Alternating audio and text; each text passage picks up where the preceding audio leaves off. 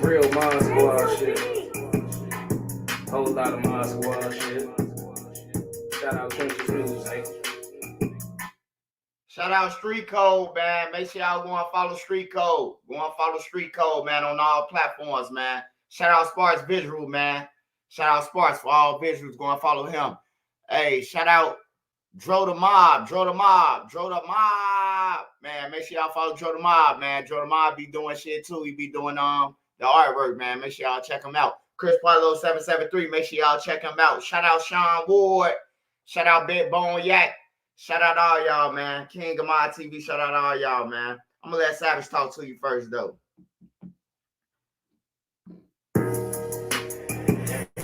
My nigga Glock made this shit.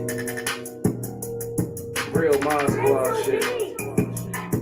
Whole lot of Mod Squad shit. Shout out Trenches Music. Shout out NC. Shout out Made Media. Shout out Spark. Shout out Queen. Shout out B. Shout out Nene.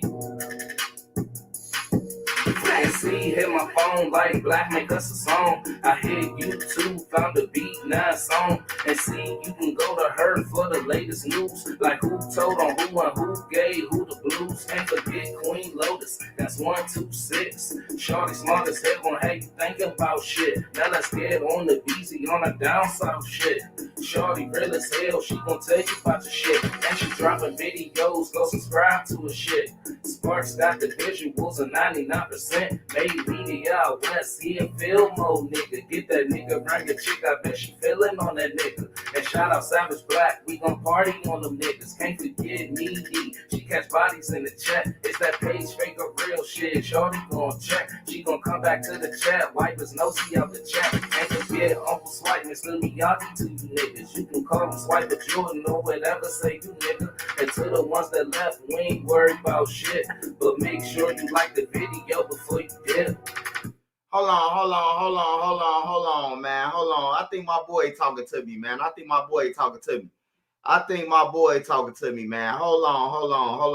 y'all. Hold on. I just got a phone call, y'all. Hold on. Hello? Who is this? Hey, you ain't got to holler at me, brother. All right, okay. I'm going to play the song, Duck. Okay. You ain't got to holler at me, brother. I hear you. Shout to your kids and your mama. All right, okay. I heard you, Duck. I heard you. New FBG Duck, man. Make sure y'all be waiting on that album. It's coming, man. Shout out to Mama Duck, man. Usually I tell y'all gang, certified Detroit, all that shit. All the way from the low end, man. This legendary shit. But I just feel like, hold on, give me a second. I just feel like I want to tell y'all a story about that young man.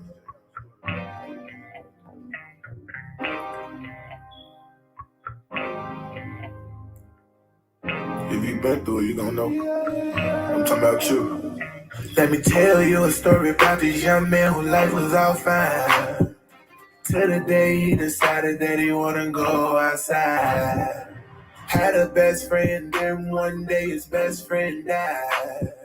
Standing on the corner throwing gang signs. Home with gang members, he got gang ties. I don't think people really see the pain in his eyes. He might smile a lot, but they don't know how he feeling inside. He don't like to talk a lot, that's why he always quiet. Lately he just been to himself, but nobody know why. Niggas know that his homie just died. He was trying to grab it down and go slide. Homie say he tweaking, they not trying to drive. Cause he ain't give a fuck about who outside. Only thing he was thinking about was all them days and nights that he cried. All the damn time murder on his mind. He did when he got himself a soul side. Shooting was his fun, yeah, you can run, but where the fuck you gon' hide? 2 shootings happened in the same day. They tried to say he did it both times. He don't even know who to trust, cause his family to the most lies. Anybody try to tell you that they young men a pussy, then they all lie. Let me tell you a story about this young man whose life was all fine. Till the day he decided that he wanna go outside. Had a best friend, then one day his best friend died. Standing on the corner throwing gang signs. Home with gang members, he got gang ties. I don't think people really see the pain in his eyes. He might smile a lot, but they don't know how he feeling inside. He don't like to talk a lot, that's why he always quiet. Lately he just been to himself, but nobody know why. He done been shot a few times before, but he just want these young men time. And he from a city where you gotta keep a gun, cause too many young men die. Kill, kill, kill, kill, kill, kill. Only thing in his young man eye. You know he gon' be rich, he can see the signs. Mama praying for him, hoping he survive. He done had too many dark nights, he just wanna see the sunshine. Every time he go to sleep, he had dreams of himself low nines. Know the story do not end with me telling y'all that this young man died. Cause word around that he did get rich, guess this young man turned out fine. Let me tell you a story about this young man whose life was all fine. Till the day he decided that he wanna go outside. Had a best friend, then one day his best friend died. Standing on the corner throwing gang signs. Home with gang members, he got gang ties. I don't think people really see the pain in his eyes. He might smile a lot, but they don't know how he feeling inside. He don't like to talk a lot, that's why he always quiet. Lately he just been to himself, but nobody know why.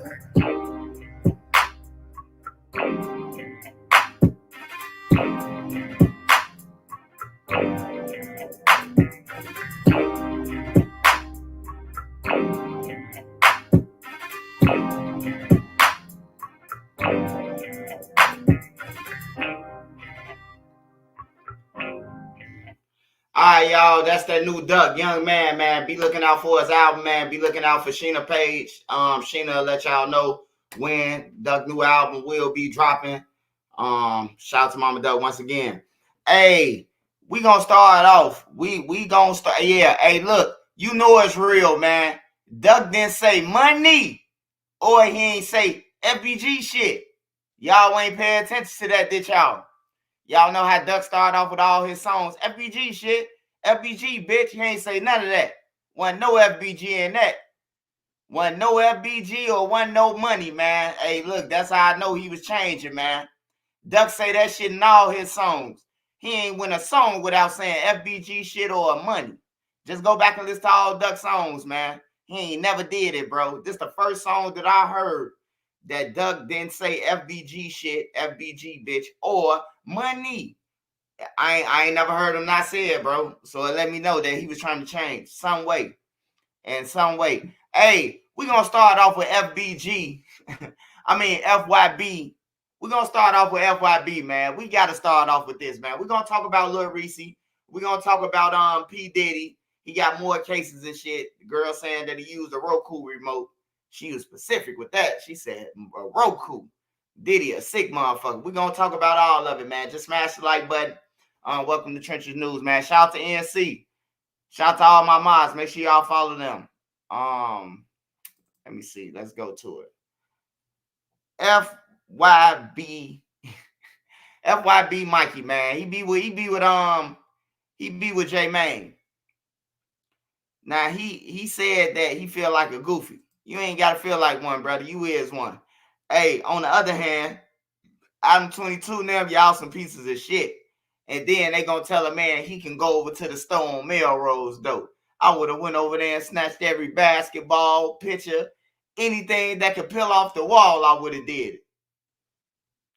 Hey, well, I'm 22 now. They gangsters, right? They said they ain't pressing no charges. If they press charges, then people gonna look at I'm 22 different, right?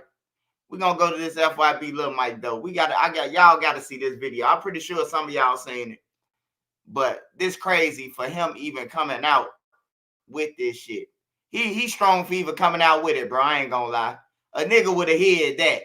I ain't even finna call nobody and tell no nigga that no jumper ain't let me in and they had me fly out and pay my own flight. Bro, I would have parked every kind of lot, would have been on the flat.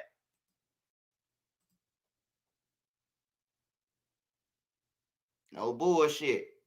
Every kind of lot would have. man. They too nice. All I know is, Mike, you go in that category. I don't want to see you woofing at your brothers, man. You go in that category now. I don't want to see you woofing at your brothers, man. I don't want to see you talk about killing your brother or shooting your brother or, you know, I'm talking about taking nobody chain and none of that shit, bro. You just been hoodwinked on everything. You been hoodwinked. That's like telling a nigga with a gun, hey, let me, put the gun in the crib real quick. The law coming. You give him your gun to put it in the crib. Then when you knock on the damn door to the crib and ask them where that gun that they talking about, oh man, they ain't bring no gun in this crib. Cold-blooded.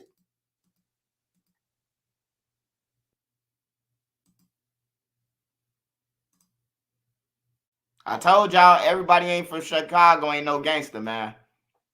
Just because you from Chicago and they say Chicago on your birth certificate, yeah, don't mean you no gangster, man. Hey, Norbits are born everywhere, man. Everywhere there's Norbits born, man. Everybody can't be a gangster, man. Just know that. Yo, it's your boy FYB Lil Mike, man, and I'm back with another one, man. I'm back and well. Hey, shout out to Lil Mike though, brother. I ain't trying to kick you down, man. But with this shit right here, you kicked yourself down, partner. I ain't trying to kick you down, Lil Mike. You know what I'm saying? Hey, look, next time, go on J Main shit, go on DJU shit, go on somebody shit that's paying you, bro. And you ain't getting paid either. You don't watch Trenches News? I'm at. Where you at, love? It's fuck. Why you in?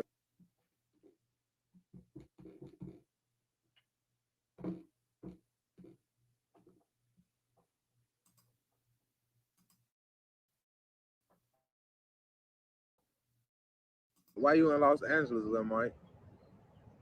Shit, Lil Mike came to Los Angeles because he thought he had an interview with no jumper.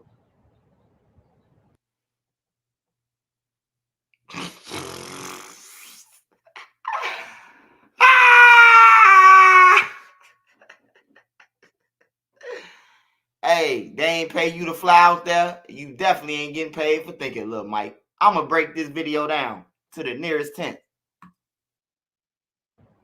And Lil Mike get on the plane, get all the way to Los Angeles to find out that he don't have no interview. Got him. Damn. So you talked to them before this. You told Laura, I'm pretty sure, because you know who Laura is, because that's the person who booked the shit for Adam. So I know you talked to somebody. But for them to play you like that, Mikey, man, that's crazy, bro. So I'm wasting money. Like gas already $5. They got me smoking these bitches $20. Like I'm stressed out, bro. This man adding up cigarettes. So you mean to telling me you brought some cigarettes that you won't smoke? Because if I ain't got no Newports, I don't want no motherfucking Marlboros or none of that. I just won't smoke. I ain't finna smoke no motherfucking Cools or none of that. If it ain't no Newport, I ain't smoking it. But anyway, let's get back to it. I'm trying to make a way out. I'm trying to leave the trenches. I'm trying to get my family to the next level, bro. Like, it's merch. Take away, bro, that y'all give me that, bro. I don't appreciate that. Y'all bad for business. Y'all did not reach out. The last text message we had was somebody telling me where's the hotels at and around the facility. That's the last message we got. Did nobody reach out and tell me that we gotta push back? How this date sound? It ain't looking too good for this date. Oh, I feel like I just got played, bro. I'm out here strong. Hey, Mike, you ain't gotta feel like it, brother. In fact, you make FYB look like they some clowns that they is, man. You make not except Monty. I love Monty and DJ, man. Monty and DJ, they cool, man. Little DJ, I know his parents. I know his mama. So, you know, but yeah, you do look bad, man. First of all, before you went on that plane, you was supposed to count them butter bucks. You weren't supposed to leave off. You weren't supposed to let that plane leave off that ground without you at least going to California, bro. No bullshit. You should have at least had your round trip ticket, your room off bat, and an extra $1,000 just in case some shit happened. You ain't had none of the above, man. None of the above. Branded. I don't got enough for no room. The room's $1,000. Like, it's merch. I'm lucky that I'm in LA and not Chicago because it's cold in Chicago. It's Why hot is you out outside, here. brother? I thought you just said you had a hotel room, brother. Hey, J Main, man. I gotta call J Main, man. Hold on, y'all. I gotta call J Main with this one, man. Somebody in trouble, man. I gotta call the Whoops, man. Hold on, man. Let me call Mr. Whoop, man. I gotta call J Main on this shit. This shit gotta be a skit, man. Hold on. Let me call J Main. FYB J Main.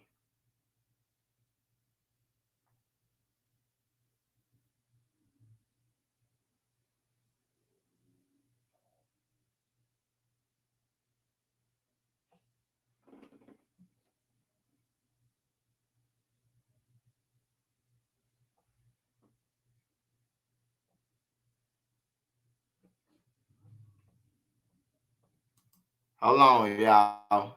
I'm calling him right now. Hold on.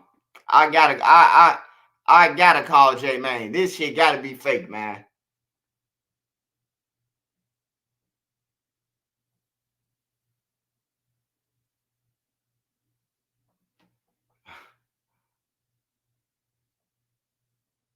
Hold on. Let me send him a picture real quick. He said he gonna call me back. Hold on. Let me send him a picture of this shit with him with the Whoop shirt on. Your boy look like, hey J Man, your boy looking semi Bobby Boucher, man. Hey, your boy on the live right now looking like some creative player, man, with the Whoop shirt on, man. He let Adam them dupe him like that, and he ain't bug up, J Man. What's up, Joe? All right.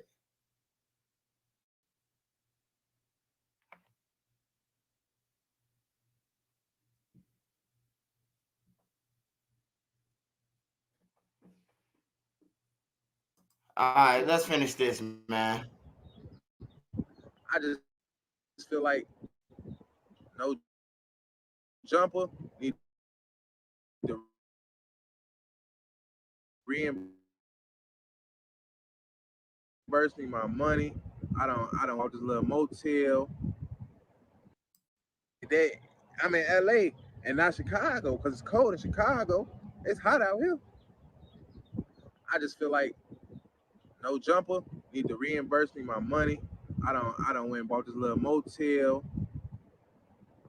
I paid then at $400 for a round trip. Technical foul, bro. Then motherfucker tell me, oh yeah, the interview canceled, but you can go on mic drop. Ain't that what the CEO? Hell no, man. Hell no. So look, who paid for the plane ticket? I'm confused now. Hey, look, it sounds like they was trying to pay. It sounds like he missed a phone call. That's what it sounds like. He probably missed Laura's phone call. Laura was trying to ask him where the room at so they can get him the room because they still gonna give you rooms. Even though I got my own room, we got different rooms. They still gave us a hotel room that we could have went to, but I ain't trust them. but they still gonna give you some room. It sounds like he missed that, and he just jumped on the plane, happy-go-lucky. I got a no-jump interview, and they ain't even tell him shit else besides where you gonna be staying at and shit like that. He just jumped off the deck. He jumped straight off the porch, man. Yeah, that's crazy, bro. That's crazy, man. I feel bad for him, bro. I really feel bad for him because he look a little timid on everything. He look like he 2 letters short of a helmet, man. I ain't gonna lie to you, man. Look at him. He look like some shit off in Living Color or some shit with Jim Carrey, Five Marshall Field or some shit. Look at him. He look like somebody you could trick like that. Adam, you a dirty motherfucker, Adam. Your days are numbered, Adam. I ain't gonna lie. Your days are numbered, Adam 22, man. I could tell you that, bro. I hate to see you doing them like that, but then I love to see you do them like that because I speak out against your ass for a whole year.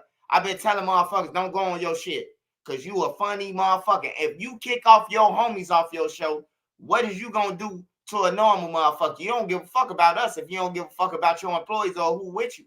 So, like, it's crazy, bro. That makes Chicago look bad right there. This right here makes Chicago look like some goofies. I ain't gonna lie. This shit right here, I don't think he from Chicago, man. I think he from Fort Heights or some shit. He from somewhere. I ain't gonna need disrespect Fort Heights like that, cause Fort Heights are like that. He from Richmond Park somewhere, motherfucking well. He can't be from Cook County. He can't be from Cook County. He adding up all the bills and everything. I paid $20 for some cigarettes. I had to pay to stay in a motel. Like, this guy crazy, man.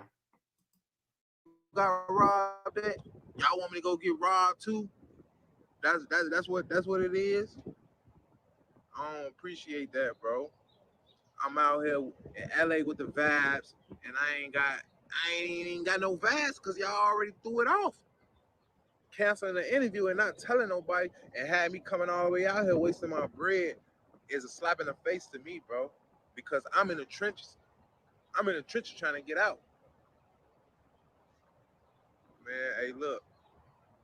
It's a McDonald's across the street, Denny's across the street, Panda Express. I just wasted all my money. I ain't even got no money to eat. Oh shit! Hey J Man, come on, man. You gotta answer, bro. You gotta answer. You telling me your boy went down there with motherfucker $40, man. He went to Cali with $40, not knowing that a stick of gum would cost $40. This shit is funny, man. Hey J Man, pick up, man. I don't give a fuck what you doing, man. I'm Trenches News, man. Want me to tell him about that story about that shit in your draw? No, I'm just playing.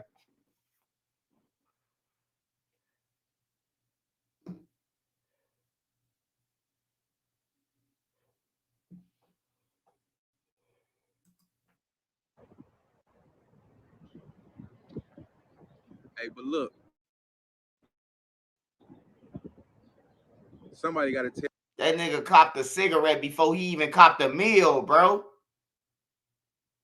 First of all, my stomach growling, and I'm at the counter saying I need some cigarettes. What kind of cigarettes you need? Newports. Oh, we don't sell Newports here. We only got Marlboros. That whole dub going to motherfucking Denny's or IHOP or McDonald's. That whole dub. I'm going to try to punch the dollar menu if I only got 20. Shit, I'm going to try to get the cheapest thing on the menu. Hey, you'll throw a couple fries in there? Hey, when you living off the limb, off the little cash you got, man, you got to make that shit happen. You got to substitute some shit. Hey, them apple pies might last a little long. I could hold one and put up one for later. You hear me? Like, that's when survival kick in. If you really from the trenches. Tell me something, man. Hey, Remo, Adam, shit, Laura. Do y'all need me to come work for y'all? Because it's merch. I had this shit lined up and put together because that's bad for business, bro. I feel like a fucking goofy. Hey, I'm all the way out here. hey, what's this guy Los page, Angeles, man? California. Hey, what's this guy page, man? Hey, can somebody inbox him, man? Hey, hold on, bro. I gotta find this guy, man. I just gotta ask him, bro. Like, what the fuck was you thinking, bro?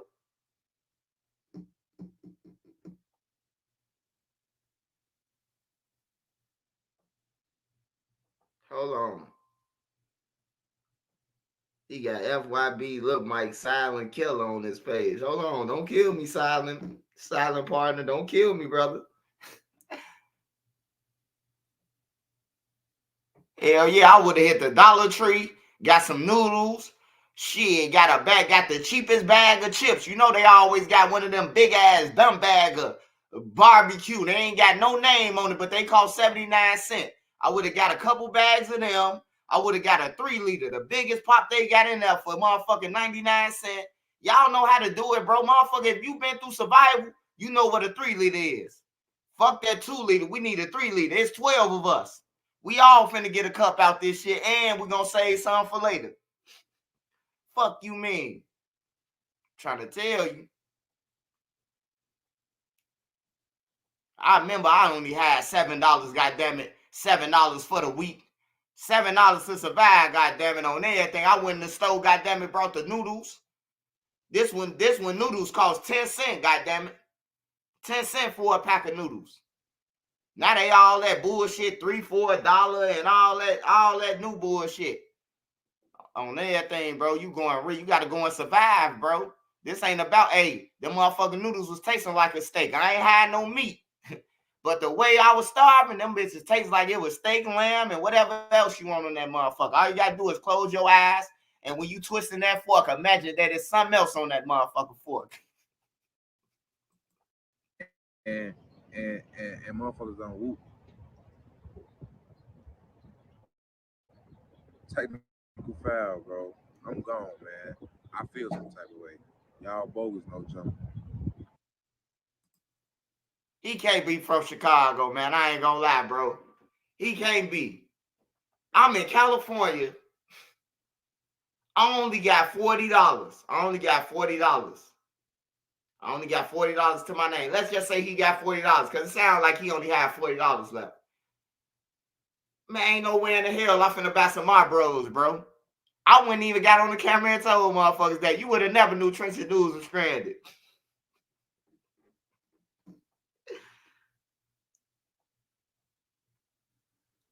I gotta get this guy on here, man. I need to talk to this guy, man. I'm ready to start a GoFundMe for him, man. I ain't gonna even lie, man. Hey, somebody inbox him, man. Tell him, man, we about to start a GoFundMe for him, bro. I'm about to start a GoFundMe for him, bro. On some real shit. I'm finna make a GoFundMe for him tonight, man. Just because Adam did that shit. Let's see if Trench's News can make his shit go viral. We need to make this go viral, y'all. We need to make this shit go viral, man. This nigga went all the way from Chicago, from O'Hare Airport, to California with $40, man, with no hotel room and nothing. With just the clothes on his back.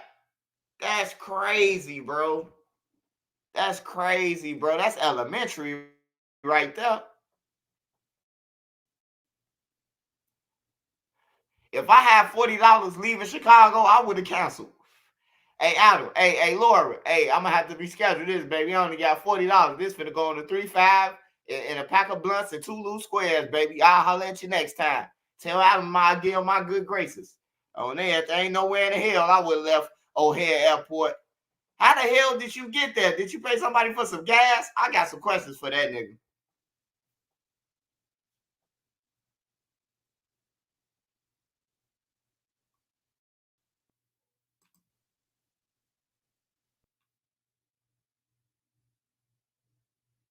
He gotta be slow. He one of them niggas on the bus with 6 kids, man. Hey, no offense to the people on the bus with the 6 kids, but I'm just saying, man, that's how I got it. I got to put it to some of y'all who don't know. He was on that little small bus, the Magic School bus, man. On some real shit, man. All he need is a helmet, man. Hey, J-Man. You gotta keep him with you now, man. That's your water boy now, J-Man. You gotta hide him wiping off the whoop chain. Tell him if he want to be FYB, if he really FYB, J-Man, you gotta put him through Diddy boot camp now. He done went from Adam 22, man. You gotta put him in Diddy boot camp. J-Man, you gotta put him in a whoop boot camp. He gotta run all the way from Atlanta to Chicago and get you a motherfucking jerk 48 on everything. And it better be hot when he get back. That nigga gotta go through boot camp, man. That nigga gotta go back through boot camp, man. Hey, I see why they was mad. Like, who the fuck is them on FYB? Hey, he gotta go back to boot camp. Trencher Dude said it. That nigga gotta run from Chicago at least to St. Louis and get a jerk 48 and bring it back to J-Man, bro. At least. That's the least he could do. And he got on your Woo shirt. Make your brand look like Goofies, man. Everything ain't for the internet, Holmes. All right, so we got Lil Reese, man. We got Lil Reese. I know y'all was waiting on this. We got Lil Reese. Lil Reese went to court with his lawyers, man, yesterday. And I don't know if y'all seen it. I was in school. I was actually in film school when he had posted it. And it said that basically he finna miss his daughter. So when Lil Reese said that he finna miss his daughter with the crying emojis, I knew what time it was. I knew it was over with for Lil Reese. They tired of that shit, man. They call Lil Reese ain't the Green Reaper no more. Y'all know his new name? They said they call him the Chirac Strangler now. They call that nigga the judge, say, yeah. And I seen you on DJ Academics. What they call you, the Chirac Strangler?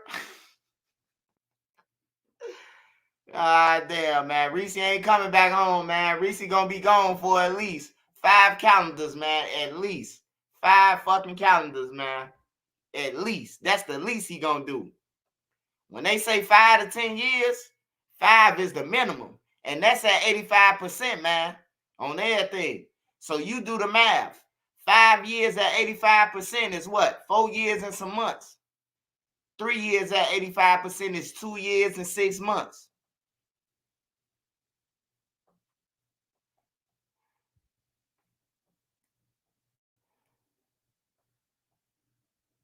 It's over with. Ain't nobody trying to hit catch me in traffic when he get out.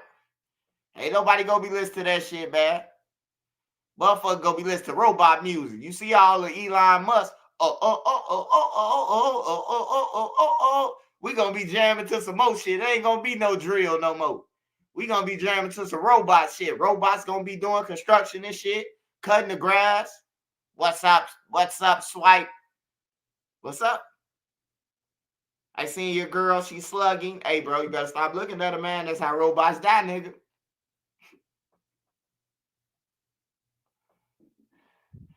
But yeah, Lil Reese.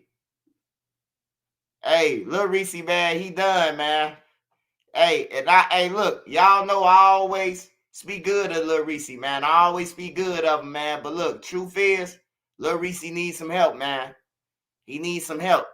He need to know. Bone Yak, what's up, Mo?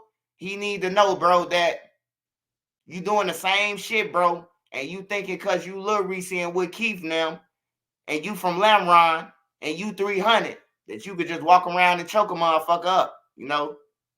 So, you know, he got to deal with that shit, man. He a gangster, he a gangster.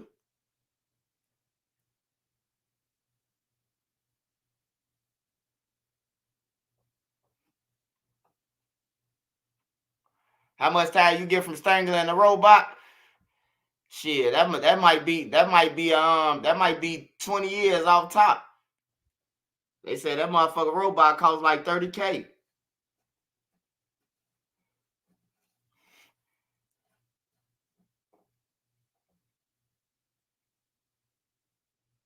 King Ahmad. Shout out Big Cass. Grandson, what's up? Andrew Christopher, 123, go get it. What's up? Shout out all y'all, man. Hey, yeah, man. Lil Reese. Yeah, man. Like, hey, some of them girls, though, I must say, I done seen videos where I seen the girls get up on Lil Reese and like I seen the girl smack Lil Reese before. Woke him up, smack him. Lil Reese got up and looked around. Then I seen the video where the girl poured water down Lil Reese's mouth. Lil Reese almost choked on the water. He woke up, moved like a robot, and went over there and then choked her like a robot on camera. That's like Lil Reese finishing move. I ain't gonna lie. That's Lil Reese finishing move, man, right there. You know how Mortal Kombat finish him? Lil Reese stick out his arm. Stick out his arm and shit. Homer Simpson type shit. I ain't gonna lie to y'all, man. Texas ain't the place to be, man. I told y'all, my brother went to Texas, bro. My brother got locked up for trafficking in Texas, bro. My brother got locked up in like 97. I ain't see my brother, goddammit, till I was out of high school and everything, bro. Like, for real. I ain't see my brother no more. From 97 on, I was all the way out of college, goddammit. I had a college degree by the time my brother came back home. On some real shit, bro. So, I knew Texas wasn't a place to fuck around just off him going to jail. And he had drugs. So, I knew Lil Reese finna go down for this domestic, man. But, yeah. I hope his baby mama stand on business for his daughter, man. Hopefully his streaming revenue and you know, him bringing in money from doing jailhouse interviews and shit like that. You know, he probably could send his daughter them some money and shit on her birthday and shit. Or let Dirk and them drop off his daughter some money if they fuck with him. However the guys do it, you know. Lemron's some pretty stand-up guys, though. They sort of like Young Money. They when it comes to like the kids and shit, like the grown niggas will pop up at the kids' birthday parties. Like they some real dudes like that. I ain't gonna lie. Y'all know I get everybody they flowers, but Lemron, one of them blocks, if Reese in jail, they go. Now they might try to fuck on this baby mama, one of them. Somebody out the crowd, one of them. It always happen like that. But one thing I can say is they will take care of his daughter. They will make sure his daughter straight. Go to birthday parties, whatever Lil Reese tell them to do, they gonna do. So, you know, they straight. I know somebody just went to jail in Texas for a warrant out of Ohio. They serious over there. Yeah, I ain't fucking around with Texas. But that's what we got on Lil Reese, man. No Limit Cairo too, man. We ain't gonna be seeing No Limit Cairo. If the minimum for No Limit Cairo gonna be they want 10 years, 2 guns, a switch on it, a stolen car. You know, in the feds, you was in the commission, you was going to commit a crime to them, you know. So Cairo, he tweet. We ain't gonna see Cairo for at least about 8 years, cause his shit at 85%. We ain't finna see Nook for at least 15 years. Yeah, he got 2 kids. We ain't finna see Nook for at least about 15 years to 20 years off top. We ain't finna see Lil Wet for the next 3 years. Lil Wet probably be home. We ain't finna see a lot of these guys. Butter say he finna come home in 2 years. He don't know what county he was in. Butter, he must be still in a coma. Cause Butter can't know that he in DuPage County and think he finna get 2 years. I don't give a fuck what type of lawyer you got. When they hit you with a class X in them towns, they finna get your ass. If you don't cop out for that 14 at 7 or some shit like that, or a 7 at 85, they gonna hangman you on everything, bro. They gonna hangman you, bro. And then they come with this bullshit in them small towns. They don't say arbitral. They say extended terms.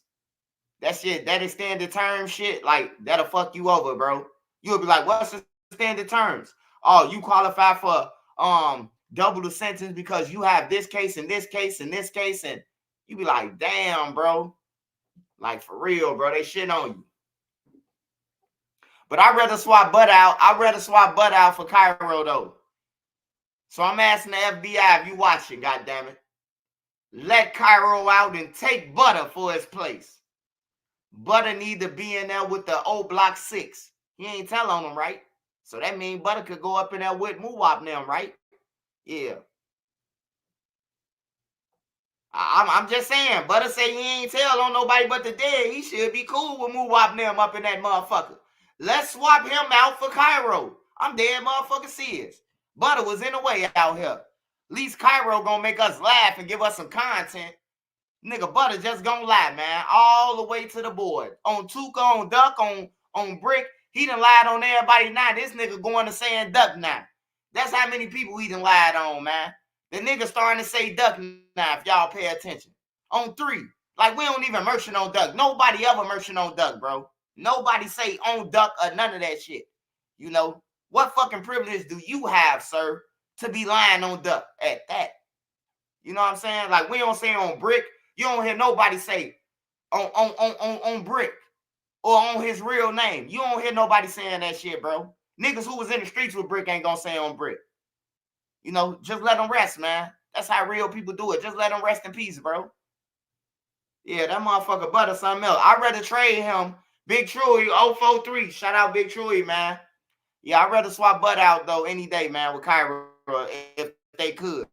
If y'all can, give Cairo some leeway. I mean, the guns weren't really Cairo anyway. They was his other homies from No Limit anyway.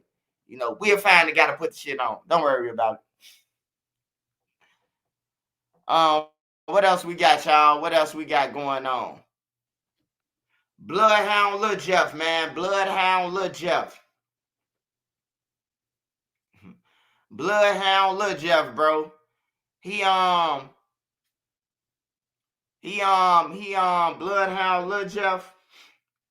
His brother is back in Cook County Jail. His brother is back what they call a court writ. Damn, I was looking forward to seeing Lil Reese on tour. Me too. Keith, I know Keith disappointed because they gave Lil Reese half his money up front.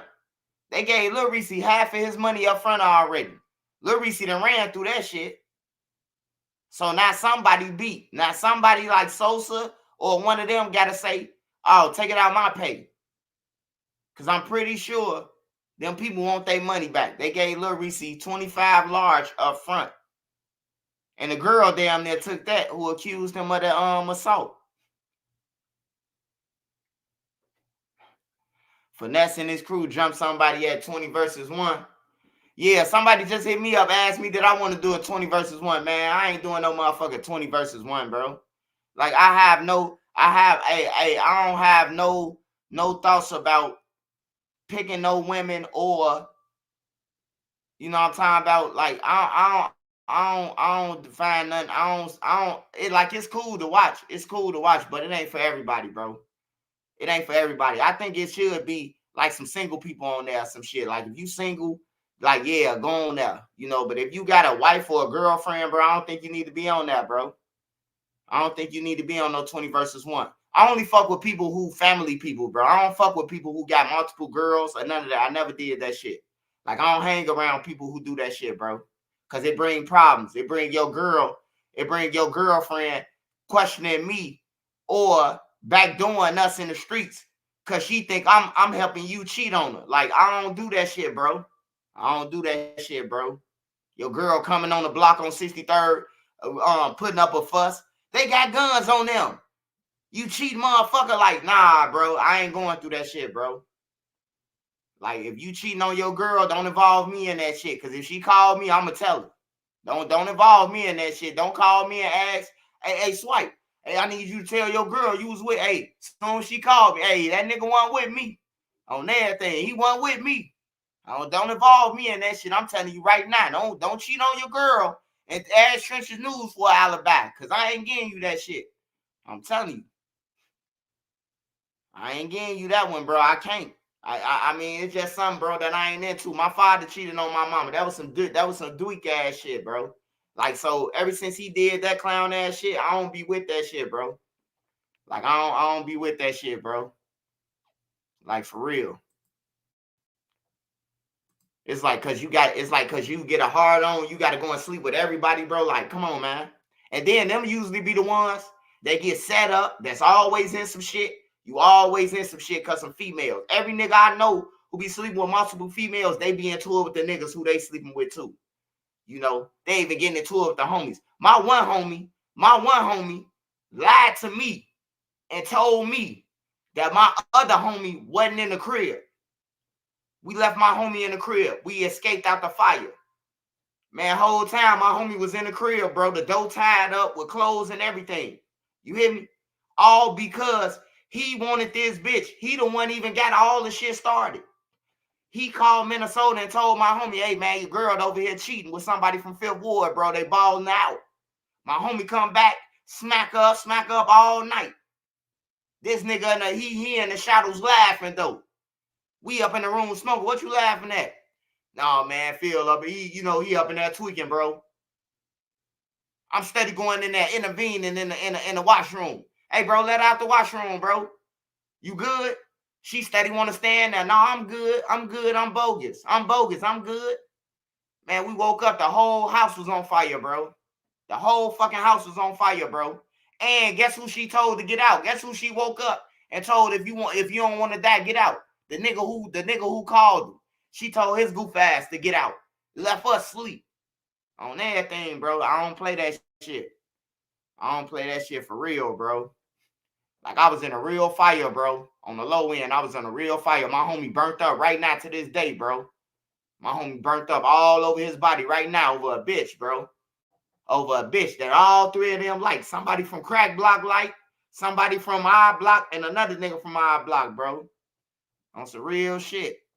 She mixed gasoline with lighting fluid, bro, and we was in a trap house. So if you know what a trap house is, you know it's closed from other people who done got locked up. It's closed from people who done stayed there before. Like, bro, she put it all over the clothes downstairs. We upstairs, bro. We upstairs. She put them downstairs and started the fire and left the door crack. You know what happens when the door crack halfway, right? Once the air blow, the man, I'm talking about, bro, we couldn't even get downstairs, bro. The nigga who started all the shit woke me up like, man, we on fire, bro. We can't get out. I just got out of boot camp. So, I ain't gonna panic. I could breathe. I got on the floor and did a push-up, bro. I was in a diamond push-up, bro. Once it took us 10 minutes to get the fucking window out. I was doing a diamond push-up on the floor while the smoke was over my head. I was on the floor with an ad, learning from class and school and shit. Smoke rises. So I was on the floor in a diamond push-up while my homie was getting out the motherfucking window. Then I jumped out the window. And then I asked him one more time. I say, man, where our homie at, bro? He said, no, he in Minnesota. I say, no, man, he would have shook up BD with me, bro. Man, I'm talking about when the ambulance brought him out, you would have thought my homie was dead, bro. He was on the ambulance stretcher, burnt up. His dreads was burnt. His dreads was gray charcoal. Bro, we thought he was dead, bro. The man got 9 lives, bro. The man got shot in his heart on 63rd, still alive. Got burnt in the house, still alive. Like he here for a reason. He here for a reason, bro. But that's why I don't play the cheating shit and end up backfiring on you, bro. On everything, man. Shout out to them people who got them a girl, man, and they cool with that, bro. Cause you don't want to be like Gucci third leg. They got some shit called Generation 5X221. They got some shit that the aliens get. You don't want that shit. All right, so now I'm going to go to, what we going to go to? All right, I got to go to Chicago news real quick, man. I got to go to Chicago news. I seen a couple thirsty-ass stories that I need to report about. Somebody hit me up. Killed named T Money from Low Block. Hey, rest in peace to him, man. Rest in peace to him. I don't know if he killed nobody, so if you from out west, don't come through my inbox talking about some he killed my cousin. I don't know, man. I say rest in peace to every motherfucker. Rest in peace to OD. Rest in peace to Doug. Rest in peace to King Bond. Rest in peace to 051 Melly, goddammit. I ain't got nothing to do with that shit. Don't come through my inbox talking that bullshit like y'all did for little Taylor, little Tato, whatever his name is. Say that motherfucker killed 5 of their homies. I said, shit, I finna delete that video then. Oh, that nigga killed 5 of your homies, man. I ain't saying rest in peace to him. I'm gonna delete your video, dog. We got these thirsty ass Mexicans, man. Everybody in the trenches know. dental and vision coverage through Delta Dental of Illinois. Everybody know him. 63rd, low end. Everybody know him, bro. On some real shit, everybody know my homie, bro. They know him. He got 9 lives, and he get wild. He like that broad daylight shit. Like he get wild like that. My little homie. He locked up right now though. Local alderman says tonight that police do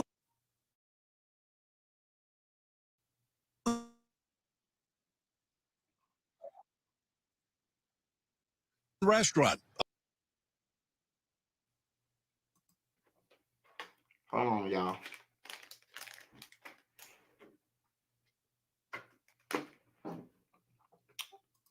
I need something to drink.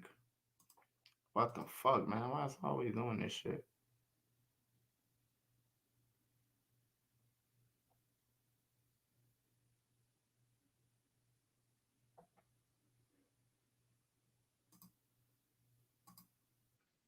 Only 5 months ago. I saw 3 males with guns coming toward us, and 2 of them tell us for us to give them the money.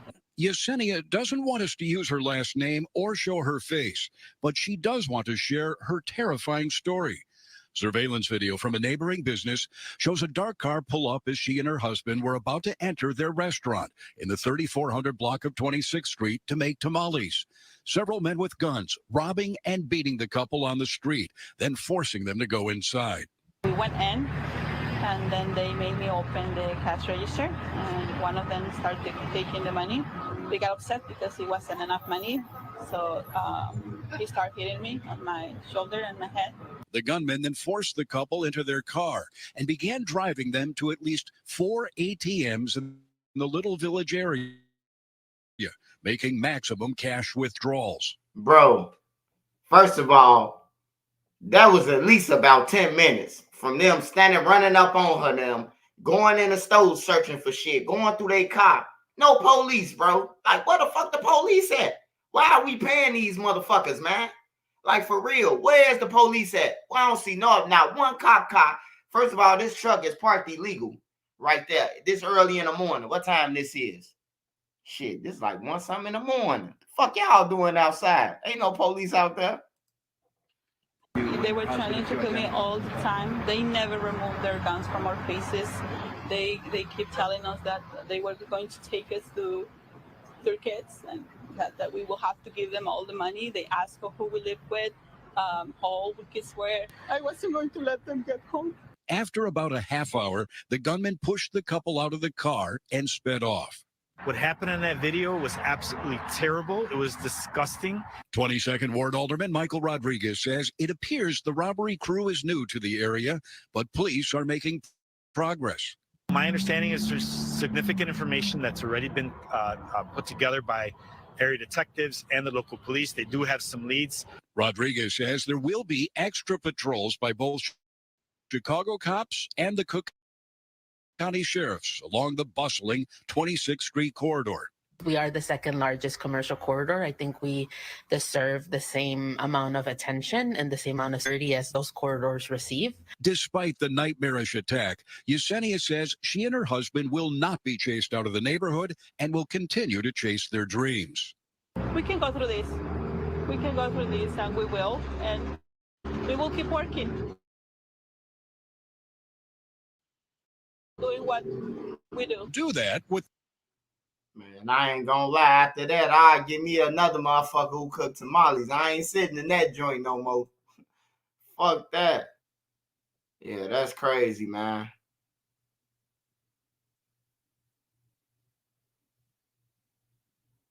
I got one more, y'all. I got one more. Let me go. Let me see. Let me go back. It was an absolutely terrifying ordeal for about...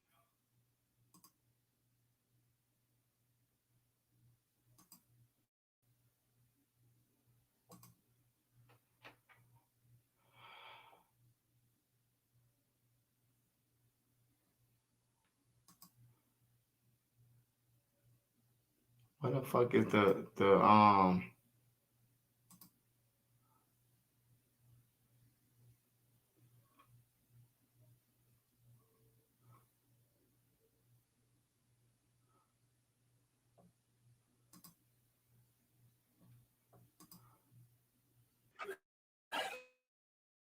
Right now, Merrillville, Indiana man is charged with murder, accused of killing a co-worker minutes after getting off. The victim was in the parking lot at the chemical manufacturing building when police say a colleague shot him. Our Sabrina Franza spoke with his family. The witnesses on scene told police that there was nothing about the conversation between the two colleagues, the victim and the suspect, that even signaled them to pay attention until they heard gunshots. Linnell Jenkins leaves behind a fiance and a baby on the way. I had no plans on planning a baby shower, not my son's damn funeral. No. Linnell Jenkins' mother. She was at work when she learned her son was shot. That is not the plan that I had. My plan was to do a baby shower, not bury my son before his child got here. That is not what I had planned. Jenkins was just finishing up his shift at around 3:30 this morning. He texted his fiance. He never stopped talking, ever. Minutes before the shooting, Jenkins's fiance tells us she heard from him for the last time. 5 minutes before I got the call that he passed away, he texted me, everything's normal. I'm getting ready to go to the car now. I'm getting ready to be on my way home. Before he could drive off, we're told Jenkins got into an argument with 20-year-old Lupe McGee Jr. Police say McGee shot Jenkins multiple times with a handgun. Jenkins was unarmed. You ain't God. You're not God. You was just a punk that put a gun in your hand. You was a coward. Now his mother calls for justice. His fiance left to figure out how to raise their child without him. I have to navigate trying to handle that. McGee was arrested at his home 6 hours after the shooting. He was charged with murder and he's being held without bond. We're in Portage, Indiana. Sabrina Franza, CBS News, Chicago. Right now, Merrillville just fucked up his life forever, man. Fucked up his life forever. When you shop with the Shipped app, turn everyday moments. Smash that like button for me, y'all. Into memories. Shipped, delighting.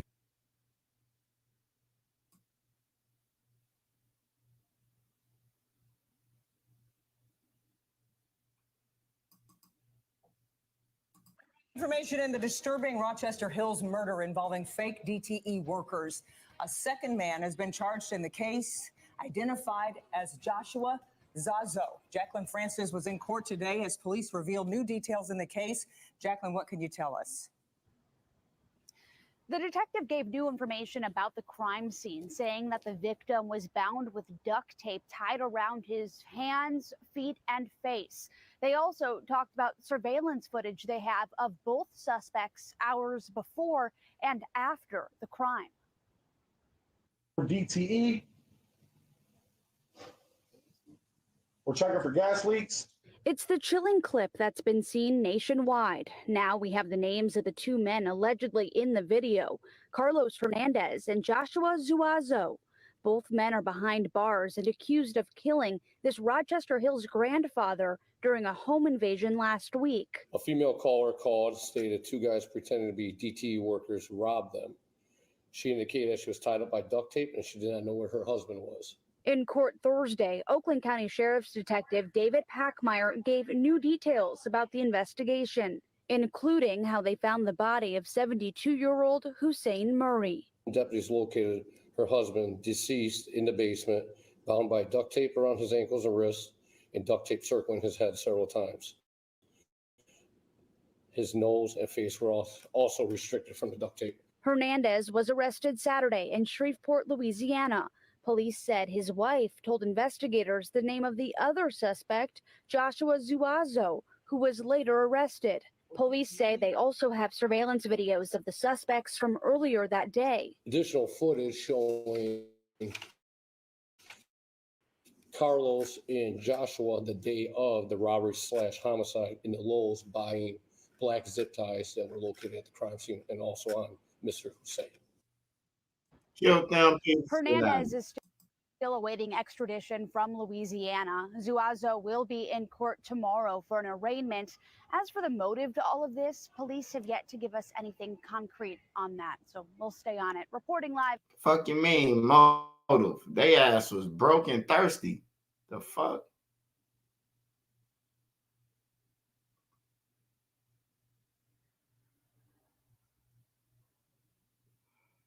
Hey, we got to see what he did, man. It look like he on some sexual shit.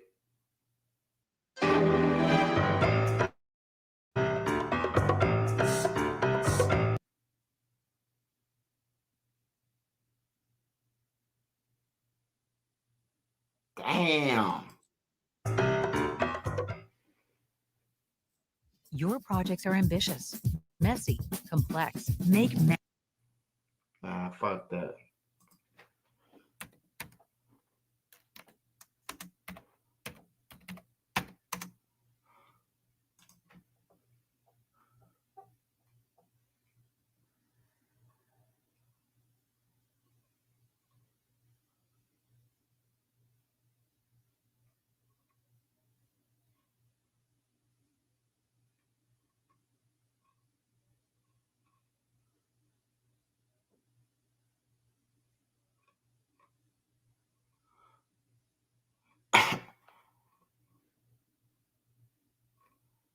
I was finna say, I thought they was trying to say Kim K came out and said something like, get your goofy, dumb, goofy ass on.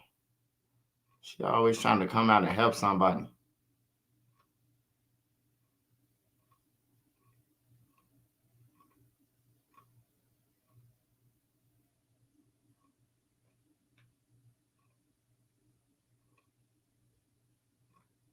Hold on, where the fuck is this new shit at?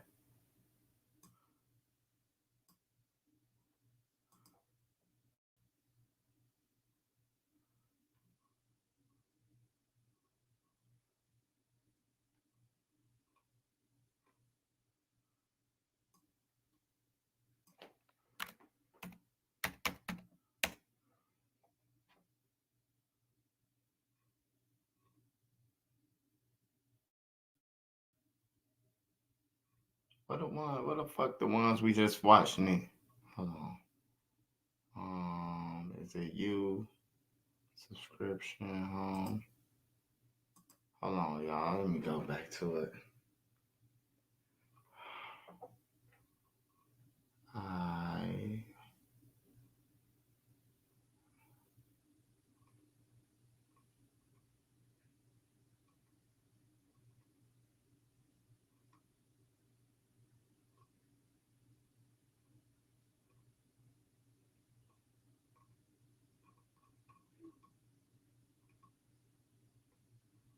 What the fuck is it? I think this is it. Small business owners can save up to 20% on business insurance with Fiberr.com. Click or call.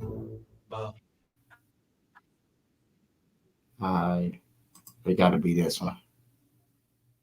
They got it. Tonight, developing news and the growing lawsuits and allegations against hip-hop mogul Sean Diddy Combs. The new suit was filed in just the past 24 hours. ABC 7 News reporter Luz Pena has the details. We do need to warn you the allegations are triggering.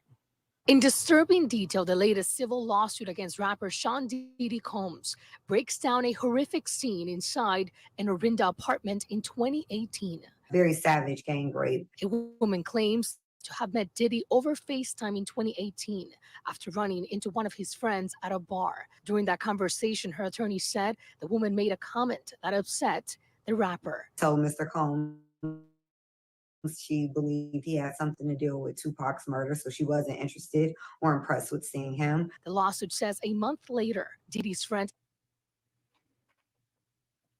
Hey, y'all, see, this type of shit I'm talking about.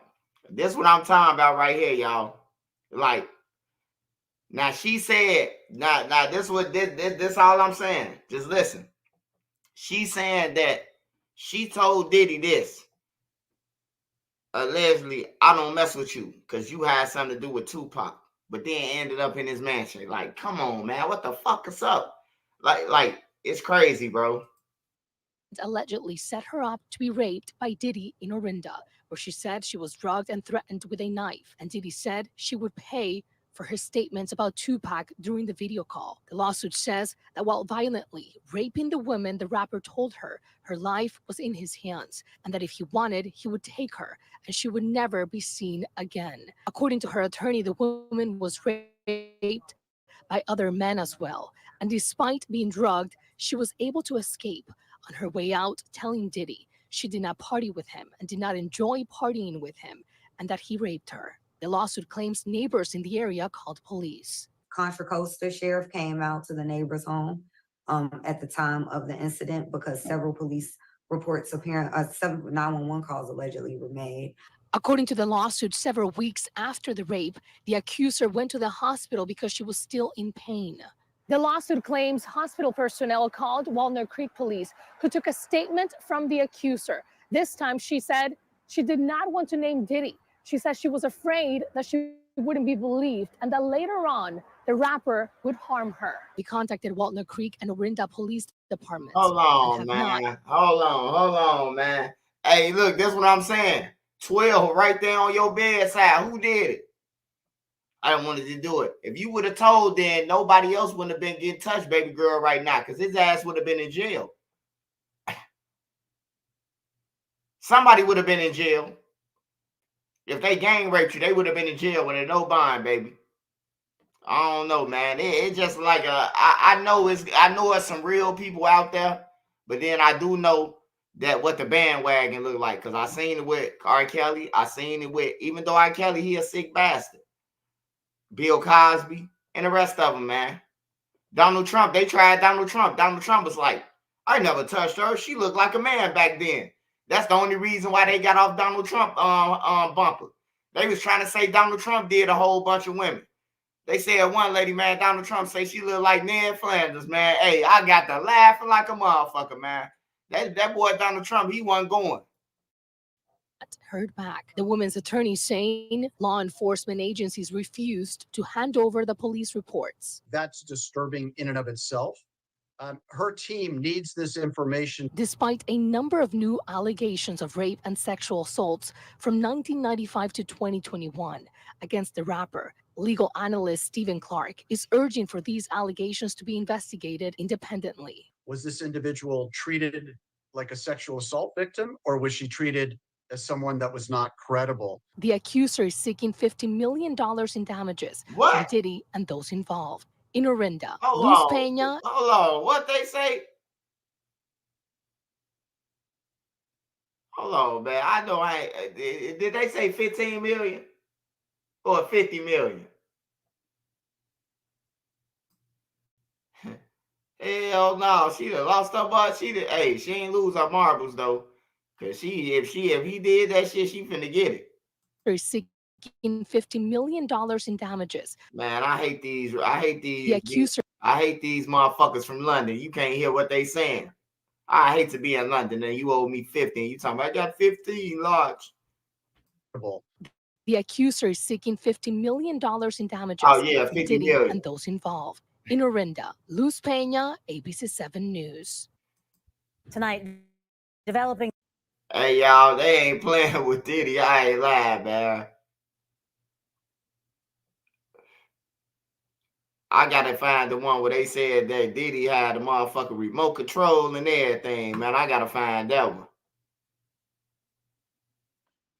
Jameson, a famously smooth whiskey from a famously big family. He must have been trying to turn some channels up in that thing. Like, that's crazy, bro. You playing with a Roku stick. Good morning, Shannon. Thanks for having me.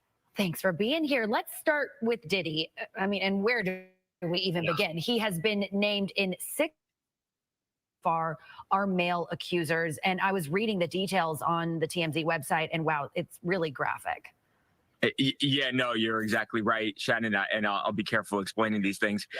But he's facing so many. I mean, it seems like an endless amount of fights on an endless amount of fronts right now. And these are civil lawsuits, obviously, so these are not criminal charges. But he's sitting in a jail cell in Brooklyn right now on criminal charges and facing life in prison if convicted. these lawsuits are from an attorney named Tony Busby. He's been involved in a lot of big cases in the past. Deshaun Watson, Chris Brown, Travis Scott. So he knows his way around a big case. He represents these four men and men now, but in one case, a 16-year-old boy who says in 1998, when he was a teenager, he went to a Diddy, a white party. He was invited. He found himself in an occasion to be alone with Diddy, he says, and he claims that Diddy basically, made him drop his pants and Diddy touched him and essentially called. They gotta be Justin Bieber, man. They gotta be Bieber, bro. Who invited to an all-white A-list party, bro? Who invited to that shit, bro? That we know that was young back then. That we know. Who was a kid? Who would have been invited? Usher? Usher was probably older than that then. When did he say, hold on, let me go back a little bit. Made him drop his pants and that's crazy, bro. When he was a teenager, he went to a Diddy, a white party. He was invited. He found himself in an occasion to be alone with Diddy, he says, and he claims that Diddy basically made him drop his pants and Diddy touched him and essentially called it a rite of passage to become a star in the music industry. And then it just seemingly gets worse from there. I mean, allegations of... Was Usher a teen? 1998. How old was Usher in 98?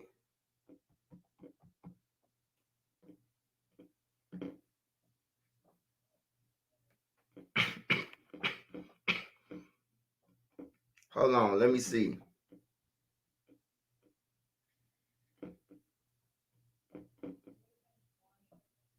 Usher would have been 20. How old Bow Wow would have been? Bow Wow would have been a kid though, wouldn't he? Or he would have been a teenager. It's one of them motherfuckers. They lying, man. It's one of them, man.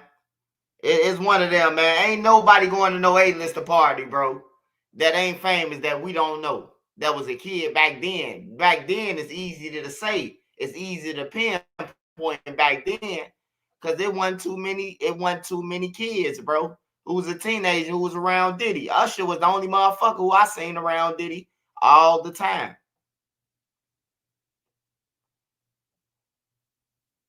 Bow Wow was 11.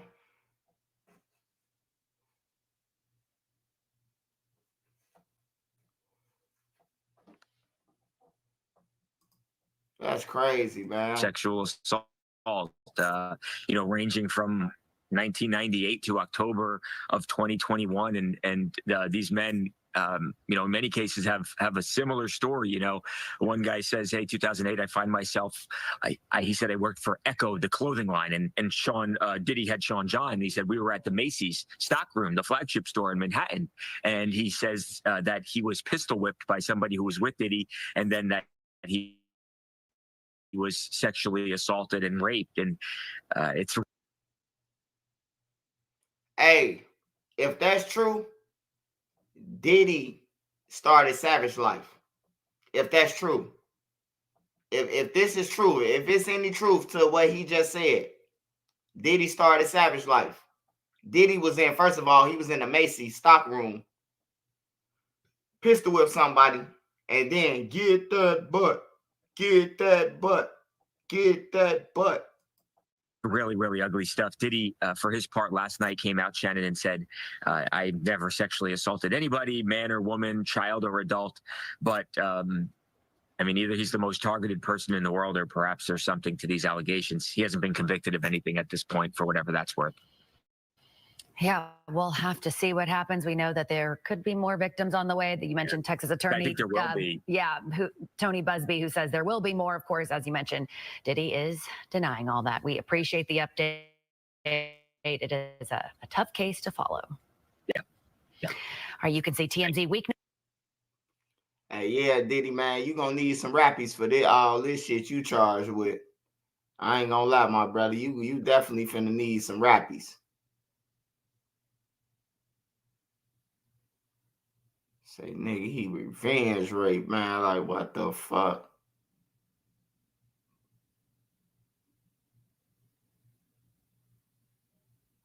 16-year-old boy, man. Here it go right here.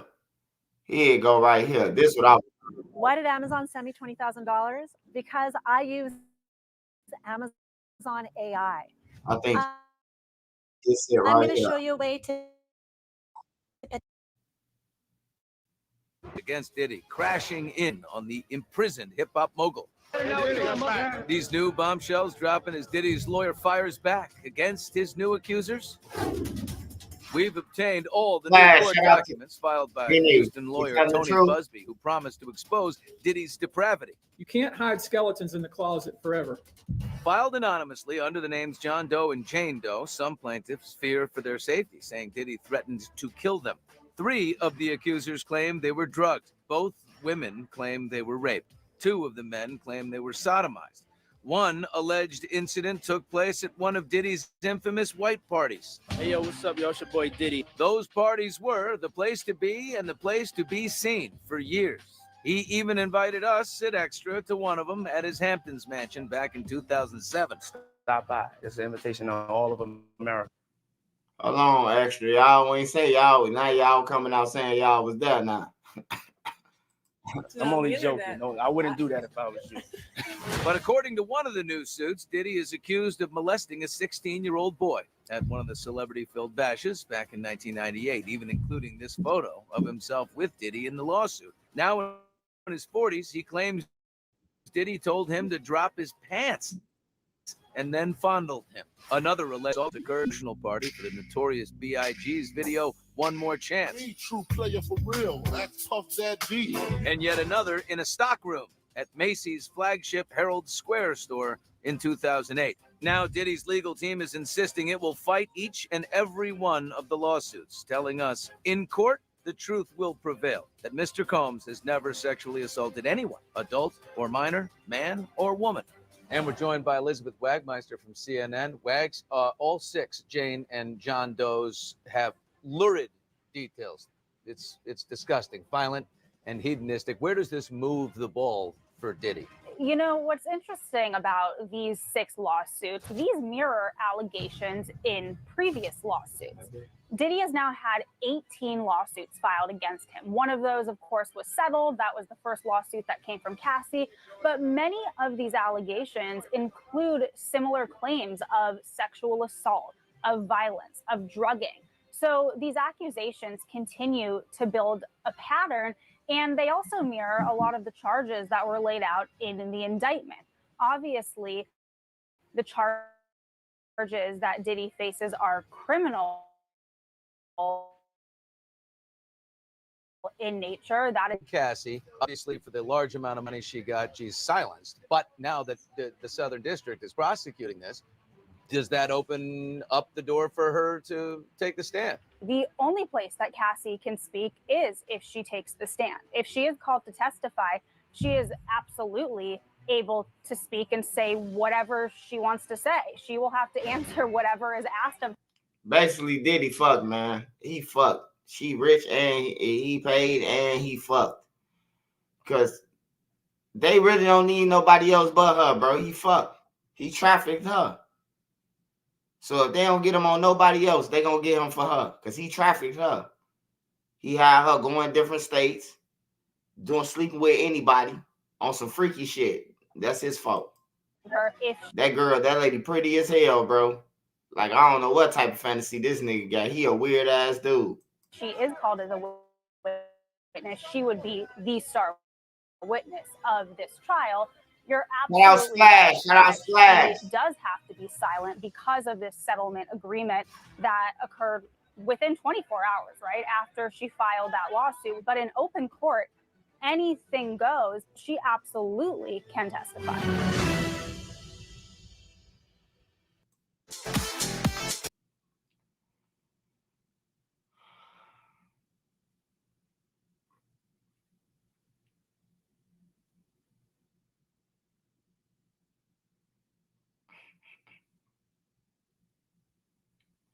Charleston Whiteout. They said Charleston Whiteout from Mason the Cat.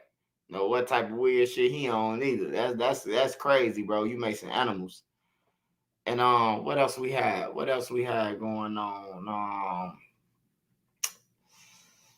We had Diddy, Cairo, FYB Mike.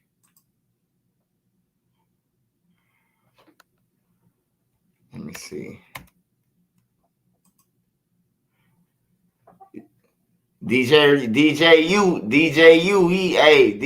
called the motherfuckers out. I seen that. I ain't never watched it. Hold on. What is this guy? Is this one of the victims? Hold on. Roger Bonds on if this was Cassie playing.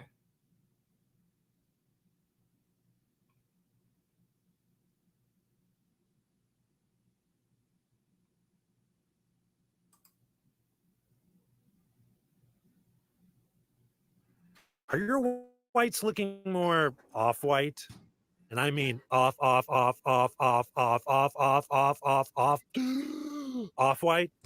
With White Revive, you can level up your laundry because life's too short for off anything.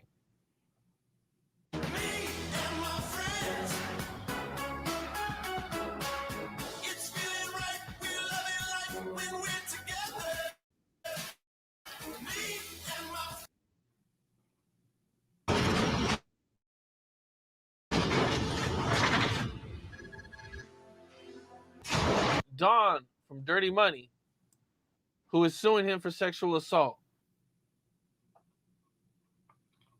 Yeah, I'm finna watch this guy real quick.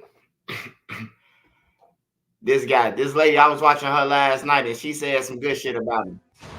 All I did was lay down the foundation of truth, bro. And this is my truth and this is his truth. And we got to live in that shit. People, like I said earlier, people ain't gonna care. That once everybody really come to the realization that he got the paperwork, he's still gonna be who he is. People still gonna want to be around him. People still gonna want him around. You know what I'm saying? So that shit ain't gonna change. He's still gonna be able to get his money. We in a new day and age, homie. People don't give a fuck about that shit no more. And it is what it is. We gotta let these kids do what they do, how they do it, my nigga. We just gotta appreciate to be able to be still here and be able to be a part of whatever's going on with these. The fuck he talking about? Hold on, let me rewind this. I ain't understand that. Hey, y'all get in the comments and talk to me. What the fuck you trying to say? Big Meech told or something? Hold on, let me look in the comments first. What the fuck is he just say? Hey, I comprehend things well, man. I'm just making sure I ain't overreaching. Did he just say? That's what he talking about? Blue Da Vinci on Big Meech's release, he's going to turn up.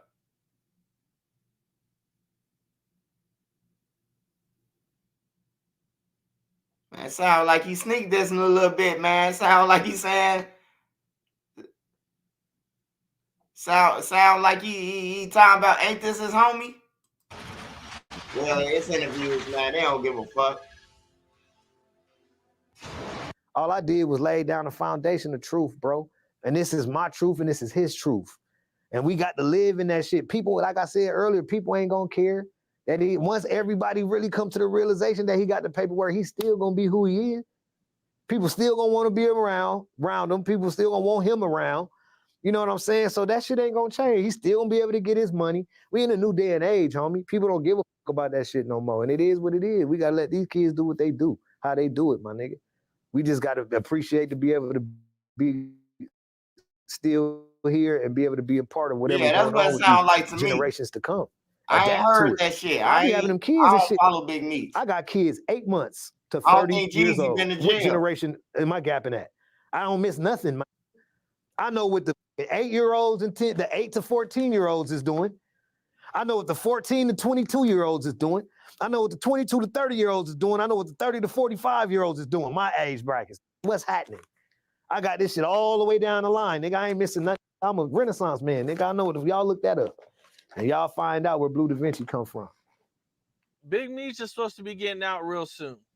Yep. What's your thoughts on that? I think either this year or next year for sure. Right. Either the end of this year or something, or beginning of next year. Shit, he need to get out. Been in jail forever. He did his 30 damn near. Right? He did what? He did 20 some for sure. He got locked up in 05. It's finna be 25. That's 20 years. So he did it. That's a minute. It finna be 2025, right? Man, he did a Shit, dub. I mean, he man. did 20 years off his 30. Good time and whatever they extra little time they giving him off, letting him go early. So I don't know. You know what I'm saying? I know he didn't get the time awarded for the work that he put in. They kept him for that. Now, knowing Big Meech and how much money he likes to get, how do you think he's gonna adapt to kind of being more of a normal person? Who said he gonna be more of a normal person? Oh yeah, y'all don't know Meech like I know Meech, bro. Ain't nothing normal about that. That is not gonna get out and be normal. That is going to guarantee that has been waiting since at least I know for sure since 08, since he first been trying to get out and do his shit and be Big Meech and stand in the club and smoking some weed and with the hoes and do he got to be Big Meech. He want to have all the money, the cars, the jury. He want it all. Trust me, I know that. I don't got any. I don't know though. That's just my opinion. That's my output. From what I know of him, he could have went there and got rehabilitated and come home a totally different person, talking law librarian. Or I just got swole for nothing and got West Boulevard tattooed on my arms because I was going through a phase. I don't know. But if I have it the way that I know that nigga, he gonna come out and turn deep up. He gonna be partying like everybody gonna be trying to party with him. So you don't. I mean, but he's not gonna have access to that kind of money. Why not? Assume. Why? He got 50, don't he? T had a Rolls Royce when he got out when he first came touchdown. All he needed some cars and some jewelry, and then to get booked in some clubs. They gonna be paying 30, 50,000, 100,000 or something for him to come to a club. How much you think Meech gonna charge to come to your club and do a hosting? If Lil Baby is getting this much, Meech gonna be charging $250,000 to come to a club, and them folks gonna pay it because Meech. So he gonna be getting money no matter what. He gonna get to some money, bro. That always got to some money, bro. I ain't finna never say Big Meech ain't finna get to no money. Cause that shit don't got nothing to do with that paperwork. That shit got to do with who he is and how he get down. He gonna get to some money. Ain't gonna stop him from doing that. I don't gotta stop Meech from getting no money. Take it how you want it. You mentioned the West Boulevard tattoo. Yeah, it comes from West Boulevard. He found him a gang home. See, back in the day, he was just cripping with us. He was just cripping. Like we used to be like, "Where you from, cuz?" "I'm from East Coast. This from Nutty Block. This from Campanella. This from here. This nigga from there. Where you from?" "It don't matter. I'm just Crip. It's just Crip. That's where I'm from. Crip." That'd be our little joke with Meech. But now he didn't went to Lompoc or something. Got with the homie Diablo. Shout out Diablo from the West. You know what I'm saying? I've been knowing cuz since I was a kid, since the LA Confidential days and shit. But from what I heard through the grapevine, you know what I'm saying, is Diop blessed cuz with a home from that set, West Boulevard. So that's what cuz supposed to be from. I mean, I ain't heard me say nothing. All right, that's one thing for certain. We ain't got no bunch of interviews on the internet running around what Meech is talking about. He ain't said shit. I ain't seen Meech say nothing since the clickbait that said him and 50 got at me, but it was really a message to his son.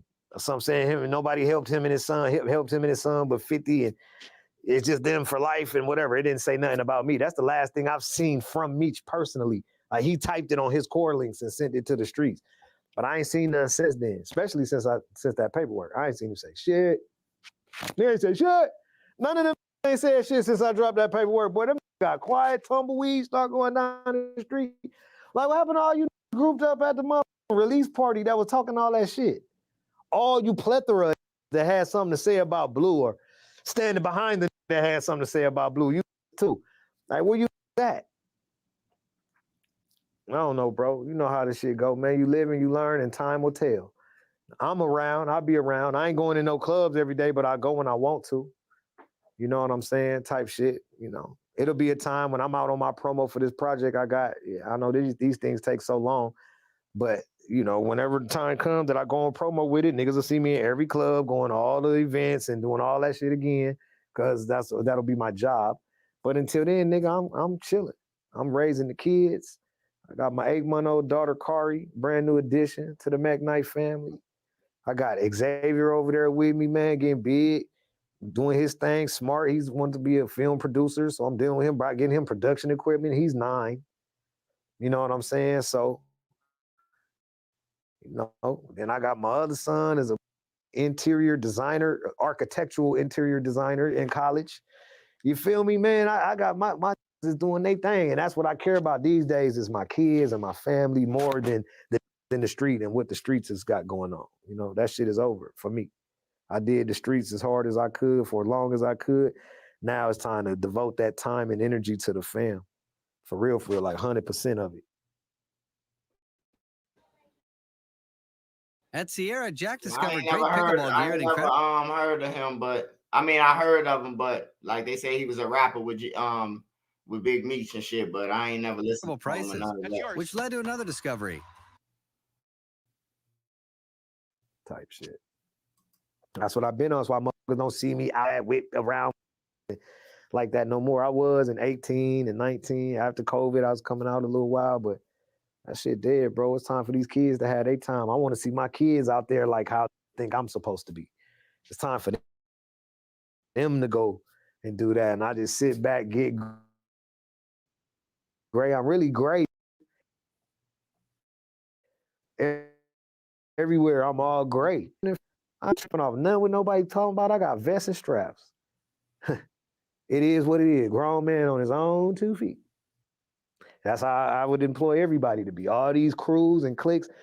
It's cool if everybody's positive and is on a good accord promoting your crew or your clique, because they RICOing and indicting and fucking everybody up. That's 3 or more people trying to be next to each other and around each other and call this something. You got to have down there a 501c and doing it for free to be all together in a conglomerate doing something these days. So, you know, shit ain't about cliques and crews. It's about ones and twos. Let you know right now, bro. For real, even for this millennium. Yeah, see how deep it's getting and how shallow it's be at the end of the day. So, you know, and I still deep, which is crazy. I'm still deep, but you don't see me deep. I'm not moving like that. You know what I'm saying? It don't mean I won't call out from the depths. With Meech getting that tattoo, and I remember you kind of bringing it up in the past interview, man, was like, did he always like have a thing? Man, Meech been crippin' since he grew his cornrows. Y'all know that. Meech been crippin' since he grew his widow peak out in the waves. Since he didn't have the waves no more, y'all seen it first grow them. Yeah, it's crazy, man, that these niggas be talking about cripping and they old as hell, bro. Like after a while, bro, it's like you become a renegade when you be in the game so long. It's like you don't honor shit. Like shit changing these niggas. This nigga talking about some motherfucking Big Meech or Crip. He ain't thinking about no, he better not be thinking about no motherfucking Crip.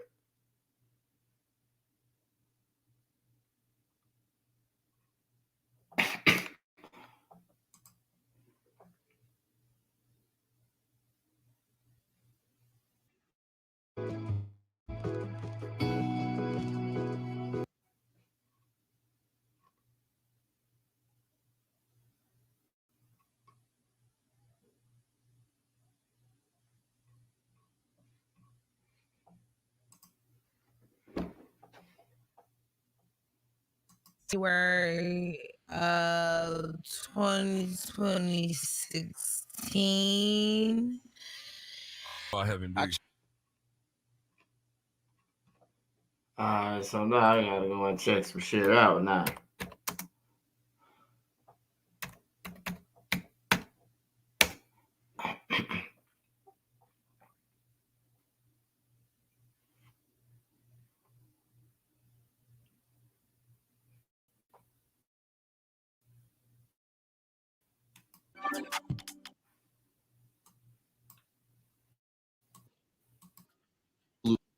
Big Meech. He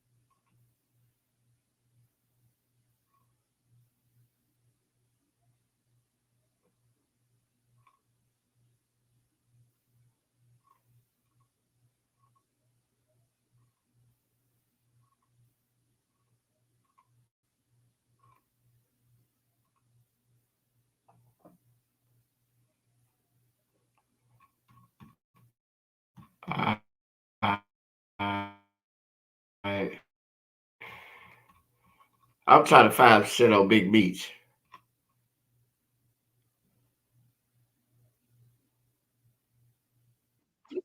Honestly, we should have used a condom, but we got. No, Breeze finna drop tomorrow. But what type of are you? You better get ready for this ride because the streets is back. Let us know what type of hustler are you? What type of go-getter are you? Are you a leader or a follower?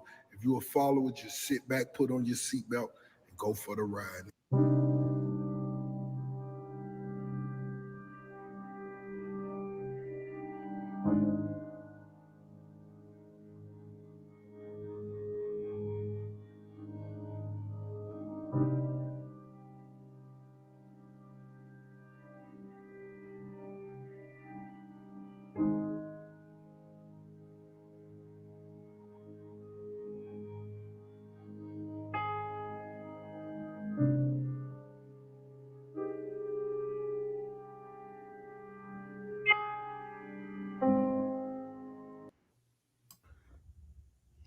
Either on this bitch raining, raving, happy like bitches, dog.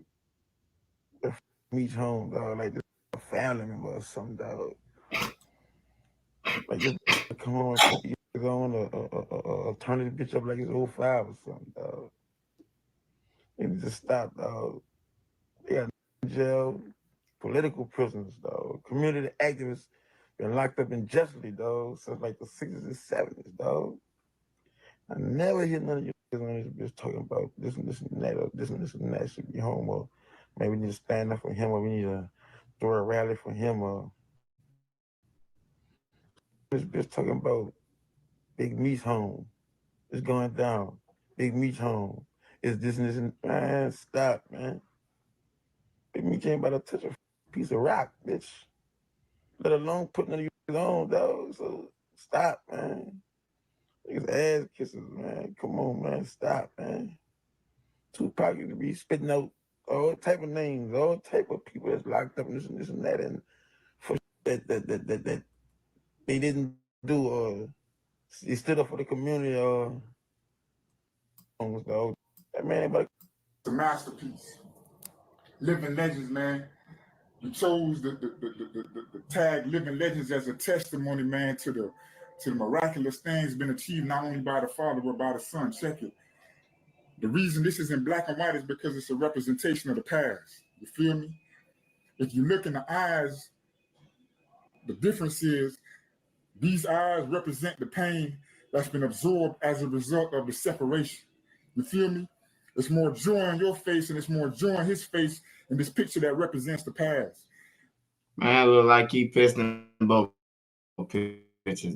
Much we enjoy putting it together for you, baby.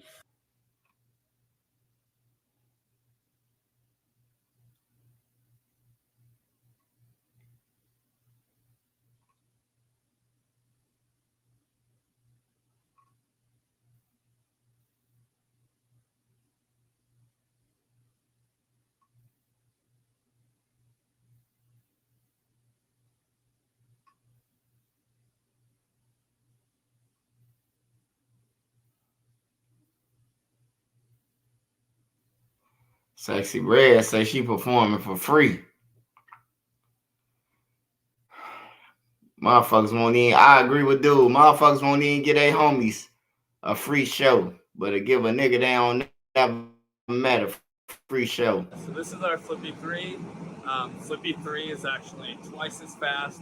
We've essentially cut down on a lot of the unnecessary motions that were happening with Flippy 2. The robot motions are a lot more efficient and they're more effective. We're able to move the basket around, cook food a lot faster than we were.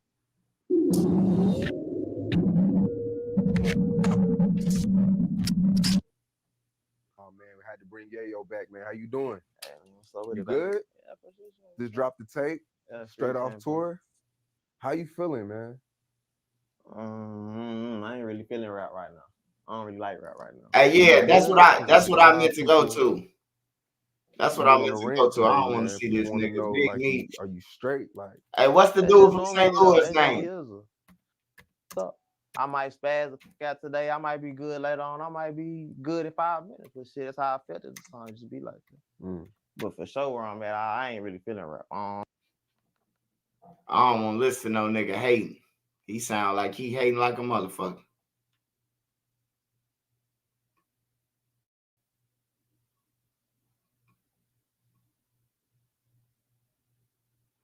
Is this the dude right here, J-Bo?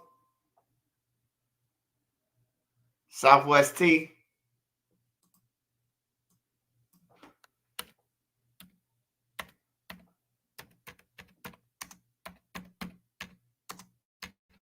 I really ain't never looked up Big Meech, bro. Like, I ain't never looked him up. I seen the DVD where him had elephants and lions and giraffes and shit in a club and shit. I knew he was going down when I seen that shit. I say, man, this nigga got lions and tigers and shit in the club. He going to jail. Southwest T.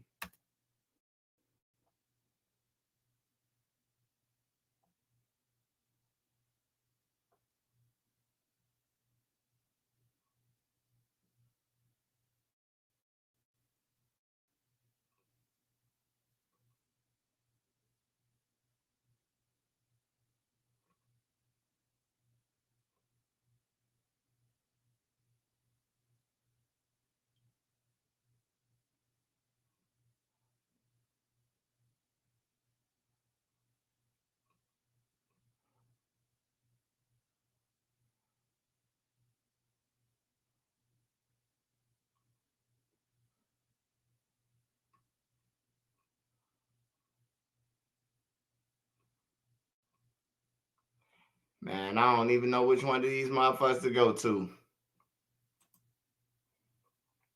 All right, he said J-Bo.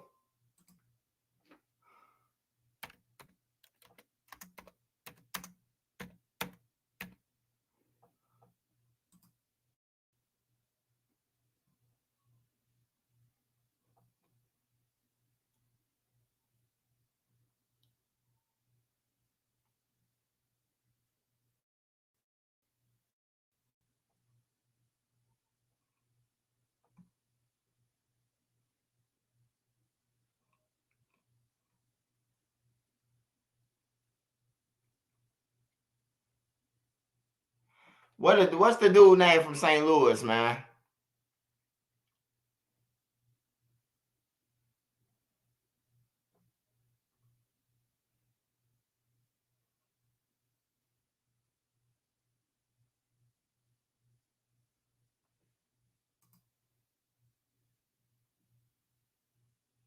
The guy from St. Louis. What's the guy name?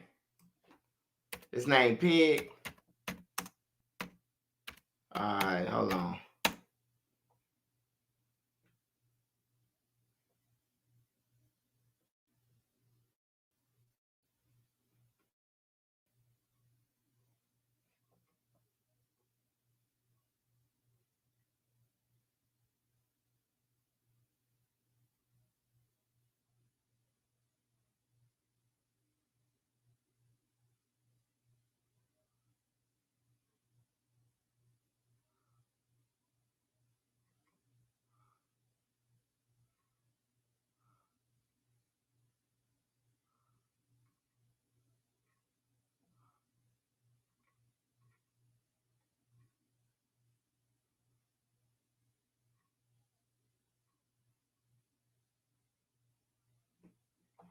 Hey, nah, I think I'm asking the wrong one. No, yeah, it's Cuffy. It's Cuffy. That's what I'm talking about. Cuffy. BMF.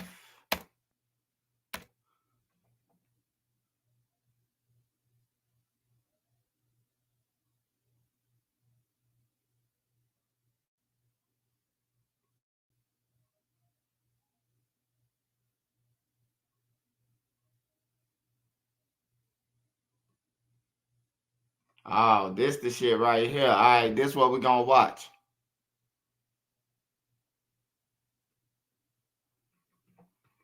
All right, so we're gonna start with this one.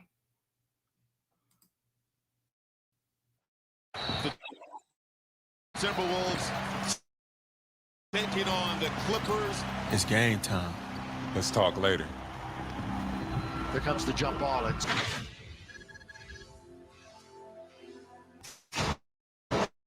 So yeah, I got Cuffy right here, man, St. Louis legend. You know what I'm saying? And I know people heard me speak about Meech's paperwork situation with the last interview that we had, and a lot of people had a lot of stuff to say. They don't believe it, Blues hating. You know what I'm saying? And when I went back and I looked at everything, I was like, you know what, bro? It's only right and only one way to really do it. Only one way to really do it and just let Dog speak for itself. So I wanted him to call in, and this is him calling in during the interview. Go ahead, Cuff, man. You can introduce yourself and take the flow. Blue, my nigga, what's up, man? Yes, sir. Hey, you know, a lot of people, man, is thinking that this thing is made up or this thing is fake or that I have an axe to grind. You feel me? Right. But I'm in here with a 27-year sentence based on Demetrius Flannery, as you all know as Big Meech, and Tammy Cowens, known in the paperwork as CS1. Right. Confidential source 1.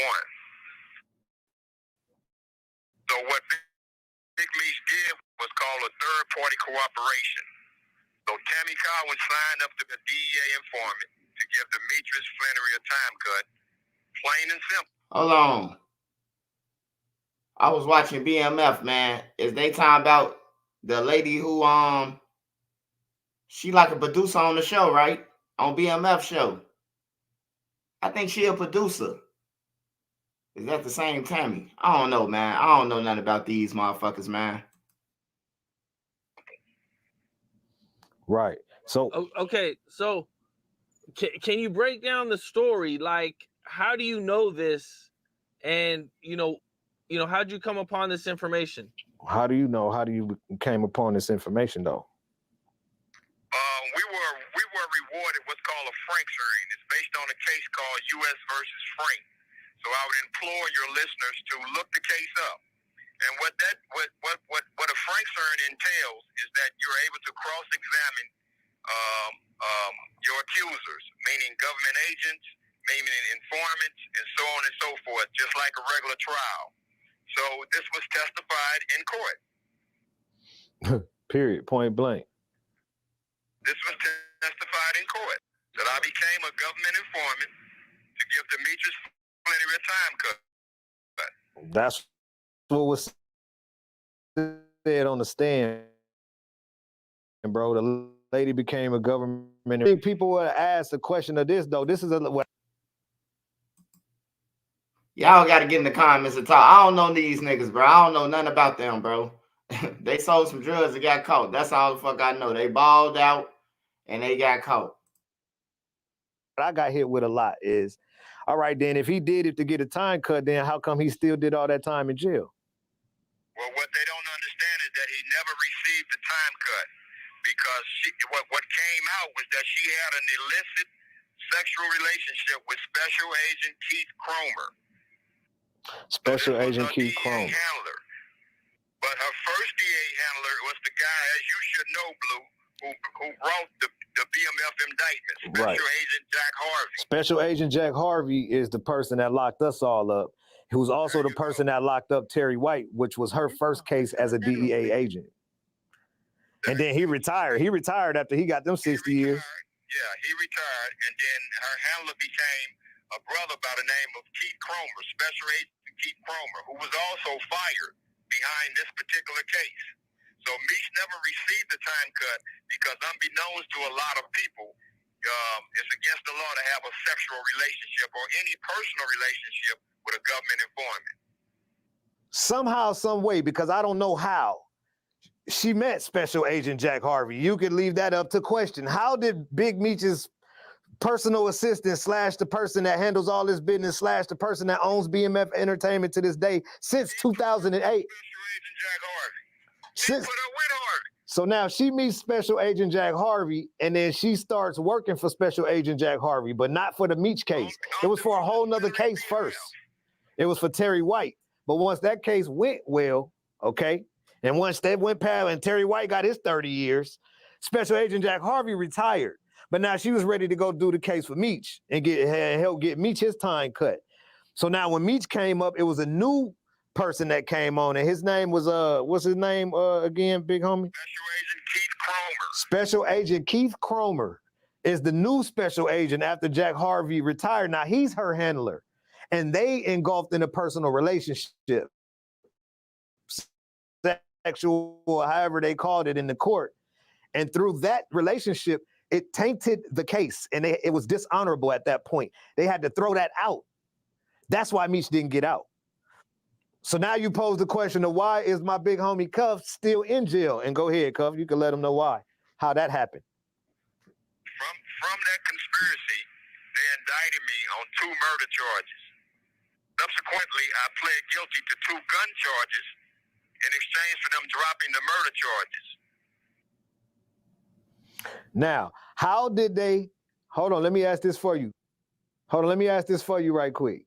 How did they get you on something that was totally different from the case that Meech and them had you in a wiretap for?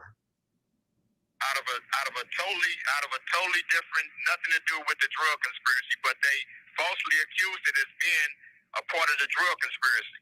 And then they brought about the gun charges as using the gun charges in furtherance of a drug trafficking crime. This call is from a federal prison. Okay, and did they hit you with a superseding indictment or just? They superseded me. So they came out of that case that y'all was in court for and hit you with a whole brand new case that had nothing to do with that at all.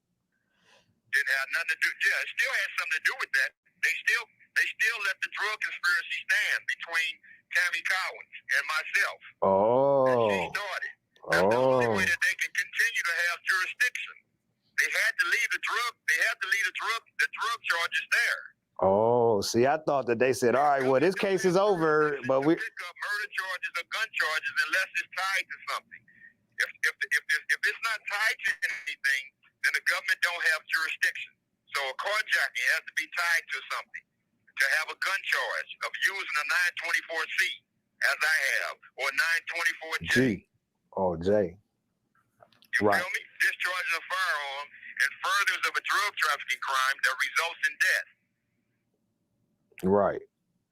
What's up? This is Cam Capone. We got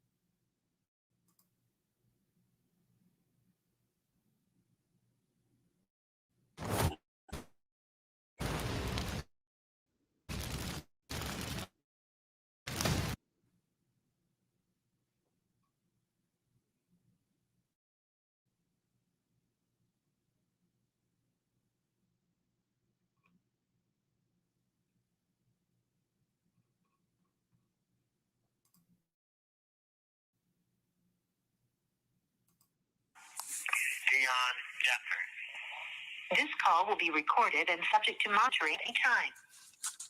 To accept this Hey, call, Jay, press Anthony 5. Peterson, To you block running. this call and all future calls, press 7. You may begin speaking now. Okay. Well, what I would do is I try to educate your audience and others on how the system works in third-party cooperation. Third-party cooperation is an ugly secret that the DEA and that the federal government don't really want out in the ciphers or the media because it's underhanded, it's nasty, and it only affects black and brown communities. Third-party cooperation is where myself, I can call and have one of my niggas or a bitch, you know what I mean, to go out and set a motherfucker up. Any event, I will receive a time cut. It's called third-party cooperation. I also get lots of questions about Rule 35 on a third-party basis. What is third-party cooperation or proxy cooperation? Third-party cooperation is when, instead of the defendant in the federal case cooperating on his own behalf, the government would agree to allow some third party, usually somebody that the defendant knows or has some former dealing with, to cooperate on his or her behalf. What happens here is that the third party, who would be the cooperator, is working usually with the Drug Enforcement Administration to set up a controlled buy or do a reverse sting or something like that that would benefit the government. In exchange for that, the defendant on whose behalf the cooperation reduction. This is what known as Big Meech and Tammy Collins, known in the paperwork as CS1. CS1 stands for confidential source number 1. Whenever there's a 1 behind the CS, that's the person who started the case. Okay. Okay. So that when you see CS1, that's what it stands for. Confidential source number 1. So another thing, let's clarify for these people that you're not a Johnny come lately as far as your relationship with Big Meech. No. Listen, man, we go back to we were really we were children for real, but we were young men. We were 22, 23 years of age. I'm 56 years old right now, and so is Big Meech. The Meech is Flannery. So our relationship go back over 30 years. You feel me? So I know we got a lot of niggas that's now jumping on their bandwagon and doing whatever they do. I'm a day one nigga. And I wanna clear up something. A question you posed to me last time was that people don't believe that I made Big Meech. I've never said I've made Big Meech. Let's make it clear. What I'm saying is that Big Meech has always been a money-getting nigga. But there's levels to this. This call is from a federal prison. The nigga never seen $1 million until he met me. He never seen $1 million until he met me. So no, I did not make him. And furthermore, I went off to prison. You know what I mean? This is my second go-round dealing with these devils. Okay. You feel me? Yeah. So this nigga had a long run without me. So no, I didn't make no one. And I want to also make something else clear, that I'm not trying to convince no one to believe me. I have a duty and a code that I live by, that I'll die by. I don't break the code, my nigga. You feel me? Yeah, and they vouching for you. Like, they vouching for you in the D, people in the A. Definitely people I talk to in the Lou, they vouching for you. Hey, yo, listen, Slim. Niggas fuck with me, man. Because I don't break the code, man. You know what I mean? I ain't got no sight. I ain't got no monetary gains with what I'm doing. It's my duty as a real nigga to set a fuck nigga out for some foul shit. You feel me? It's the code. It's the code. It's the code, my nigga. And your ass still gonna be in jail for 24/7. You better have a third motherfucking party to help you out, nigga. Me said, fuck that on everything. The fuck I'ma stay up in here for? And I'm the motherfucker. Well, shit.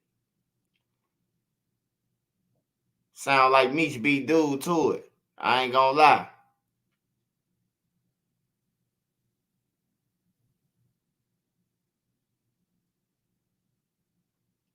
Sound like Big Meech beat him to it, man.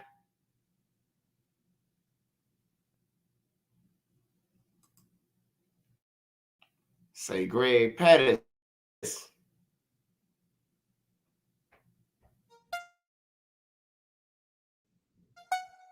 It was March 9th, but his Chevy Lumina was impounded and it had $500,000 in cash hidden in the stash spot at the commercial yard. Respect, while fear is often confused. I hate that shit.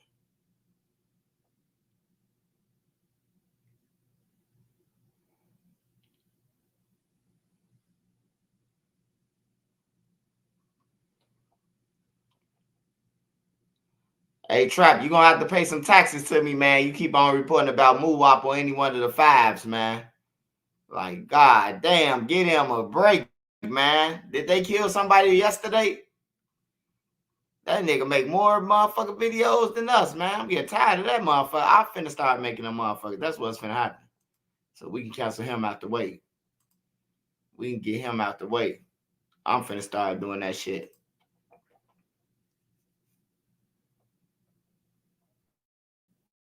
Call is from.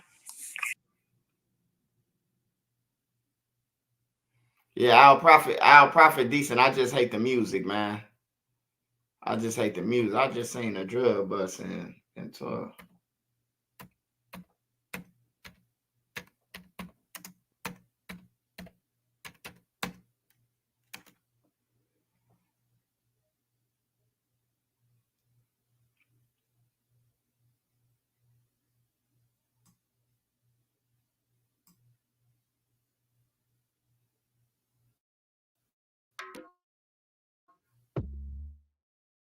A .world domain name that welcomes and immerses.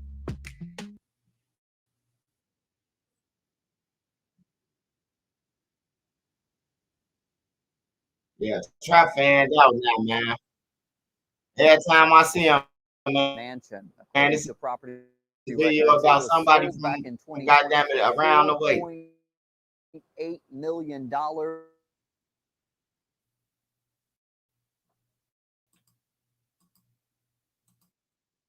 Sophisticated drug trafficking network. Mounds of cocaine and methamphetamine seized as part of an investigation. That's what you call a drug bust for all you fake ass trappers out there. Now this selling drugs, nigga. If you ain't got this shit, nigga, go and get a job. If you ain't handling shit like that, go and get you a motherfucking job, dude. You ain't no drug dealer.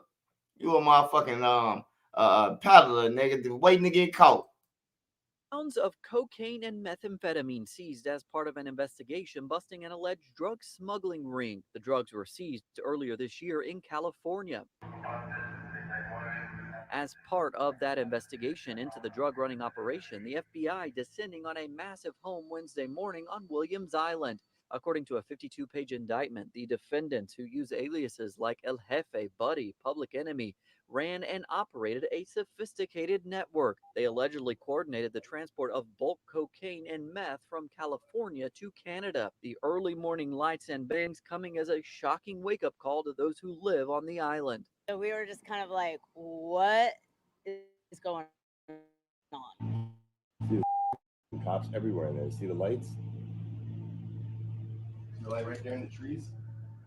You're going around the house. You see everything? Yeah.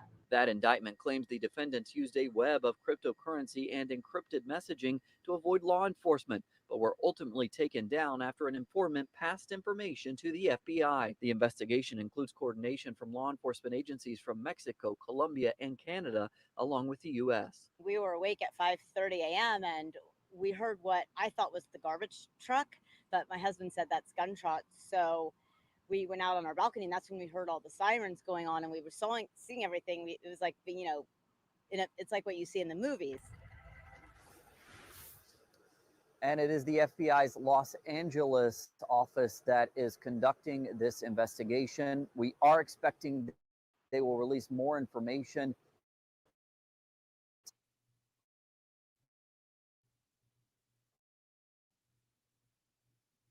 And the shit, damn. These mushrooms make you feel better. They increase focus and energy while keeping.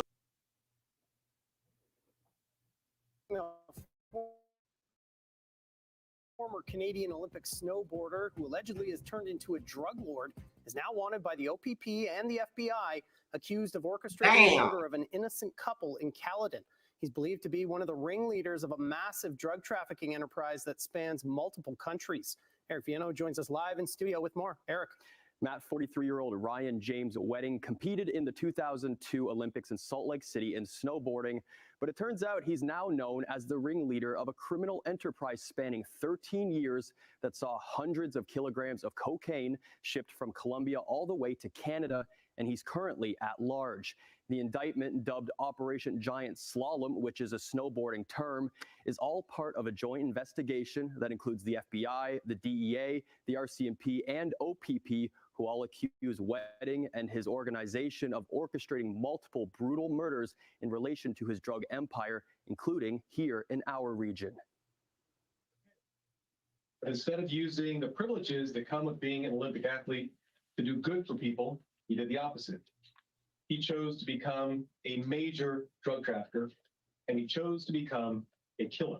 The U.S. District Attorney's Office says Wedding, who lives in Mexico, ran his drug empire with his partner, 34-year-old Andrew Clark, a Canadian citizen also living in Mexico. Clark was arrested, but Wedding is still at large. Wedding, whose aliases include El Jefe, Giant, and Public Enemy, is accused of conspiring to ship cocaine weighing hundreds of kilograms from Colombia through Mexico and Southern California to Canada using long-haul semi-trucks. Wedding, Clark, and the other members of this criminal enterprise made a lot of money through this cocaine. Niggas out here killing each other. These boys putting money. They going from Colombia all the way to Canada, man. Violence, including multiple murders, to achieve its aims. This group was ruthless and violent. They would use contract killers to assassinate anyone who they saw as an obstacle to their operation. Some of these murders occurring close to home. Niagara police say today that Wedding, Clark, and 23-year-old Malik Cunningham have been accused in the shooting death of 29-year-old Randy Fader in Niagara Falls in April of this year. Meanwhile, Ontario Provincial Police point to the shooting of the Sidhu family in Caledon in November of last year that they allege was retaliation over stolen drugs. A father and mother were killed while their daughter was seriously injured. But OPP say the Sidhu family was innocent. I want to stress that the Sidhu family were completely innocent. Our investigation has determined that these three victims were mistakenly targeted and were not involved in the alleged trafficking organization. 12 of the 16 charged in the indictment are arrested, while 4 remain at large, including Wedding. During the investigation, law enforcement seized more than a ton of cocaine, 3 firearms, ammunition, and thousands in currency and cryptocurrency. My office and our law enforcement partners represented here today, as well as the cooperation we received from Mexican authorities and Colombian authorities, are committed to stopping organized crime in all its forms. Now, if convicted, Wedding and his partners would face a mandatory minimum penalty of life in federal prison on the murder and attempted murder charges alone. Boy in the snow to selling snow, goddammit.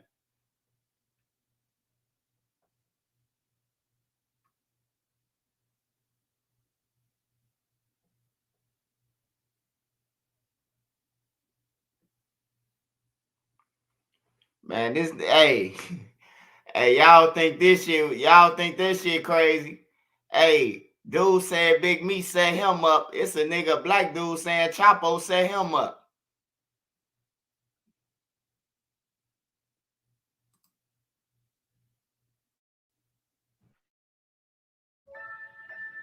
I want you to want me. Hey, so what Chapo's son did to that old man, bro, that's what they mean by third party. Hey, y'all don't remember the old man? I forgot his name. El Mayo,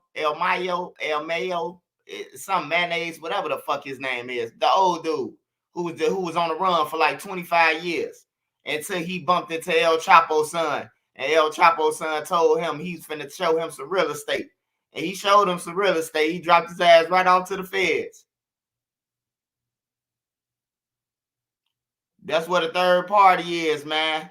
Chapo's son did it. He turned El Mayo in. Remember that shit? He just turned them in.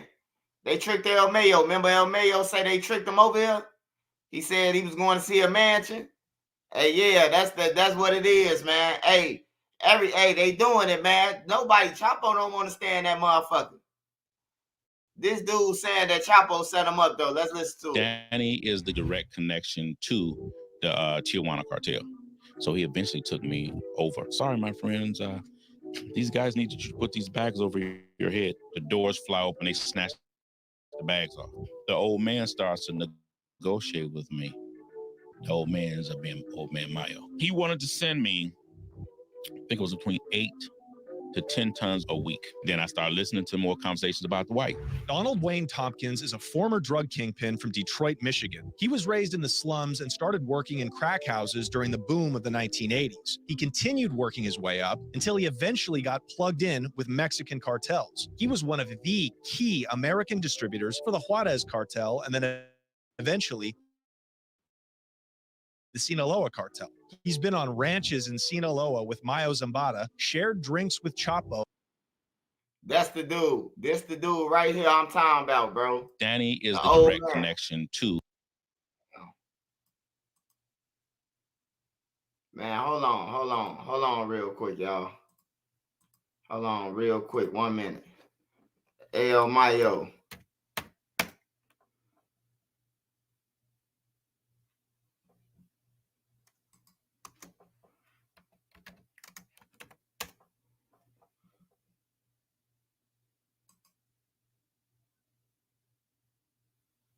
We do want to turn now our attention to a story that is quickly gaining international attention. And taking a look here at someone as El Mayo who co-founded the notorious Sinaloa drug cartel, was captured in El Paso, Texas last night. Also taken into custody was Joaquin Guzman Lopez, the son of El Chapo. For more on this story, I'd like to get to a report from Fox News correspondent Madeline Rivera.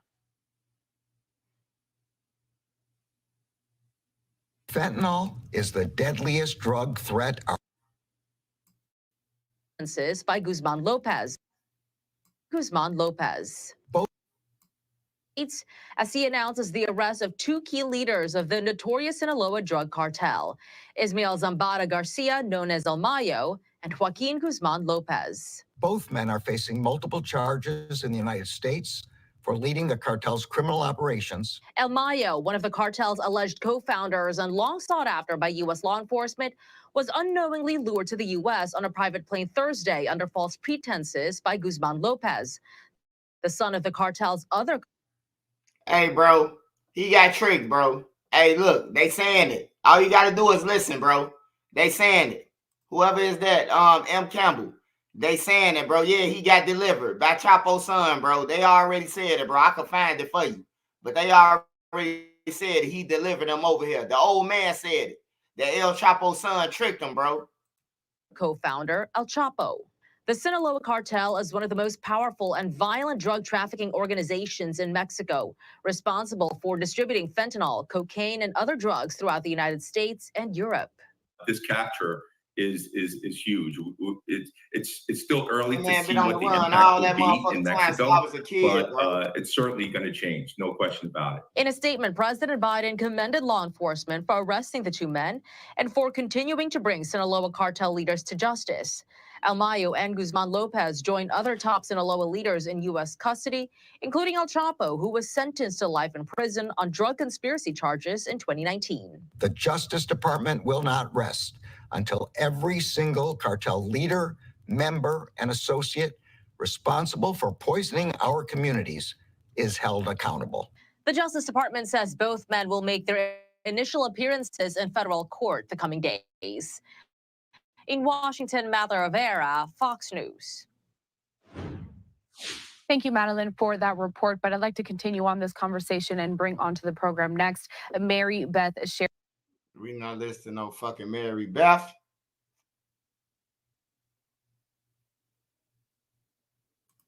Here you go right here, y'all. Here you go right here. See? At Verizon, every phone can right be here.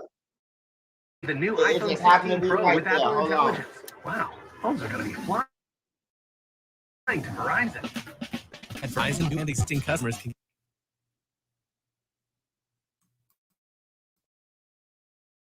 Live at 4:30. 2 leaders of a notorious Mexican drug cartel are now behind bars in the U.S.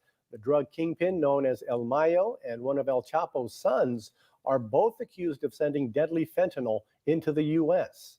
Welcome back, and thanks for joining us for Action News Live at 4:30. I'm Dale Urong. And I'm Graciela Moreno. We've learned that El Chapo's son, Joaquin Guzman Lopez, helped U.S. investigators in the capture of El Mayo. ABC's more. Hey, I told you, bro. I told you. Hey, look, man, the rules is the ones who motherfucking like Chapo and them, who at the top. Them the motherfuckers who make the rules. And then the motherfuckers who break the rules. Everybody else get killed if they break them. But he ain't gonna get killed. He trying to get out that motherfucker. I'm gonna rewind it one more time for the people in the background who ain't just hear that, what the lady just said. Fentanyl into the U.S. Welcome back, and thanks for joining us for Action News Live at 4:30. I'm Dale Urong. And I'm Graciela Moreno. We've learned that El Chapo's son, Joaquin Guzman Lopez, helped U.S. investigators in the capture of El Mayo. ABC's Morgan Norwood explains how the operation unfolded and the result of El Mayo's first court appearance. Dale Graciela, the Sinaloa Cartel, one of the most violent drug operations responsible for shipping thousands of pounds of cocaine, meth, fentanyl into the U.S. Authorities celebrating the arrest of their two most powerful leaders.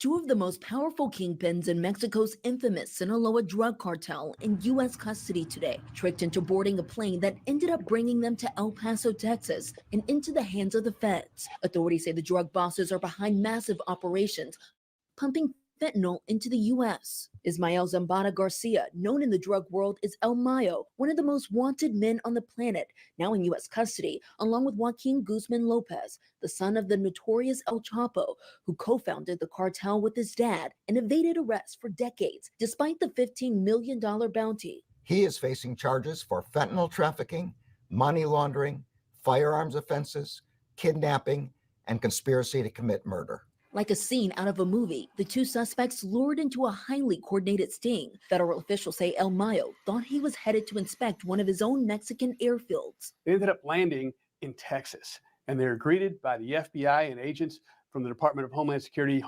Investigations. It was an extraordinary turn to be able to get these men to basically fly into the United States and be arrested by U.S. agents. El Mayo going before Judge Friday, pleading not guilty to a number of charges and a lengthy indictment out of West Texas. President Biden praising the arrest, saying too many of our citizens have lost their lives due to the scourge of fentanyl. Too many families have been broken and are suffering because of this destructive drug. Fentanyl is the deadliest drug threat our country has ever faced. The Justice Department will not rest until every single cartel leader, member, and associate responsible for poisoning our communities. That's them fake ass 30s right there. And Garland says both men will appear in federal court within the coming days. Meanwhile, sources within the Sinaloa cartel say El Chapo's other sons will likely continue to run that massive drug operation alongside El Mayo's son. In New York, Morgan Norwood, ABC 30 Action News. Hey, Central California, stay up to date with all the most important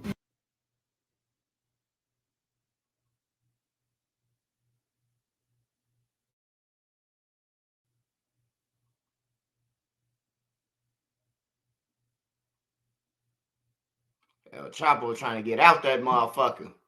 Yeah, hey, you a billionaire, man. You a billionaire on the streets, man. You ain't trying to sit in no jail.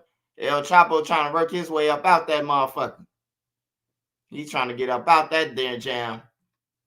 Ain't too far you could go though when you the leader. When you been running that motherfucker with an iron fist, ain't too many people you can give up.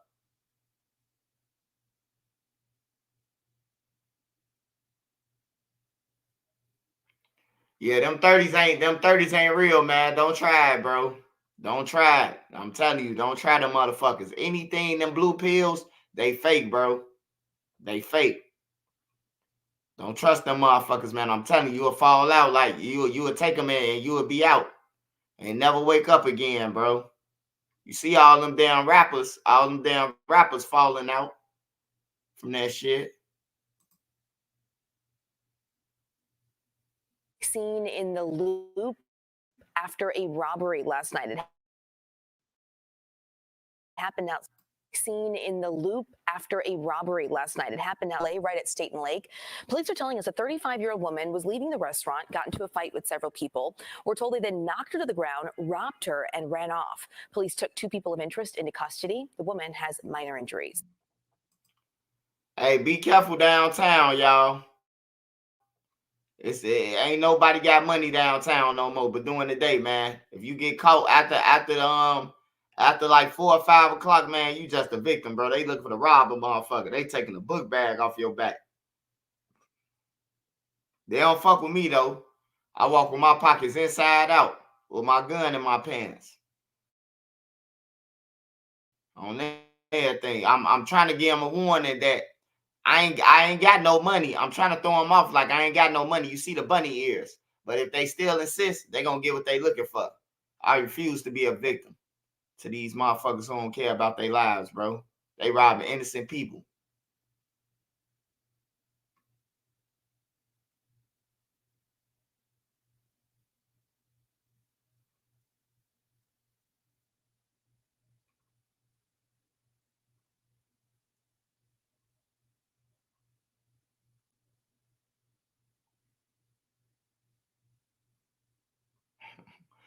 King Von turned into a serial killer at 19 years old.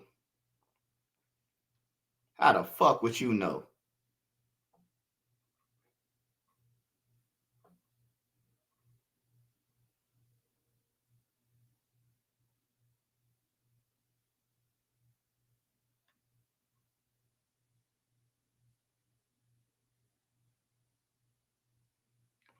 Hey, I don't know if y'all seen this video, man. I can't play this video, but this girl had called her baby daddy over there, man, and said that somebody had stole the cell phone. And the baby daddy come over there, man, with the same car that killed Duck. Damn near looked like the same car that Duck got killed in. It looked like it was he hopped out of one of them. The duck car, that's what I call it. The 300C. He was a big motherfucker, man. He could have fought dude. He could have whooped dude ass, bro. Like, he could have whooped dude ass. He was so big, bro. He was like Big Show to T-Roy. That's how big he was over dude, bro. He Draco'd him, bro. I couldn't believe it, man. I couldn't believe that shit, man. He hit him with the Draco, bro. Boom, boom, boom, boom, boom, boom, boom, boom, boom. And then the same girl who called him, she trying to run over there now to stop the shit. She done geeked it up, but now she trying to stop it now. Everybody, the people who were scoring, like, damn, he going to jail, man. He tweaking. You hear me? Like, for real, that shit was crazy, bro. Sahara Desert flooded. Damn. Yeah, that was crazy, man. If y'all ain't see it, man, it's on Facebook. It's going around everywhere, man. Dude pulled out a Draco, bro. Got out the car, and he ain't say nothing to dude. He ain't say, I don't even know why dude stood there like it was a game or something, bro. Like, if I was dude, when that car pulled up, I would have ran. Dude ass stood there like he was finna box him. Yeah. It was over. They said it was over a phone or something, bro. They said it was over a cell phone. Said he supposed to took our cell phone or some bull. It was over some bullshit, bro.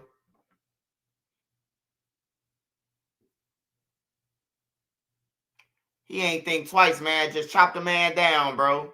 He ain't think about going to jail. He ain't thinking about, I ain't even finna be with her no more. Cause I'm on the run now. I hope he whacks that ass, man. I hope he bounce and break that back, man. Cause soon when they catch him, he going to jail if he ain't already caught. So I hope he weighing it out, man. I hope he got her in a room and he weighing her out. Cause he finna be using his hand for a minute, bro. He finna be using his hand for a long time, bro. He finna be using that hand.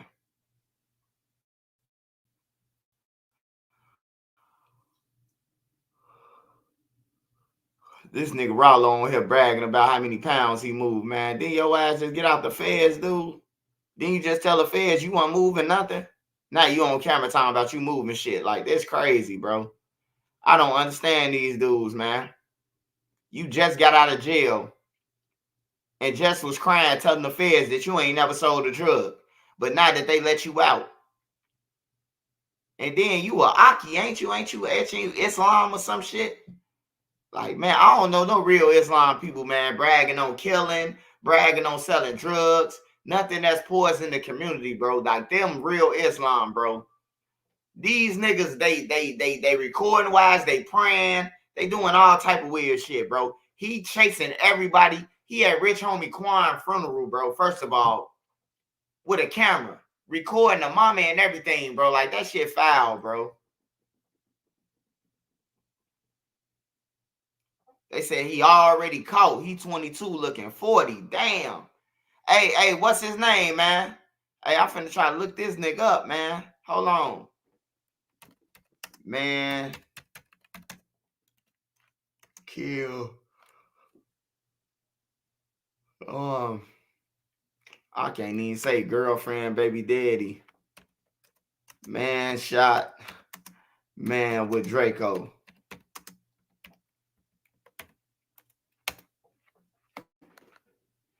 Somebody had balls to put it on TV.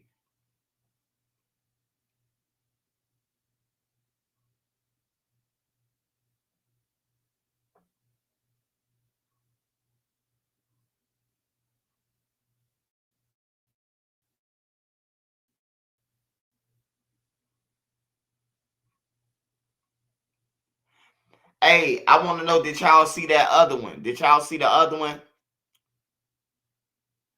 Did y'all see the other video where it was a cop pull up and it was a guy out there with 3 kids. I don't know if y'all seen the kids, but I can tell you this. Them motherfucking kids, they done been through a couple shootouts. Man, that cop pulled up, man. Them kids took off before they even opened the door, man. Them kids was gone, man. I hated to see the shit, but I was smiling, man, knowing that the kids had left the adults. They left. They got low. I'm talking about these little kids was like 5, probably 7, probably 9 years old. They wasn't no more than 9 years old, bro. The car pulled up, bro. They did a drive-by, a steal-by, what we call. They was sitting there. They did a look. They pulled up, sat there, shot out the car. And once they man dropped, they got out and ran over there with a Draco and hit the dude, finished the dude off, hit him in his head, bro. I said, there's some motherfuckers out here, bro, that don't give a fuck, bro. I swear to God. Yeah, bro. I had a celly one day in Cook County Jail, man. And this was like one of my first times in Cook County. Like, bruh, man, was my celly. Rico from the Pocket was my celly. Baby folks from out west, he was my celly. All my cellies had authority. They was running shit, iron fist. Like all my cellies that I had, bro. And what the fuck I was finna say? I was in jail. Oh, my celly was Muslim, bro. And man, my celly scared the shit out of me one day. We was in Division 1. And it was like 4-something in the morning, bro. And my celly wake up, man, and all I'm hearing is bro, that shit scared the fuck out of me, bro. That shit scared me, bro. He was doing the calling. And I ain't know what no calling was at the time. You hear me? I'm used to melodies from heaven rain down on me. I'm used to Baptist shit. You hear me? Man, that shit scared the fuck out of me, man. But he was a cool ass dude, bro. He was a cool ass dude, bro. He was cool as fuck. I ended up seeing him since I've been Trenches News. He with the Fruit of Islam. But yeah, he was cool as hell though. He asked me, you still don't want to convert? Hell no, I ain't converting. Nigga, I love bacon, man. I ain't converting. I love bacon, man. It ain't even that I love bacon, bro. I just love Jesus, bro. Like, that's who I grew up off. That's who my aunties, my grandma. And you better pray to Jesus. You know what I'm talking about? Like, everybody then like switch, bro. I don't know if they switch for the good or the bad. That ain't my calling. But, you know, everybody I know, man, we was Christians, bro. We went to a Baptist church. Shit like that, bro. Like, we ain't play with no gods, bro. Like, we don't play with gods, bro. Like, they playing with them now. I seen some niggas praying with the wrong hands and shit, like they gang banging or something. I'm like, damn, y'all praying Islam with the wrong hand over the wrong hand? Like, what the fuck? I seen one dude from O Block. They asked him what his name was. He was taking this a lot. He said some gang banging name. He ain't say Brother Ray Ray or none of that shit. Or my name Kevin Sparks, or my name Kevin. He said, man, my name Youngin. And then the dude said something else to him. And he said, on folks now. I said, how the fuck is he taking this a lot, man? And he saying, And this shit crazy, bro. It's crazy though. But I don't play with God though, bro. I don't play with that shit, bro. It's like a fashion though now. These guys, they use that shit as a fashion, bro. Like it's a fashion. They go to jail. They know the Muslims deep in jail, so that's why most of them do it. Just in case they go to jail, bro. The Muslims, this one thing about jail, bro. Don't nobody fuck with the Muslims, bro. If the Muslims, if the say the BDs, they talking about whooping another BD, and the BD become Muslim, man, they gonna ride down on the BDs and tell them, hey, look, he with us. That shit over with. On my mama, bro. The Muslims powerful, bro. In jail, they powerful than a motherfucker, bro. They powerful than a motherfucker in jail, bro. I done seen a lot of people convert over to Islam because they were scared. They had some shit on their names, or they was running from the mob, they stole something, or they killed one of their homies, they Muslim. Because they know Islam ain't gonna play that shit, bro. The Muslims standing up together, bro. They all eat. Like if you Islam, this one thing about it. You could be in any other religion, bro. Like it could be a Christian brother on the deck with me. Nobody will feed him. Nobody will feed him. Nobody will do nothing to him. You know, motherfucker tell him he got to pray to God for it. Hey, man, I don't know what to tell you, brother. I know you're hungry, but pray to God that some noodles and beans will jump in the bowl for you. But the Islam, bro, they make, hey, look, brother, do you have a TV, brother? I ain't got nothing, man. Hey, we're going to make sure we add up so this brother can get a TV. We're going to make sure this brother get clothes and socks. That's one thing I can say about them, bro. That's one thing that I can say about them, bro. Like, they're going to stick together, you know. But far as all them guys, you know, converting and shit like that, bro, like, stop it, man. You niggas playing with Islam, bro. I don't respect that shit. I don't respect it, bro. I don't go to church. I believe in Jesus, but I don't go to church because they fucking around in the church. So I know that I ain't finna go to that church and they fucking around over there. You know what I'm talking about? They asking people for money. You know what I'm talking about? God don't go off money. God was broke. God ain't had no motherfucking cash out or none of that. So for a preacher to be in church talking about some God said, give me this and give me that shit, that's bullshit. Who wrote that?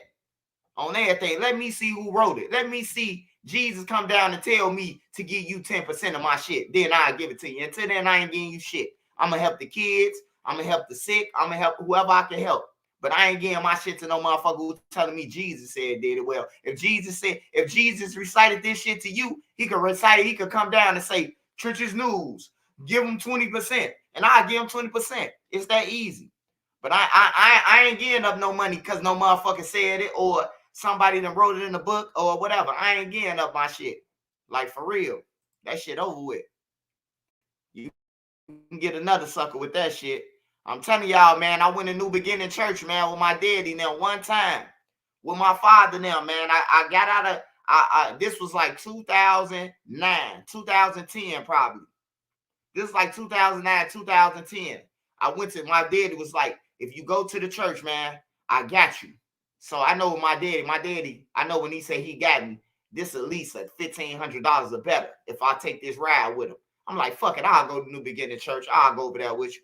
Went over there with my daddy, went in there. Man, these motherfuckers got garbage bags, bro. They ain't passing around no little tray. No little tray that we used to see in church. The little plate that the money go in. Man, they ain't had that, bro. They got garbage bags, bro. The black garbage bags. I'm talking about the black ones that you put construction shit in, drywall. After you finish piles of dirt, man, they had garbage bags, bro. They got like 6 garbage bags, bro, lined up at the door, bro. Motherfuckers dropping their money in there and shit, bro. Like, that was weird to me.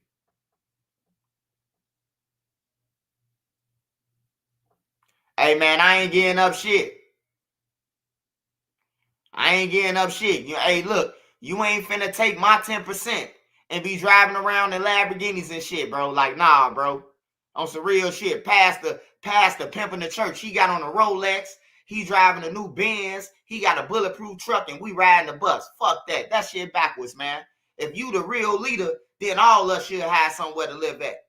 Should nobody be on a bus? A real church. They should have vans dropping off people who come into the congregation. That's how I feel, bro. I feel like if you a church member, bro, why would I have you come to this destructive ass community and not have you a safe ride, bro?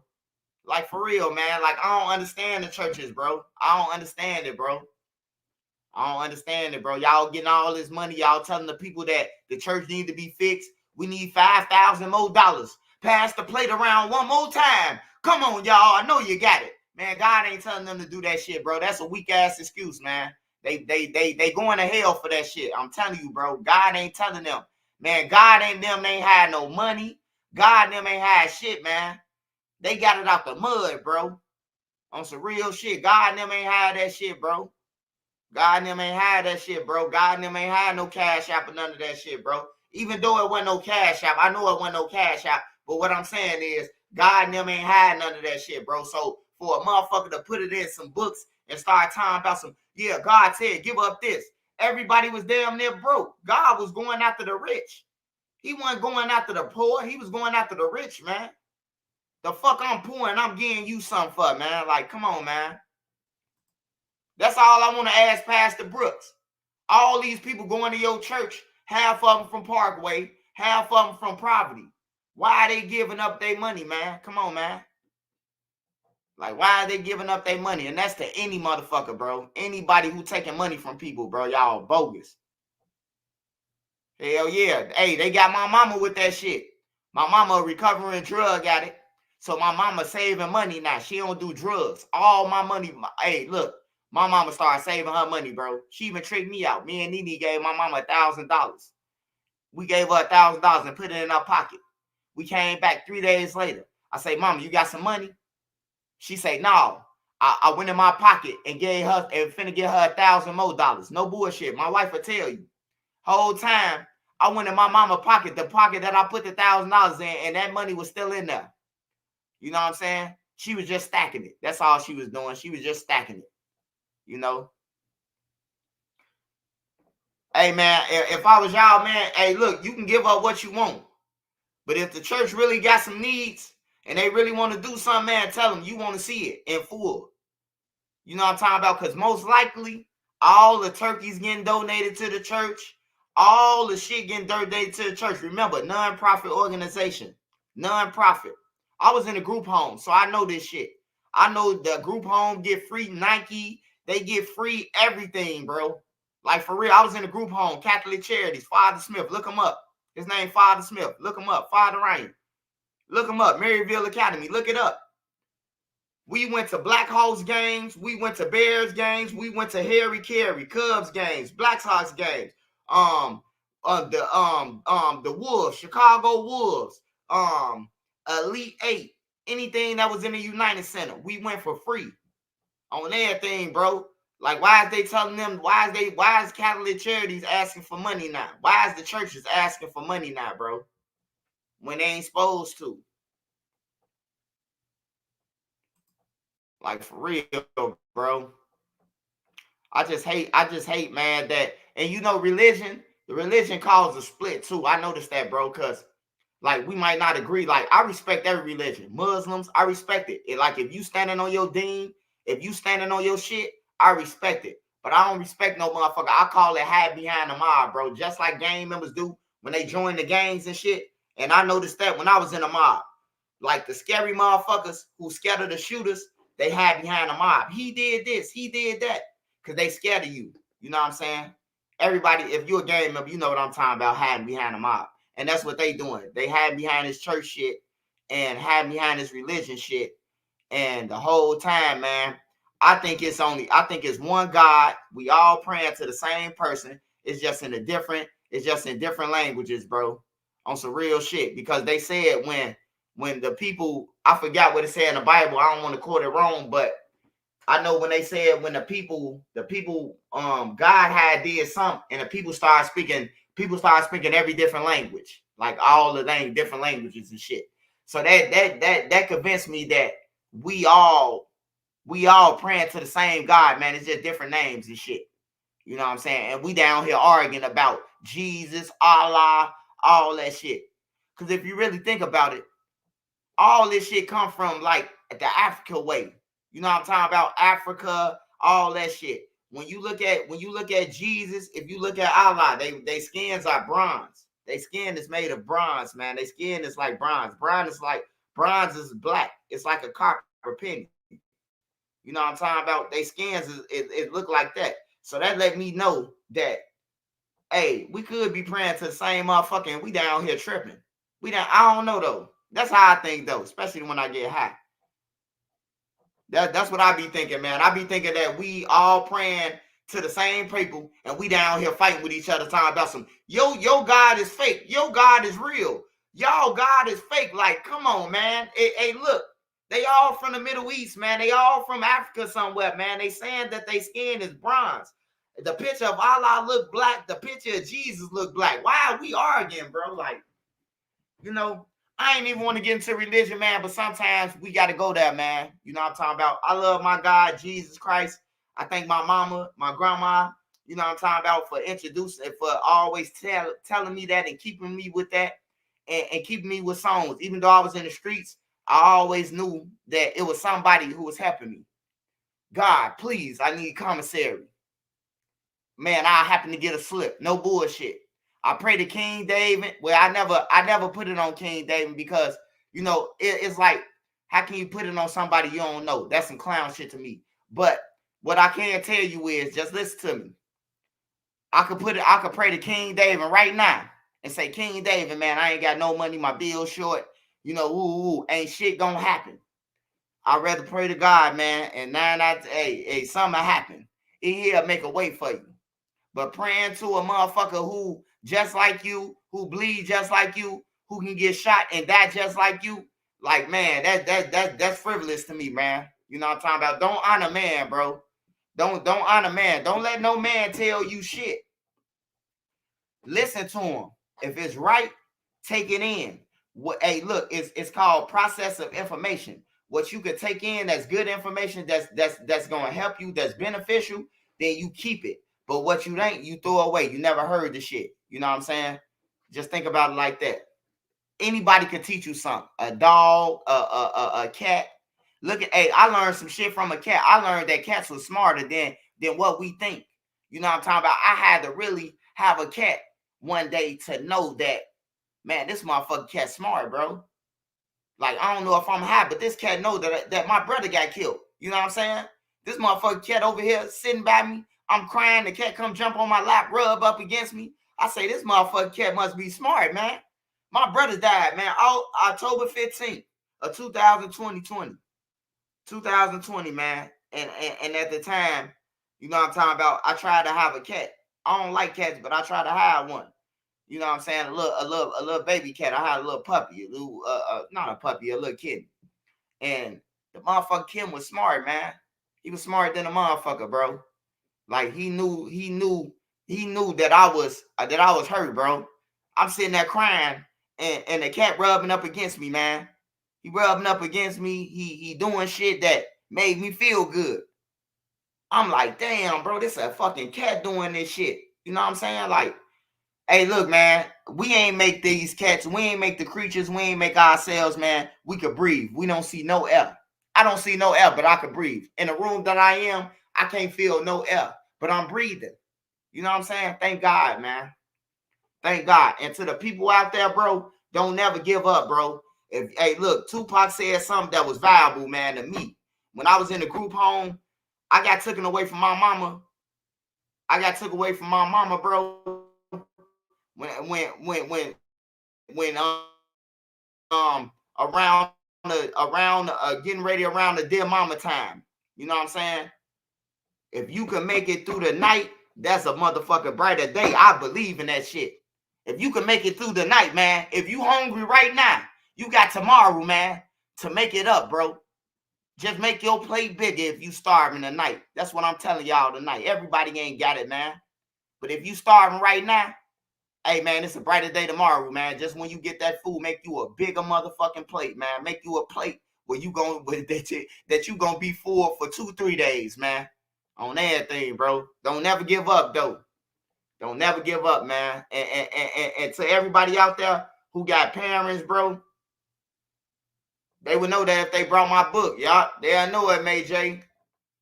They'll know it if they brought my book, man.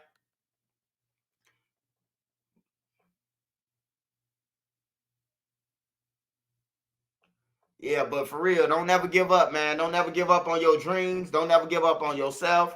Don't ever let a motherfucker tell you that you can't do something. Don't never let nobody tell you that you can't do something, bro. Hey, look, and your dreams ain't meant for everybody to be told to. Because everybody don't want to see you drill your dreams. Everybody don't want to hear that shit. Some people you just gotta show. They'll feel you when they see that shit. You hear me? They'll feel you when they see it. I'm telling you, man. Like you ain't got nothing to prove to nobody. They'll feel you when they see it, man. I'm telling you. Ain't nothing like a motherfucker who doubted you, and then you pull up with that spaceship, and now they feel you because they see it now. Now they see it. Man, I remember one time, bro. I was in the crib shot, bro, on everything. I'm gonna tell y'all this. I don't give no fuck. I'm grown as hell now. I was in the crib shot, bro. In the crib shot in my head on 71st and Constance when I got shot in my head on Bennett. I was in the crib, bro. I had a box of Honey Nut and O's. I don't think that's what they call, man.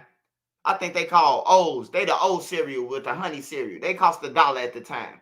I only had like $5, $6.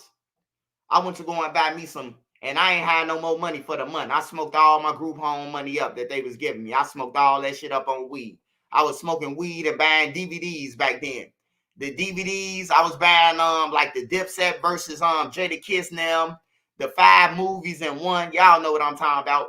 I was a kid that was in college and you know what I'm talking about, just got out of group home. It's called emancipation. I wasn't ready. I wasn't ready to get emancipated yet. It was like the group home was like, all right, you graduated from high school, you're 18, here go a couple $1,000. You going to school here. All right, we'll see you later. That's how the group home did us, bro. Half of us weren't ready in the group homes, though. We weren't ready to leave that motherfucker. They did everything for us. They brought all our clothes. They did everything. We weren't ready yet. We was 18, but it was time to get out now. You know what I'm saying? I was actually 17 when I graduated, so it was time to get out. My birthday was in May, so it was time to get out. It was time to get out, and they gave us our own apartment, and that's how I moved on 71st and Constance. I had my own apartment. You know what I'm talking about? For a lot of people who really know me, they know I had my own crib since I was 18. You know what I'm talking about? When I was 18, I had my own crib. 19, I had my own crib. You know, different. They got a lot of apartments, Catholic Charities. They own half of Chicago. So I had $7, bro, and I went to go and buy a box of Honey Nut and O's. They was $1. These cereals, they was the cheapest shit that was in the store. Them, I brought 2 packs of sunflower seeds, 2 for $1. They was 2 packs of sunflower seeds. I brought 2 for $1 Snicker.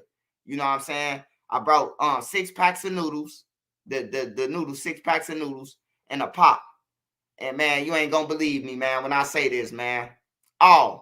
And I brought a pack of Polish. I had a pack of Polishes dude let me get on credit. Man, I chopped off 1 Polish at a time every day, man, and put a half a noodle, a corner of a noodle with the whole Polish. And goddamn it, made me a meal. The cereal was my snack. You know what I'm talking about? Like for real. So I had some bad days, man. Even when I had my own apartment, bro, I wasn't used to it. I blew all the money fast like BMF. And it was the noodles was 3 for $1. I ain't go to no Family Dollar. I went to the corner store. They was 3 for $1 at the corner store. If I would have went to like Dollar Tree or Save a Lot or some shit like that, I would have got it for 69 cents for a whole pack of noodles. For about a pack of 6 was 69 cents at the time. But if you buy from the Arabs, 3 for $1. Can you and your girl move to the city and live, bro? I wouldn't move to the city and live, man. I wouldn't move, bro. I mean, anybody could live in Chicago, bro. Anybody could live anywhere, bro. But why would you want to live in some shit that you see people dying every day? You see me talking about Chicago and how motherfuckers dying, man. Like, for real. Hey, look, I'm finna start doing this shit. I'm finna switch up my channel a little bit, man. I hope y'all support me. But I'm gonna start doing the real docs, bro. The real docs on these guys, the friends, the real back doors, the real snake shit. You know what I'm talking about? I'm gonna start doing the real ones because I'm tired of Trap Lord Ross. I'm tired of him, period. Like he didn't He lying about most of the shit. You know what I'm talking about? That he talking about now. He making up shit now. He just making up shit as it go. And then he put it together in a timeline to make you think that it's real. Like, nah, bro. Like, so I'm gonna start doing that shit. I'm gonna start doing that and bring a better resolution to the motherfucking the documentary scene. You know what I'm talking about? Bring a better ending. You know, cause at the end of the day, like, T. Roy got a son that's dead. Doug got 4 kids. J Money got 5 kids. Brick got 3 kids. Jerk got a daughter. Who else got kids? A lot of these people got kids, bro. And we need to be trying to help these kids, like, try to get them on a different path. That's what Pastor Brooks should be trying to do. Trying to get the fuck working on E-Dog and fuck working on Big Money and all them big older motherfuckers, bro. Like, you need to get J Money them kids. They need to get T Roy kids. They need to get Duck kids. And they need to let them start playing with each other now. Now listen to me. Listen to me. Hey, what happens when you let kids grow up together?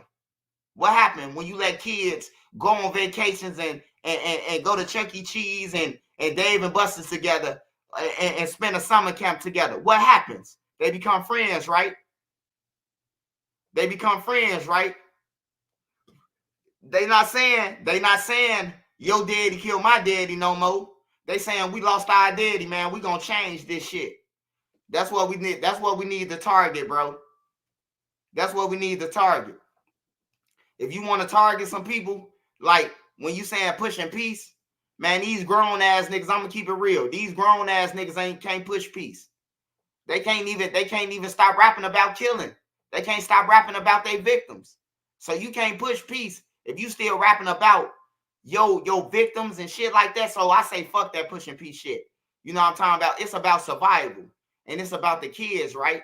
That's what we're supposed to be about. The kids, the civilians, the elderly, the people who ain't in no gang. Them the people that should be able to walk around freely and safe.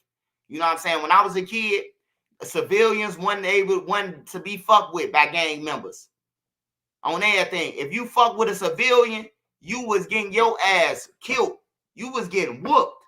If you mess with if a civilian pull up and tell Kenny Rogers' cousin, because Kenny Rogers' cousin had all the authority for my block. And they say, hey, Chuck, hey, what's the name just robbed me? Man, your head gonna be an airhead, bro. You hear me? Your head gonna be an airhead. If you touch a kid and you a grown up, or you a grown up trying to send a kid off, they was gonna beat you. You know what I'm saying? We got to go back to that. So what I was saying is, we need to get Mona Lisa, Mama Duck, Aisha, T. Roy's sister. We need to get all in together, man. Hey, I got some money, man. I ain't the richest motherfucker in the world, but I got some money, man. And if I got to pay for the room, the food, you know what I'm talking about? It ain't nothing but space and opportunity, man. I'll pay for the food. Me and my wife, we'll pay for the food. We don't need no mamas getting together, none of that. We need them kids getting together, though. Man, I ain't afraid to die talking against these guys. You ain't look up my resume? Hey, see, if I would have known what Lil Woody known, hey, I would have admit to a lot of more shit on everything. If I would have known what Lil Woody was doing, that when the judge told me, hey, this your time to admit to everything, hey, you would have been like, damn, Trenches News. A lot of these dudes can't fuck with you. But, hey, look, I ain't on that type of timing, man. I let these niggas have all the hats and all the awards that they want on everything. But, hey, look, though. Hey, I ain't scared of these dudes, bro. I done bumped heads with some lions in the streets. When I was in the streets, I done bumped heads with some real lions on everything. So, you know, I'm used to it, bro.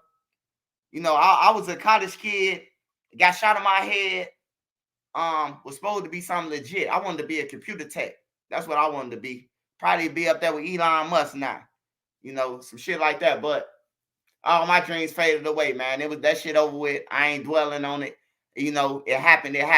But I was an innocent when I got shot in my head. I wasn't gang banging, none of that. I was from the low end, but I was able to go anywhere where I wanted to go.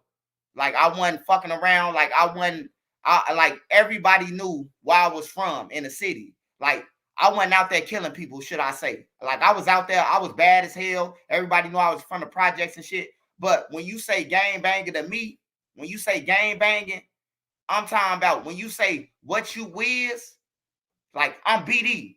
I expect for a motherfucker to be putting in work. That's just me. If you ain't putting in no work, if you ain't did shit to nobody, if you just standing around on the block, then you ain't shit. You just claiming some shit.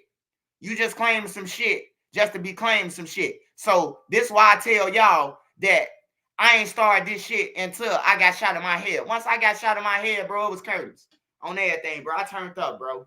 I seen black, and I ain't give a fuck about no rules, regulations, or none of that. You know what I'm saying? I didn't give a fuck about none of that shit. Once I got shot in my head, bro. My big brother, anybody will tell you, bro. Like, I didn't follow no rules, bro. Like, board members that came to me and say, hey, look, shorty, hey, don't rob them no more. And I still robbed them on everything, bro. I was robbing the homies. I was robbing the guys. I was robbing the niggas who was going out of town, coming back, stunning on us, talking about some, man, I just made 60 out of town on everything, bro. And they know that we fucked up. They know we asking for a piece of puff and fries. But you got 60,000 that you say you finna go to Minnesota and re-up with. I'm taking it. You know what I'm saying? Like, that's how I was, man. But I ain't never want to be evil. I never wanted to be part of shit. You know what I'm talking about? My daddy raised me to be a leader. My daddy always told me to be a leader, you know? Like, my daddy was a Blackstone, living in our projects, and all the folks, the people who was in playing shit like that, like, they all knew who my daddy was. Like, they never played, like, my daddy, he ain't never play around, fuck around. Like, they know, everybody know my daddy, bro, from the low end, where I'm from. Everybody. So I never really had no problem of have to fit in to being a flunky. But once I got shot on my head, then I came from boot camp, joined in. My homie then was like, hey, bro, man, these niggas talking about we got to pay $60,000 or they gonna kill us. So that's what made me jump in the hobo war, because we had some grown niggas who they were scared. They ain't want no smoke. Some of the niggas wanted smoke. Some of the niggas was killers. But some of the niggas, they just had money and they ain't want no smoke. So they was like, hey, Swipe, check it out, bro. Me and my homies. They seen us robbing people, playing with guns and shit. And they was like, hey, here goes some crates. Hey, we in tour with dude now. You know, I ain't have to be in tour with Polarowski now. Like, they love my big brother. My big brother who dead, I ain't have to be in tour with none of them. I just jumped into some shit because, like I said, my homies now, they were scared. And plus, these niggas coming through our block just shooting. So I just participated in some shit, you know, but I ain't never want to hurt nobody, man. Hey, look, every time I robbed somebody, I never had to shoot them. I never had to do none of that. They gave the shit up. So it was like, why shoot somebody if you already got the product? If you got the merch, why shoot somebody? Like, I never understood that shit. I ain't never understand that shit. You rob somebody, they give you the shit, and you still kill them. Like, that shit weird to me. Like, that you just caught a homicide, bro, and a robbery. Like, you already got the shit. You know what it be? It be people scared of people coming back to chase them. You know what I'm talking about? I wasn't scared of people to chase me. I was like, yeah, this nigga coming back. You know what I'm talking about? Sometimes I'll go looking for them. Once I'm high off pills and shit, I might go on 39th looking for a motherfucker. Hey, what dude that? Who said he was looking for them? You know? But then when I'm sober up, I'm like, damn, bro, I done robbed 20 people, man. You know, like, you know, it comes to a point where you're looking over your shoulder. And when I had to run in the police station, when I was with my homie's sister, I call her sister, my little sister. She was coming to get me to drive me to Indiana to my sister. And the nigga who I just robbed for 50 large, this nigga came and shot up the cop on 79th and Halsted.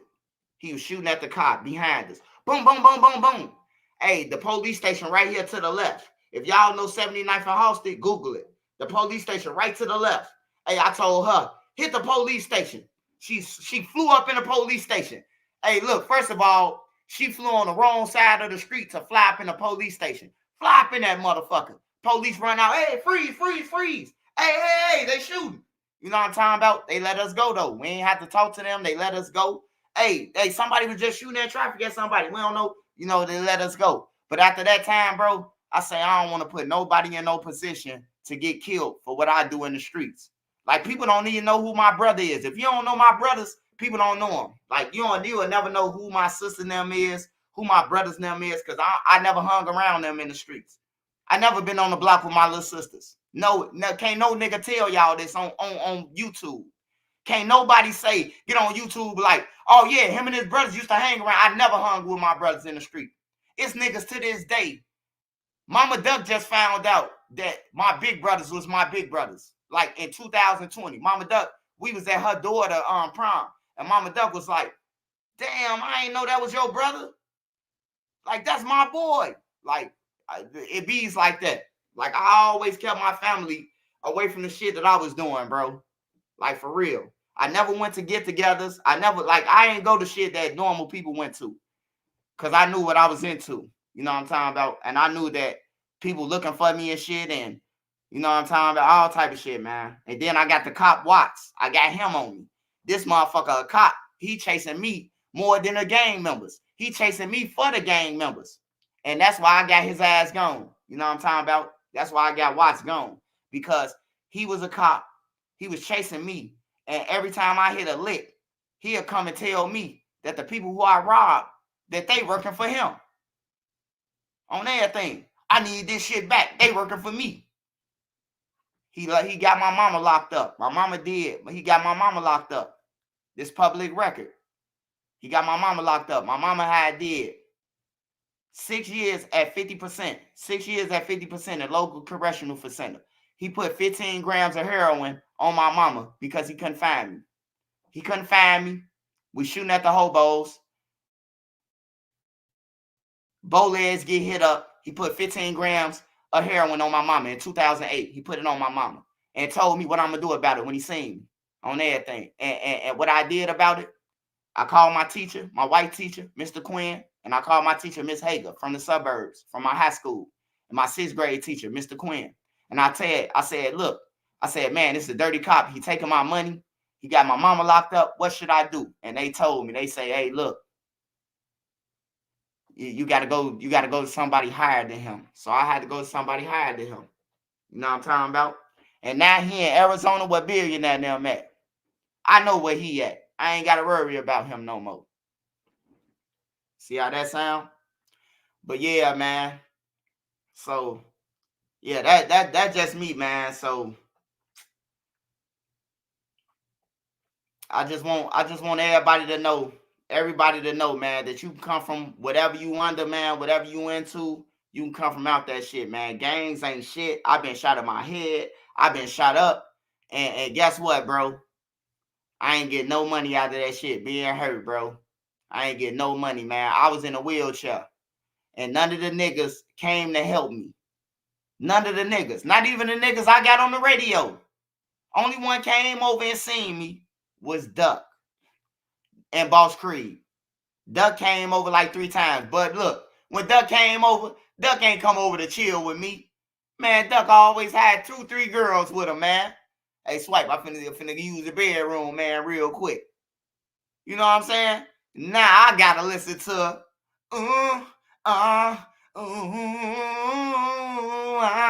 you hear me? Why is I'm in a wheelchair? You hear me? Like, come on, man. But I love my boy Duck. At least he came over, though. At least Duck came over, man. That's all that counted, man. He came over to visit me. Lil Don from Brick Squad. I love him, man, forever. Yeah, I love him forever, man. You know, but that wheelchair taught me, man, that don't nobody give a fuck about nobody, bro. Don't nobody give a fuck about nobody. And like my own homies now beat me out when I was in a wheelchair, bro. My own homie, my supposed to be my best friend, bro. You know what I'm saying? We out there chasing the hobos together. This man took my $100 bill, bro, my last 100, and he ran off with it, bro. And I felt like a bitch, bro. I felt like a straight bitch. You know what I'm talking about? I felt like a bitch for a long time, bro. Because I'm like, if I had my 2 legs, bro, this nigga would have never ran off. You know? At least I'd be able to meet him at his mama crib when he trying to go in the house. His mama gonna let me in. You know? But yeah, my own homie ran off on me when I was in a wheelchair. I seen a lot of shit when I was in that wheelchair, bro. I called some niggas and said, hey, man, I know the niggas who shot me. Whole time, though, one of the niggas was my nephew. You hear me? So if I would have sent the green light, if they would have went over there, my nephew probably would have got killed. I didn't even know he was my nephew. That's how deep, that's how much I was in the streets on everything, bro. I don't even know who my nephew now is. My brother kids who was in the streets. I don't even know who he is. I know him now, but I didn't know who he was on everything, bro. And he the one who shot me. He the one who chased me. My own nephew on everything, bro. And I talked to him. I talked to my nephew, bro. The last time I was shot, my nephew did it on everything. He from a different block, bro. I can't tell y'all what block he from, but he from a different block. That's BD's too. I took something from a motherfucker, bro, and studied them to seeing me and get me. They said they sent my nephew to bounce out. What Vaughn 1700 say? You bounce out the back of the car. They had my nephew bounce out the car. He chased me down, man. On there, put me in a wheelchair. But I wouldn't learn that this my nephew until it was time to go to a funeral. My auntie funeral. We in my auntie funeral, and I see him and my big brother in there, and I say, "Hey, big bro, man, this the nigga who shot me." My brother like, "Man, ain't nobody in this funeral shot you, bro. Who shot you?" Now he getting loud. My big brother getting loud than a motherfucker. Who shot you? I'm like, "Man, be quiet, man. That nigga right there." He like, "Bro, that's my motherfucking son." I say, "Man, your son and shot me then, nigga, on everything." So now me and my big brother, we arguing with each other. Why is the funeral going on? Motherfuckers getting a looking. My brother went over there to his son like, "Hey, bro, you know?" "Yeah, my bad. I ain't even know you was my uncle, bro." I was still on folly. I was still eating. I'm calling everybody who I can call. Come get this nigga. He done shot me. Fuck that. Hey, I damn near died. Hey. You know, but I forgive him, man. I forgive him. He work at Amazon now in Iowa. He work at Amazon. He a boss in Amazon. He a boss. You know what I'm saying? Get paid like $30-something an hour. He got kids. Shit, he good, man. I forgive him, man. Hey, look. He changed his life. Hey, man, anybody can, man. But yeah, the second time I got hit, my nephew did it, man. Man, you think about some shit that go crazy, man. Imagine your nephew shooting you. For real. My big brother was like, "Man, that's my son." Like, I don't give no fuck. Your son shot me, nigga. And guess how I identified him? I identified my nephew off a fucking tattoo, bro. That's how I knew that it was my nephew who did it. Because that's the only thing that I seen after I started running. When he popped out, I seen the tattoo. It's something like Fredo in the cuts. It's something like Fredo tattoo. You know, one of them distinguished tattoos. So I knew it was him because he still had it. He just colored it in. He just colored it in red. You know, the little cross with the little reef on it. He got that in the middle of his eyebrows. So I knew it was him. On everything. That's how I knew it was. That's how I was able to tell my brother that it was him. That I knew it was him. But he admitted to it. We played a game together. We be like, when I do play the game, when my son ain't on the PS5, when he playing it, I play him in football. You know, we talk on the phone. Shit, if he ever low, he ain't never low, but if he ever low, shit, I'll send him some money. You know what I'm saying? Like, that's how much I love my nephew. I ain't got my brother here, so shit, I love my nephew. Shit, he look just like my brother too. A little version of my brother, so I forgive him. I forgive him, man. And if I can forgive him, I can forgive anybody who anybody else, man. Depends on what you do to me. Now, you ain't just going to be shooting me and I'm just going to be forgiving everybody. So don't think it's sweet like that. Oh, we can shoot Trisha News. He said he going to forgive it. I don't think that, nigga. Hey, I'm paranoid now from that shit. So, you know, I get to upping on anything, even downtown. I don't give a fuck where I'm at, bro. If I feel like my life in danger, I'm upping that motherfucker. Like, that's how I am now. I ain't getting no nigga no second chance. But yeah, those are things that I had to endure while I was in the streets, man. And if you don't want to endure that shit, man, just go ahead the straight way, man. Get a job. It's cool getting a job, bro. Especially if you get a job, you ain't got no kids, you ain't got no girlfriend, no wife or none of that. You know, get you a job, bro. You might meet some cool coworkers. You meet some cool people at work.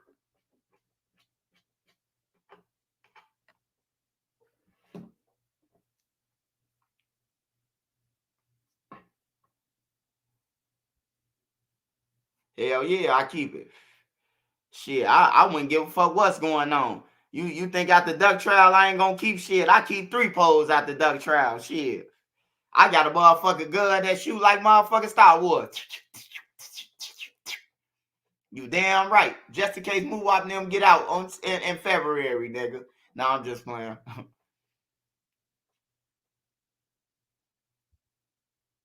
Yeah.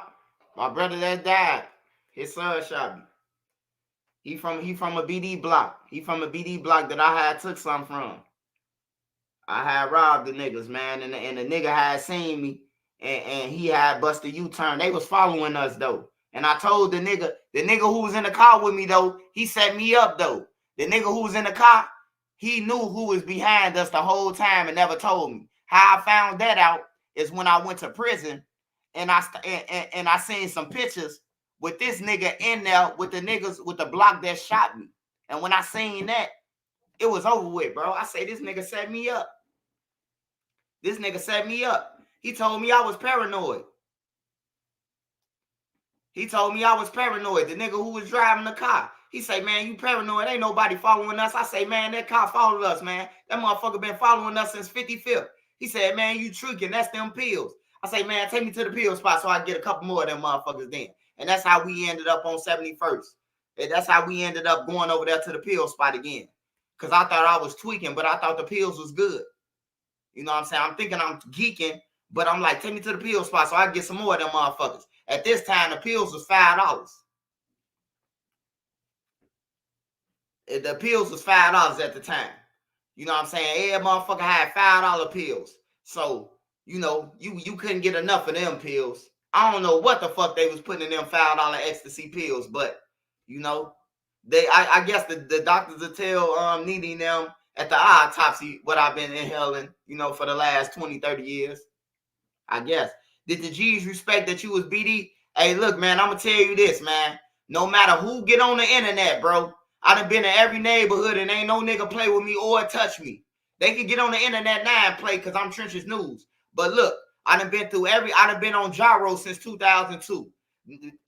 King Drive, Gyro, Cottage Grove, all that shit. 63rd since 2002. Motherfucker ain't never touched me. I done been in No Limit for years. One of my best friends from No Limit. I got best friends who died in No Limit. On rest in peace to Romeo. I got friends who died. BD Romeo, Stone Darius. You know what I'm talking about? Dez. Rest in peace to Dez. You know what I'm talking about? I got friends in No Limit that died. That died before Cairo and them was even in a nutsack problem. You know, I done been a lot of places, bro. Ain't nobody ever played with me, bro. I ain't never been touched by no GDs, no BDs, no none of that. A lot of niggas say he was block hopping. Hey, why you ain't tell me that when I was on your shit then? Why you ain't tell me that I was block hopping on everything? Like, why you ain't tell me I was block hopping when I was on your block? You wait till I get on YouTube and say he was block hopping. Why you ain't say that shit when I was on your block with you for all them damn years? You know what I'm saying? Hey, I ain't never got touched in the streets, bro. Never.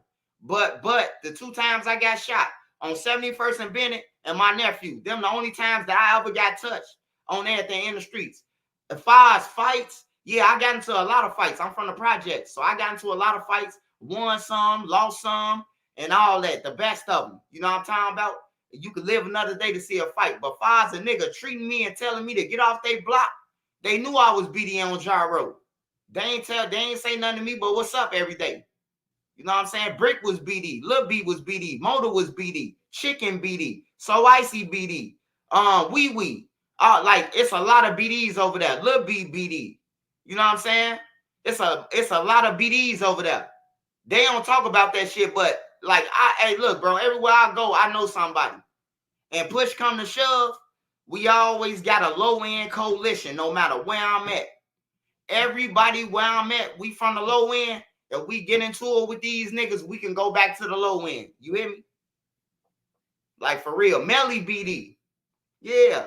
It's a lot of BDs that's on the other side, bro. On some real shit, bro. They just never talk about it. It's a lot of BDs on Gyro side. They don't never say nothing about it, though. You would never hear about it. And it ain't all GDs on Gyro. It's BDs everywhere, bro. That's in all them sets.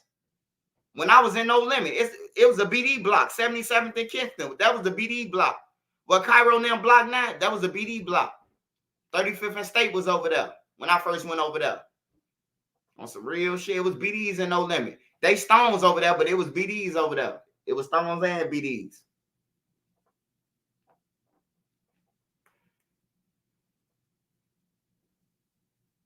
But yeah, I'd have been on a lot of blocks, man. I'd have been on a lot of the best of the blocks, bro. The worst of the worst of the blocks, man.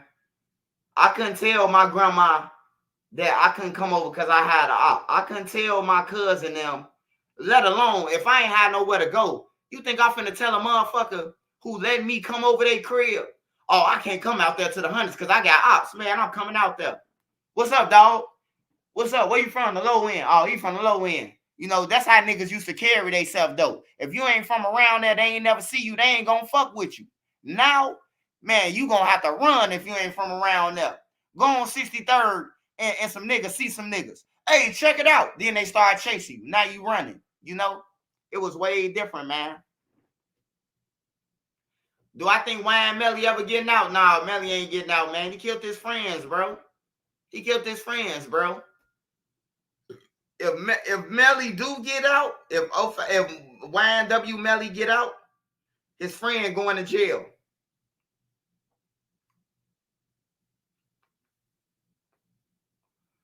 His friend going to jail, Boylan. If he get out, Boylan gonna take the hit. That's the only way I could see him getting out. If Boylan say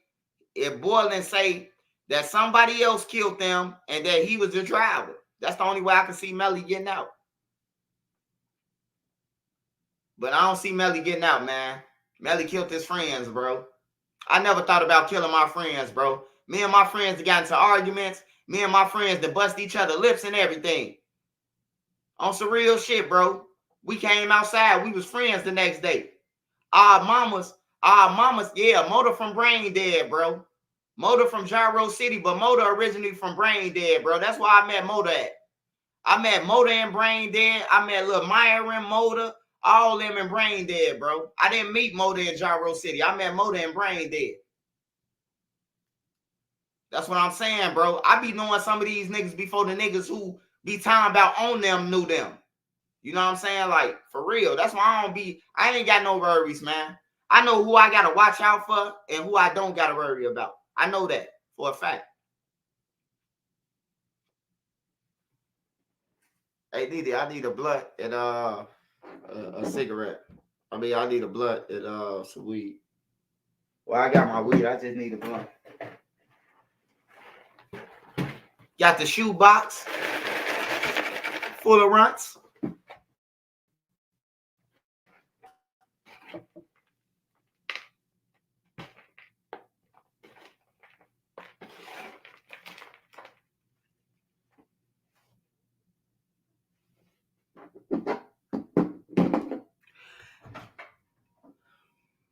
I need something to eat too. Listen. Piece of those. My way. Peanut butter and jelly. Yeah, I already had them. Peanut butter and jelly. Yeah, two.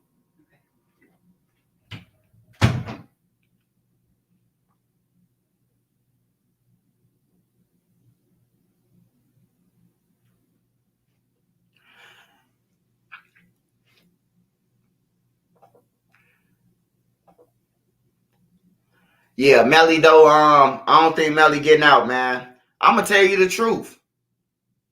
Did I know Bloodhound Lil Jeff? No, I don't know Bloodhound Lil Jeff. They just came out the woodworks, bro. But I know Noodles, Cairo little brother from over there. Cairo brother from the same block that Lil Jeff from on everything, bro. I do know Noodles.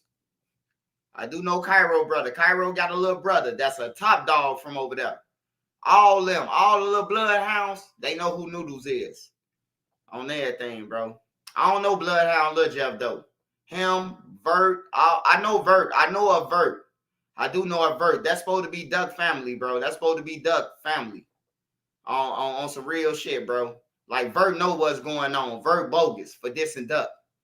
He bogus as hell, bro. Last time I seen Vert, Duck we was in a car. Vert was walking. I don't know, was he in the gang? I don't know none of that. But I know Dirk said, man, that look like my little cousin Vert. And he motherfucker bust a U-turn. We bust a U-turn. And we seen Vert walking. And we pulled over. And Duck was like, where you going, bro? Woo, woo. He was like, I'm going to my people crib. And Duck was like, you good? And he was like, yeah. And then we pulled off. Duck was like, that's his cousin. So for him to be disrespecting Duck, bro, I got a problem with it, bro. Like, I got a real fucking problem with it. Like, bro, you disrespecting Duck and Duck pulled over to see was you all right, like a real nigga? Like, that shit crazy, bro.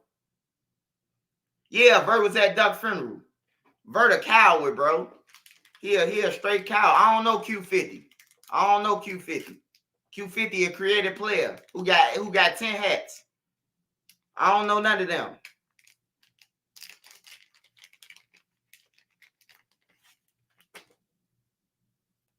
I know Vert. I know Duck told me personally. Duck looked me in my face. I turned around like, who is that? I turned around. No. Yeah, I turned around like, who is that? I was like, who is that, Duck? Because Duck was in a back seat. Duck was in a back. Because Duck was picking up a girl. Duck was picking up a girl. So Duck wanted to be in a back seat. On everything, Duck said that was his cousin, bro. Duck told me that personally, bro. Not with no nigga saying. Duck told me this out his fucking mouth, bro, that was his cousin.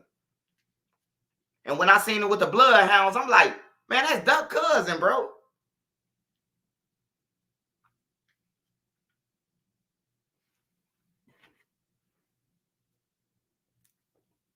I smoke woods. Now I don't like woods, bro. I just like diamond switches, diamond games. I really love games. But I smoke a silver pack, you know what I'm saying? Like I don't like all that harsh ass shit. I love presidentials though.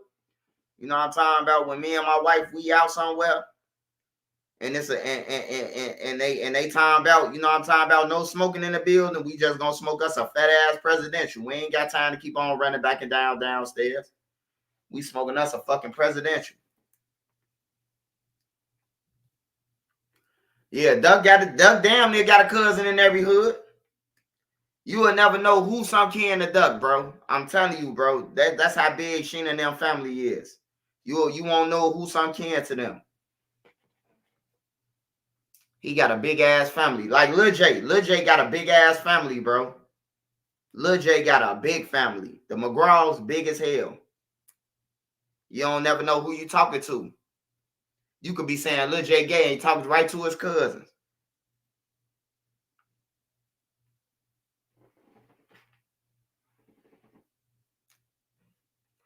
Man, when Duck died, bro, and they said Duck was hit, I'm like, bro, I know Duck got hit in his leg again, bro. He probably got hit in his leg. All Duck ops are short.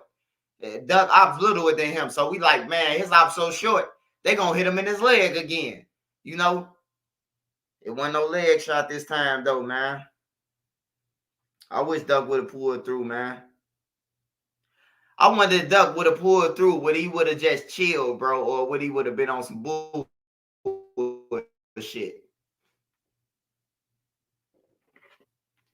I be thinking about that, too. I wish we could see the second chance program of life and see these niggas get a second chance to see how would they come back and would they be preaching the gospel? Would they be saying, brother, you don't want to do that, brother. You're gonna be upstairs where I just was. You know, I wish we could see this shit. Like I wish it could be a second chance program, bro. But like the people who died, they get a chance to come back, bro. A second chance. You know you're gonna have some niggas talking about, I'm finna go and slide right now. You know you're gonna have some dummies say that after God just blessed them with a chance. You know you're gonna have some niggas like that, bro. It wouldn't be life if you ain't had no nigga still gonna slide after God give him a second chance. They do come back, swipe. Hey man, I ain't seen no relative of mine came back yet. Shit. Unless it be the squirrel that's every morning, goddamn it, that's looking, that's on the gate, goddamn it, trying to tell me something. Now I do believe in that. Like this cat jumped in my yard the other day. And I'm like, damn, where the fuck this cat come from? Motherfucker, meow, meow, and then he trying to come and rub up against me. I say, this might be my cousin. This might be my cousin or something. This might be my auntie. Might be my big brother. I think like that sometimes. Man, is this motherfucking bird trying to tell me something?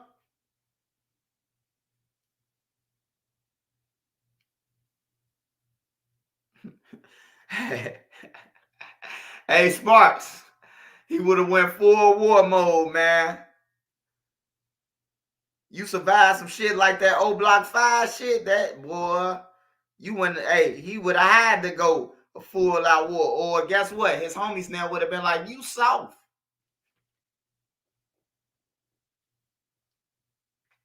Duck homies now would have said that.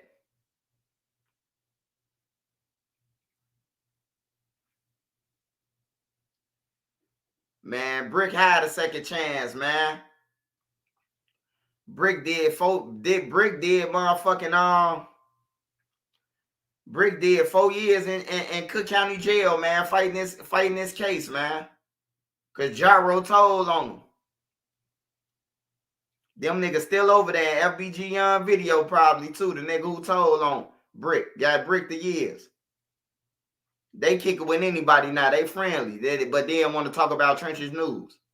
What about the dude who tried to kill Brick? Y'all with them now? Niggas so short on friends, they'll kick it with the niggas who try to kill Brick, man. Hey, that's why I say get out the streets. I don't know who to trust.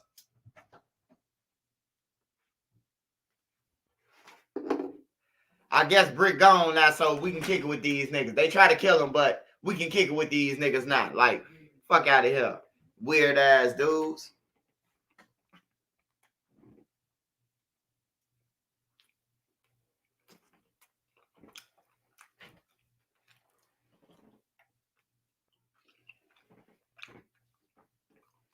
I don't forget shit. I know who tried to handle Brick, who tried to get him that day.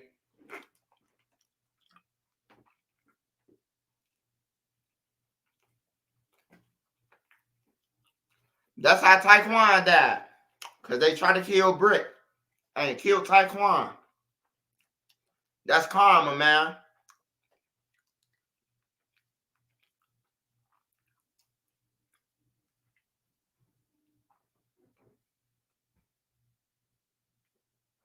Man, that nigga Young can hang with anybody.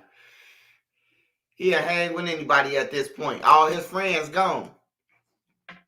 Only one I love is Dutchy. The only one with FBG in their name, that's the only one that I got respect for. I never say nothing about. I don't give a fuck if Dutchy say something about me. I ain't gonna say nothing about him because he a real dude. He the definition of a real dude, bro. On everything. If you know, you know. That's the only one I won't disrespect. I never disrespect since I've been on YouTube. Young, them, and all that shit, creative players. Creative players, man.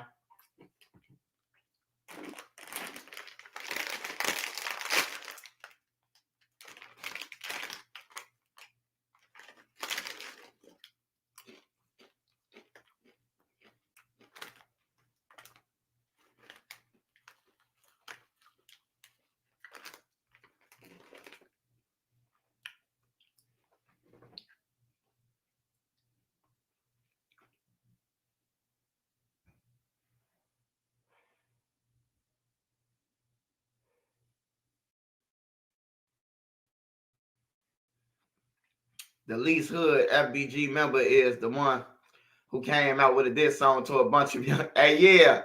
Hey, they brought Dutchy out the closet, man. Dutchy, like, hold on, bro. Man, I ain't heard Dutchy diss since goddamn it, 2000. When was the last time Dutchy probably dissed? Some years.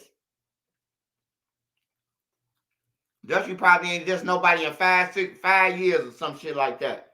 He got a song called Telephone.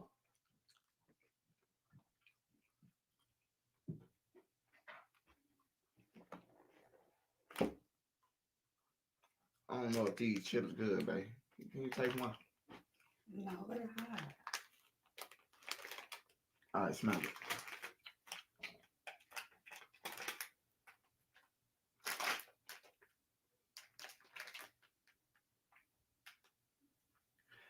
Hey, Cash, man, I ain't gonna lie, man. Rest in peace, Cash, man. Rest in peace to TJ, man. Fuck saying Cash, bro. Rest in peace to TJ, bro. Because I done had some funny moments with Cash, bro.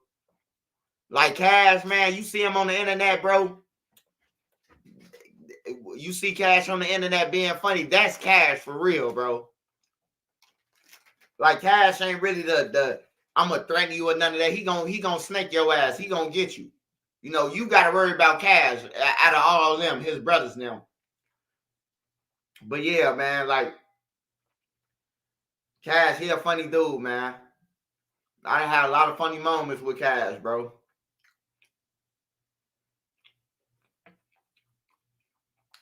When he wasn't locked up. Every time Cash would go back to jail, though. Cash get out for a week or two and go back to jail, bro. Like, during the drill scene, Cash was locked up the whole drill scene. That nigga Cash was locked up damn near the whole drill scene. On some real shit. He got out, got locked right back up, right after the video shoot. What's Young them first video? It's the movement. It's the movement. Cash was in that video. He got locked up. Cash ain't come back home from then, from 2012 all the way to like 2014. He got locked up with a gun the same week he got out. Went right back to jail. Cash ain't come back to, man, Cash was just going right back to jail. Right back to jail, bro. Got a bad baby mama. Cash baby mama look like Jada Pitt. Holly Berry. Cash baby mama look like Holly Berry, bro. On some real shit. And get money. I don't know why Cash wanted to cheat with Wendy Williams. I'm mad as hell at Cash, man. I'm like, man, I know Cash had to be with something bad. Man, they showed that bitch picture. That bitch look like Wendy Williams, man.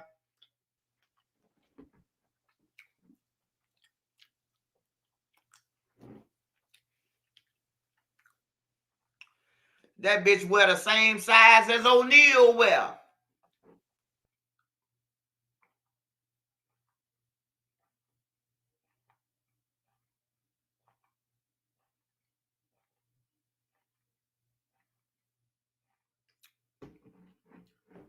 I told Cash, don't drop that shit too.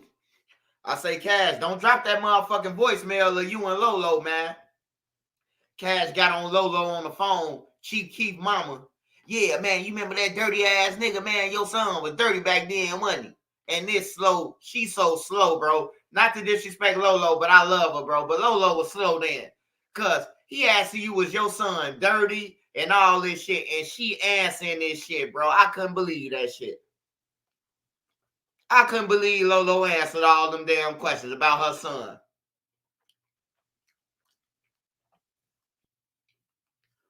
Your son snotty nose? Yeah, he was snotty nose back then. He only had one pair of pants. Yeah, he only had one pair of pants.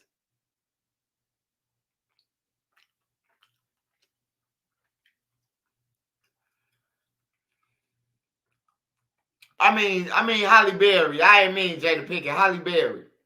His baby mama look like Holly Berry, bro. The one he got the kids by. The first baby mama. He got two baby mamas, but the first one. She look like Holly Berry, bro. On her shit and everything, bro. Cash just love cheating, though. He love tender dick. Even Manny, even his Joe Jackson used to tell him, man, Cash, go in the house, man. No, man, I got to hit this thick-ass girl. Cash just love girls, bro. But when he got caught with Wendy Williams and got killed, I was disappointed in Cash. You know, I had the girl picture, the girl who was with Cash. I had her picture. I reported about Cash being killed at 5-something in the morning, 6 o'clock in the morning. I reported about it. And by 7 o'clock in the morning, that morning the Cash died, it was still tape out there. I had her picture. She looked like Wendy Williams.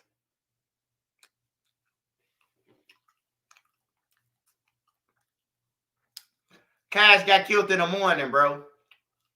Cash got killed at 5-something in the morning, man. I'll never forget that, bro. I was up when Cash got killed. They called me. They called me and told me Cash got killed. Cash's best friend called me and told me, like, man, they just killed my rappy. I'm like, who? They like, Cash. I'm like, never. They like, man, they just killed Cash, bro. On their thing, report about it. And I reported about it. I broke the story.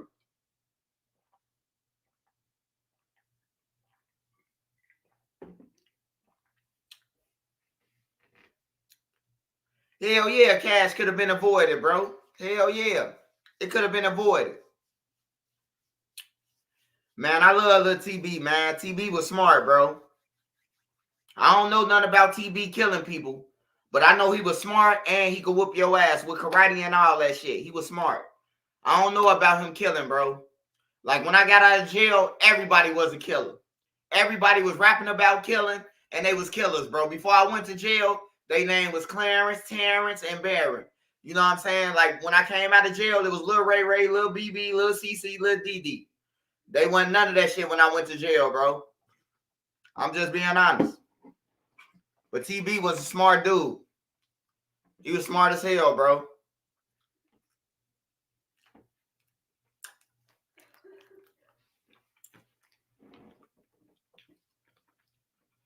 Terry Berry, his daddy was from over there where I got shot at. His daddy was from Paxtown.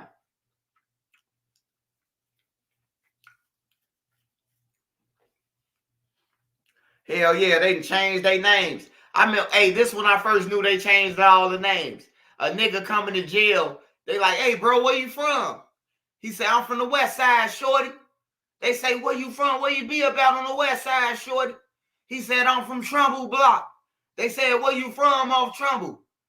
He said, fuck that, man. What's your name, man? I'm from Trumbull. He said, man, my name 223 with a scope. Hey, everybody on the deck got to laughing, man. He said, my name 223 with a scope. He say, man, I don't know no motherfucker 223 with no scope. He say, man, my name 223 with a scope, man. Call to the crib. Everybody know me. Whole time, that's what they call shorty. Dude been locked up so long, he don't even know it's a 223 with a scope in his hood. I bullshit you not. Dude name was 223 with a scope. He better not go in no front of no jury with that nickname.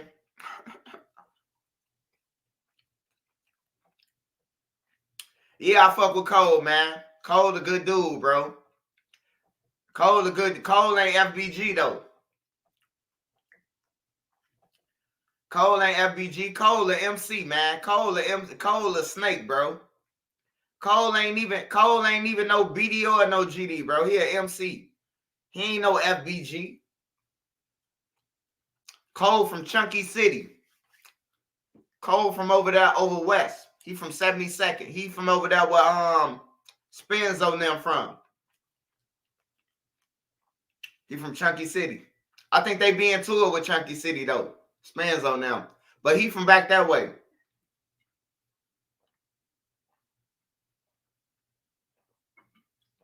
Yeah, Cole cool as hell. A lot of people be thinking Cole the GD, Cole the MC, man. That's why I say, man, like everybody ain't no GDs over there, bro. It's a lot of stones in Gyro. Like Lil Jerk them, Lil D Money them. They was black stones. They weren't no GDs. On everything, they weren't no GDs, bro. They was black stones. So when people be like, oh, they GDs, man, like, bro, like it ain't a lot of GDs that you would know. It was more everything else in Gyro than GDs. It confused me. Yeah, Poppy was all them was stones, bro. Poppy, Lil Darrell, Lil D Money, which y'all call D Money. Yeah, all them was stones, bro. Lil Jerk. I remember I used to make fun of them. Like, bro, how many times are y'all gonna shake up and hit y'all chest, bro? You hurting your heart, brother. You know, I always tell the stones that. Any stone that I know, I always tell them, man, I can't be Black Stone, man. Why you say that? Cause, man, y'all be hitting y'all chest too hard, bro. You gonna knock out your heart, nigga. You are bruising your heart, bro. Especially if you hit that motherfucker. You shaking up with 30 people and steady hitting your chest like that, nigga. You putting a bruise on your heart, nigga.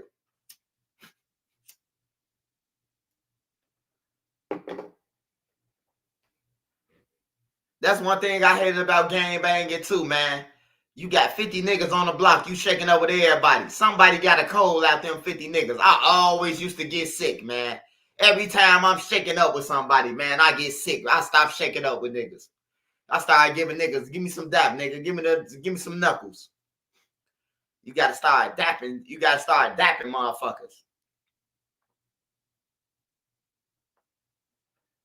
Every time I used to shake up with motherfuckers, I get sick, bro. It came to a point where I don't even want to shake up with your ass no more. Nigga ain't gonna tell you he's sick. Or I don't be want to smoke off too many people. Like if it's a lot of us, I'm clipping the blunt every time it's time for me to come around to me. I'm clipping that motherfucker. I'm clipping that part off where your lips was. Some real shit. I hate being sick, bro. And then you got niggas who want to smoke the blunt. No, they got strep throat. You always got a nigga in the hood like that. He ain't gonna tell you he's sick of shit. He the main one puffing on the shit. I don't even like smoking when I'm sick or none of that. But you got some thirsty ass niggas who are still smoking. They knowing they throat burning.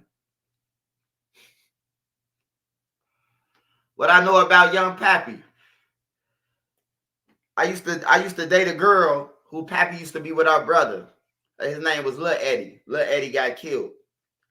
He got killed. He was one of Pappy now first losses. And then I would run into Pappy again. This was 4848 North Winthrop. This is where the GDs was. I used to go with the girl, but I went to school with them, high school with them. You know, a couple of people, we went to school together. So we used to meet up. The kids from the group home, we used to meet up on 4848 on the north side on Winthrop. We used to meet up over there at Tessa crib. And Lil Eddie and Pappy and them would be running around, but they was kids then. It wasn't no Pappy there. He was his real name. So I see him in jail in 2014, Division 6. He was beating on the door, rapping and shit. And we be saying, on that noise, court, it's court. Everybody know Monday through Friday is court. Ain't after 9 o'clock, ain't no noise. You could talk to your cellie in your cell, but we got rules and regulations. This nigga beating on the door, rapping all night. We like, hey, shorty, we got court. He, man, I don't get no fuck. Motherfucker like, where you from? We gonna come see you in the morning. He, man, I don't get no fucking got to still rapping. Hey, in the morning, right? Motherfuckers didn't even want to fuck with Shorty, man, because Shorty was going crazy on that door with the raps. Back to back to back. You know what I'm saying? And he became Pappy, bro. He became Pappy. He became Pappy. Pappy is one of the coldest motherfuckers from Chicago, period. Period. I'll put my last dollar on Pappy right now against anybody catalog. Against anybody catalog, I'll put my money on Pappy. I'm talking about song after song after song after song on everything. Song after song after song. I'll put Pappy up against any motherfucker, bro. I ain't gonna lie to you, bro. Like, that's how cold Pappy would have been, bro. Like, for real. He changed the game, bro, when he came through. He made niggas sit back and be like, oh, man, we got to come with that shit. We got competition.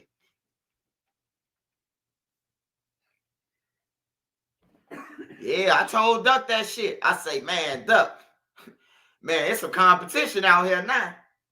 You know, but Duck now fuck with Pappy. You know, Duck used to stay up north where Pappy now met.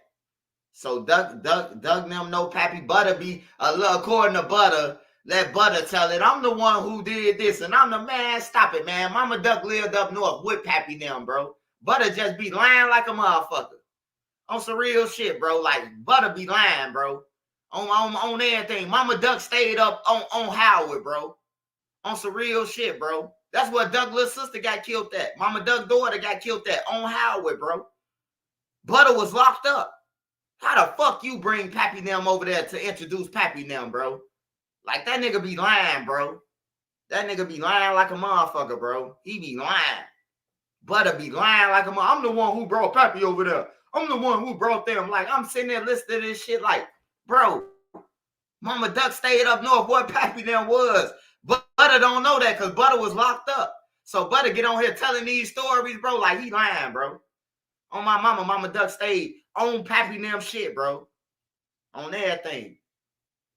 Duck was good up there. They looked at Duck like he was a star, bro.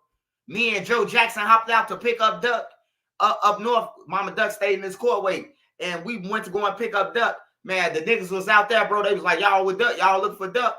Oh, he upstairs. Y'all all good.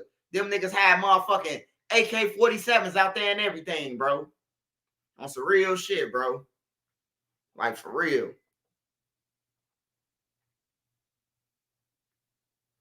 Yeah, Butter ass was locked up, man. That nigga be lying like a motherfucker. Talking about he brought Pappy Deb, introduced Pappy Deb over there. And then Pappy came to the hood with Lil J. He came with Lil J.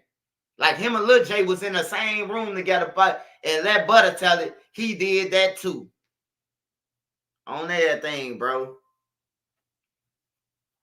Yeah, but I seen he was with Lil J now. He was hanging with Lil J now for a little bit. And then he just stopped hanging with them, period. I remember King Samson, you was hanging with Duck Nim. King Samson, bro. Duck Nim had everybody hanging with them, bro. Like everybody always talking about some this block and this block and this block. Bro, I'm telling you, bro, like for real. When Duck Nim was going crazy, bro, that's how Brick Squad got over there. Cause Duck Nim, bro, hey, you gotta remember, Duck was going crazy before there was a JoJo. Duck was going crazy before there was a P. Rico. Before there was a Mister. You hear me? Like Duck was going crazy before them, bro. On everything. Duck, Billionaire, and E-Day, they started this shit, bro. And I'm gonna keep saying it. They started it. If you want to say who started drill, period, Bum J. Goon Squad started drill, bro. On some real shit. That's who I was riding around listening to. I don't know Pac-Man. And I can't believe that all these young niggas who younger than me talking about that Pac-Man started drill. You younger than me, but you saying Pac-Man, bro. Like how? How does that work? How does that work? You younger than me and saying Pac-Man. On some real shit. But Bum J, man. Bum J was hey, look. Bum J had the whole fucking Chicago, bro. When I say had the whole Chicago, he had out west, out south, over east, out west. He had everywhere, bro. But I ain't never seen no rapper in the city had the city like Bum J. Nobody.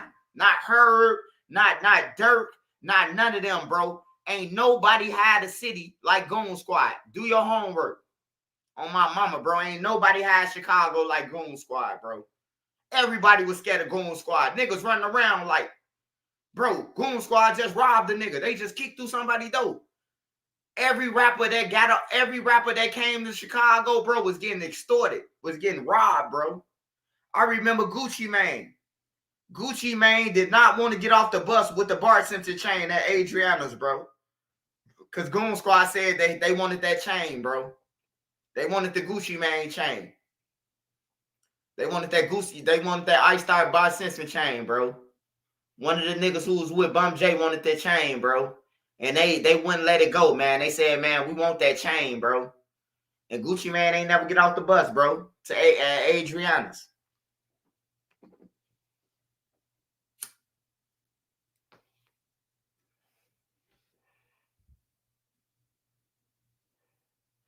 He ain't use no turn first, bro. You know where drilling come from, bro? If you saying Pac-Man used the word drilling first, then I started drill. Shit.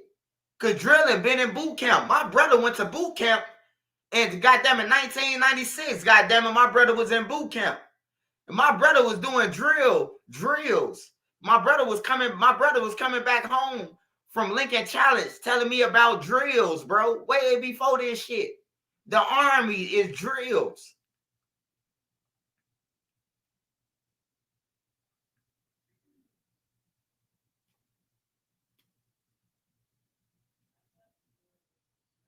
Hey, man, I thought drill was rapping about real shit.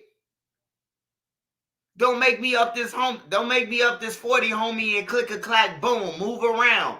That sound like drill to me. If you telling a nigga, don't make me up this 40, homie, and click a clack, boom. You telling a nigga, man, hey, look, don't make me up this 40 and kill you. That's drill music. That's straight drill music. This nigga Twister think just because he from Chicago is safe. He gonna make me semi-auto his face and have every pig in the district surrounding my place. That sound like drill music to me, goddammit. Break it down for him, Twipe. He's saying that Twister, tongue twister, think just because he from Chicago, he's safe. But Bum J say he ain't safe. He gonna make me semi-auto his face. And after he semi-auto his face, he said he gonna have every pig in the district, which is 12 CPD, surrounding his place. Hey, that sound like drill music to me, y'all. Sound like drill music to me, man.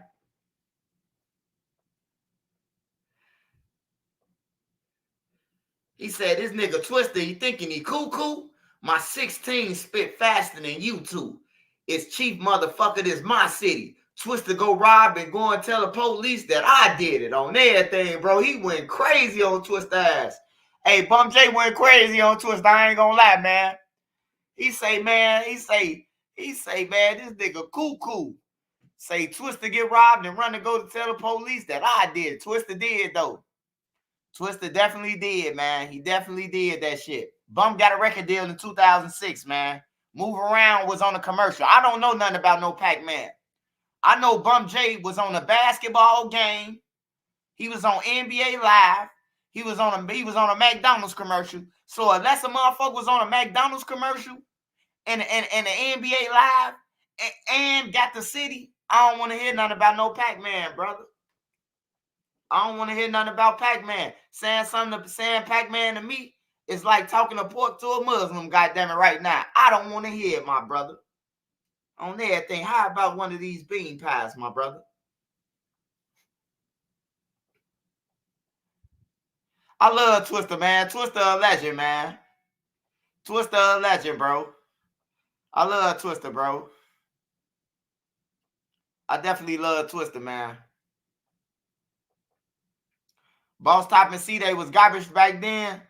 I ain't gonna lie. Boss Top still garbage right now. What the fuck is he rapping about? And he a hoe. So he got to rap about killing because he can't fight on everything. I told y'all before the videos came out that he can't fight on some real shit. Everybody I know that packed up Boss Top. Because if Boss Top say something smart to somebody, they going to whoop him. I could get 3 people up here right now on my podcast to say they whoop Boss Top. That vouch that they whoop Boss Top on everything. And 3 motherfuckers who shorter than Boss Top. Boss Top like 6'1". Boss Top like 6 foot, 5'11", 6 foot. He's something like that, 5'10". I don't know how tall Boss Top is. Because they saying BJ. A motherfucker told me BJ ain't nothing but 5'8". I'm like, you lying like a motherfucker. Somebody said BJ 5'8". I say you lying, bro. But I'll give you some money if you could show me that he 5'8" on everything. If BJ the same height as me, then I know something wrong, bro. I know something wrong if BJ 5'8". Like, for real. I'm talking about BJ from O Block. A nigga inbox me, say, Swipe, you're wrong. BJ 5'8". I say, man, you better get your stupid drunk. You know what I'm talking about? Like, come on, man.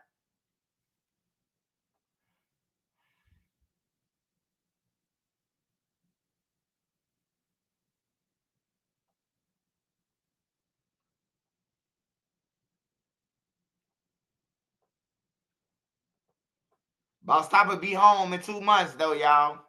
We got to sit here. We going to get some content off him. Because he got to answer to them ass whoopings. He got to answer to them ass whoopings. We ain't trying to hear nothing from him.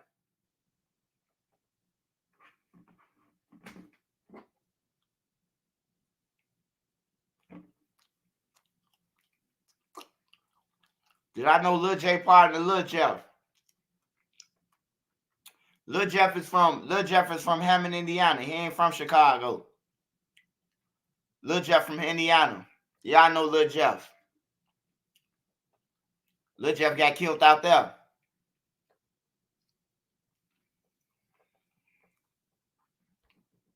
That ain't that's just Lil J homie though.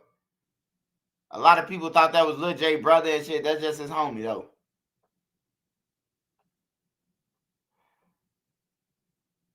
Get that man right there. Yeah.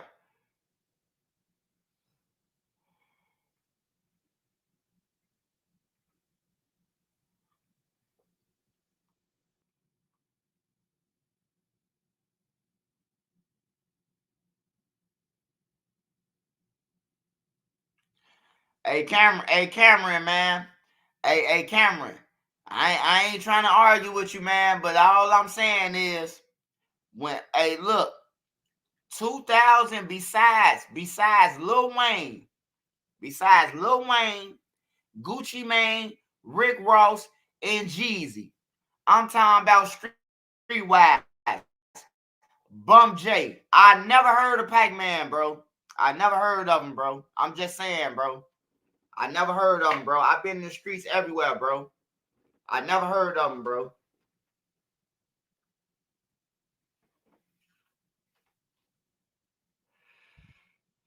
Man, I'm telling y'all, man. Hey, look, and I ain't just talking about rapping either. I'm talking about really doing this shit, bro. Ask about bumping them, bro. They was really doing this shit, bro. They was really doing the shit that they was saying they was doing, bro. That's how Bump J got arrested. He robbed the bank. They ran in the bank. Bump always said it in his music. If he go broke, he running in the bank. Guess what he did? He ran in the bank. That's drill to me. Hey, that sound like drill music to me, man. That nigga Bump said it in his song. If rap don't work out, I'm robbing the bank. Guess what he did? Ran the motherfucking bank, man. It was drill. It's too real. When you say drill, I think of when you say drill, I'm talking about real events in real time and how it is. How it was, how it is. If you say you ran up on a motherfucker, hit him in his head 4 times, that's what happened. That's real drill. I ain't talking about what nobody talking about, like, when you say drill music, like, just because you rap, I'm talking about being about that shit, too. That's drill. When you about that, like, Vaughn is drill music. Vaughn about that shit. You know what I'm saying? Vaughn is the definition of drill. When you say drill, because that's all he was doing. Before Vaughn was a rapper, that's all he was doing. That's all he was doing. Hey, I heard King Yella say he ain't never heard of Vaughn. I seen a video. I ain't heard King Yella say it. Because it could have been AI.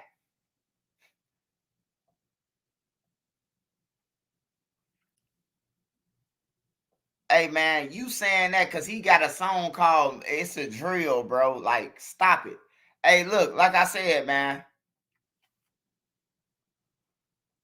When you say drill, not just you rapping about it, but you into this shit. But King Yella said that he never heard of King Von. He can't be from Chicago if he ain't never heard of King Von, bro. From 2011, 12, 13, Von been the hottest motherfucking name that's been ringing around that motherfucker. Him, on that side, him and T-Roy and J Money. And on the other side, Lil B, Boss Trail, Scrap. Them was the names who was ringing. I ain't talking about Motor them, the leg poppers, popping people in their legs and shit. But I'm talking about the motherfuckers who I know was ringing. I seen that and I said, damn, he don't know about Von? Oh, yeah, I forgot. I forgot who was the person who was saying this shit.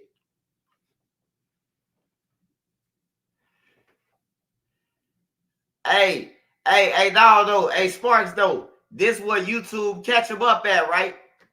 Somebody else on another platform asked him a year ago, do he know Von? He said Von was like the devil. But now he don't know Von on the next platform. He just like butter. He just like butter. Go back. You will see it. The man said, King Yella said on somebody's platform, I think it was Vlad. Vlad asked him about Vaughn. He said, yeah, he the devil. Then fast forward to now, he's saying that he ain't never heard of Vaughn. He like butter. A lot of these niggas just coming in, man, saying they know these guys, man. They don't know these guys, man. Like I really know these. Like, they really slept on my couch, bro. Like, for real, in my house. Lil B, I wish I had a camcorder. Because I'd be the most sought after YouTuber if I had a camcorder. Because I would have had OD sleeping on my couch, J Money, T-Roy, fucking Eat-All. Eat-All told y'all he slept on my couch. He said that on DJU. So Eat-All on this side. Platoon, White like my family. White like my family. His mama, Heavy. I love her. I love White mama, bro. That's like my family though. But Duck, Brick, we slept in the same house. Lil B that slept over my house. Dutchy then came over my house a whole bunch of times. Like, for real, bro. Like, if I had a camcorder, bro, I'd be the most sought YouTuber right now. It wouldn't be no more bloggers.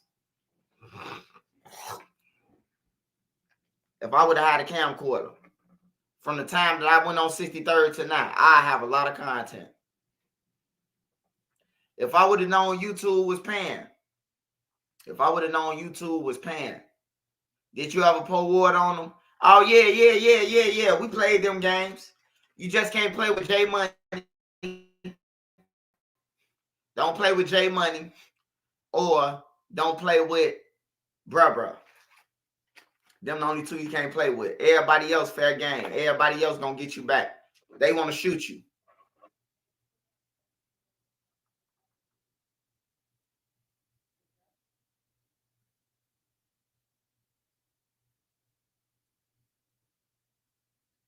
Hey, yeah, they don't never get an upstate flowers, bro. They don't never. Hey, that's why the shit gonna keep on going on, because ain't nobody getting each other their props. Hey, look, at some point in time, bro, you gotta say, bro, y'all did that. I ain't gonna lie. Hey, look, everybody talking about they putting belt to ass, but this side got 50 dead people and this side do too. And everything in between got 50 dead people. So come on, man, who really winning? Like, you catch bruh going to sleep. All you just got to do is keep on getting bruh loud until he go to sleep like a baby. Man, I had to save so many niggas from bruh. He, man, what's up, bitch? Man, come upstairs, man. I had to go downstairs to get his ass sometimes. Bring his ass upstairs, man. Chill the fuck out, bro. He, man, they on some bullshit. Like, bruh, he gonna fight anybody, bro. He don't care how big you is, swole, cocky. That's just bruh, bro. On my mama, bruh, that's just him. Like, I done had to save a lot of niggas from bruh. I remember bruh was about to whoop Boss Top ass for putting his shirt down. Somebody stole his white tee. He about to whoop Boss Top ass. Man, bruh, go and get you another one, man. Then I give him the $10 for another shirt for Boss Top because he about to whoop Boss Top ass. So I give him $10. And then next thing you know, bruh talking about some, no, man, that shirt was $20. Man, you better get the fuck on then. You better start whooping Boss Top ass then. Because I ain't getting up no other 10, nigga. On some real shit. I give you 10 to leave him alone. But, you know what I'm talking about, bruh, like, man, I need 20. My shirt was 20. Man, you ain't pay no $20 for no gas station t-shirt, bro. That's my little nigga, though, man. That's my little nigga. I love his mama and his daddy, bro. His mama and his daddy. Rubber ass crazy.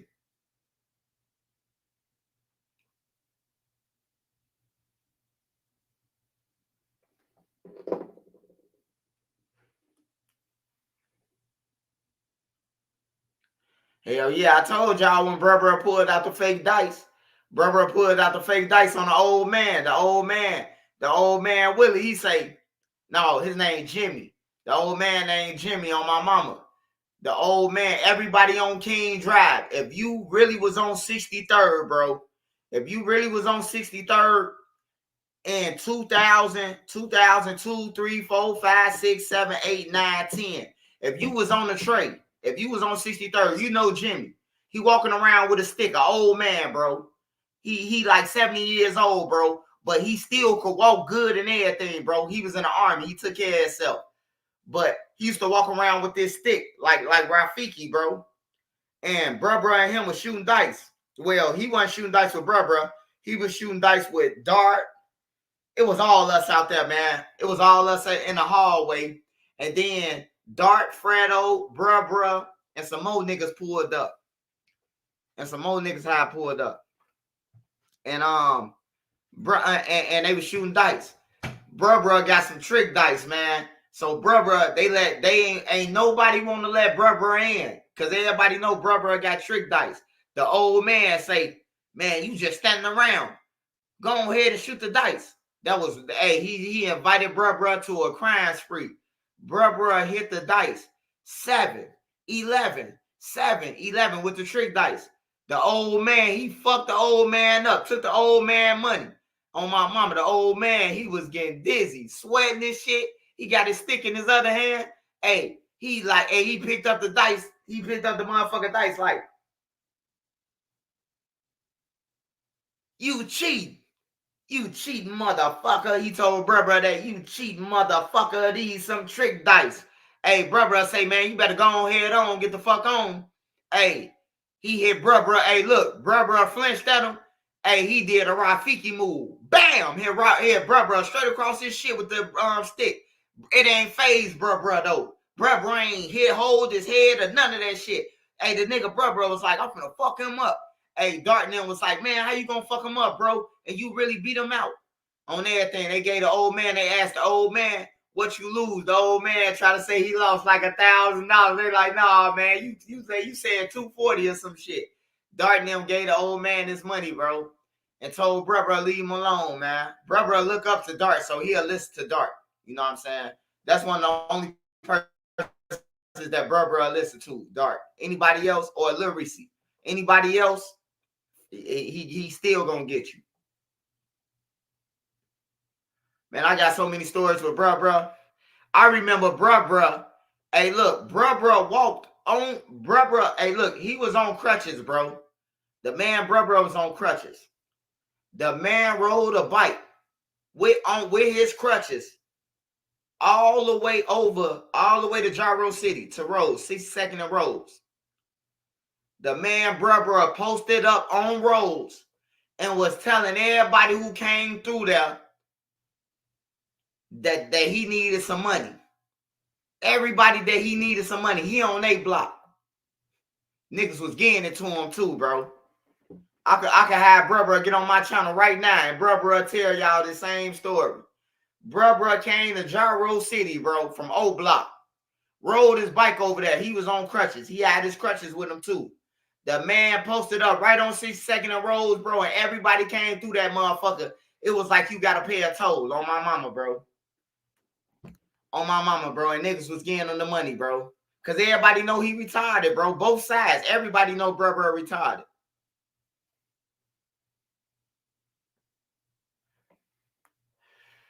Everybody know he retarded, bro. Then his sister was going with Twinkle Toe.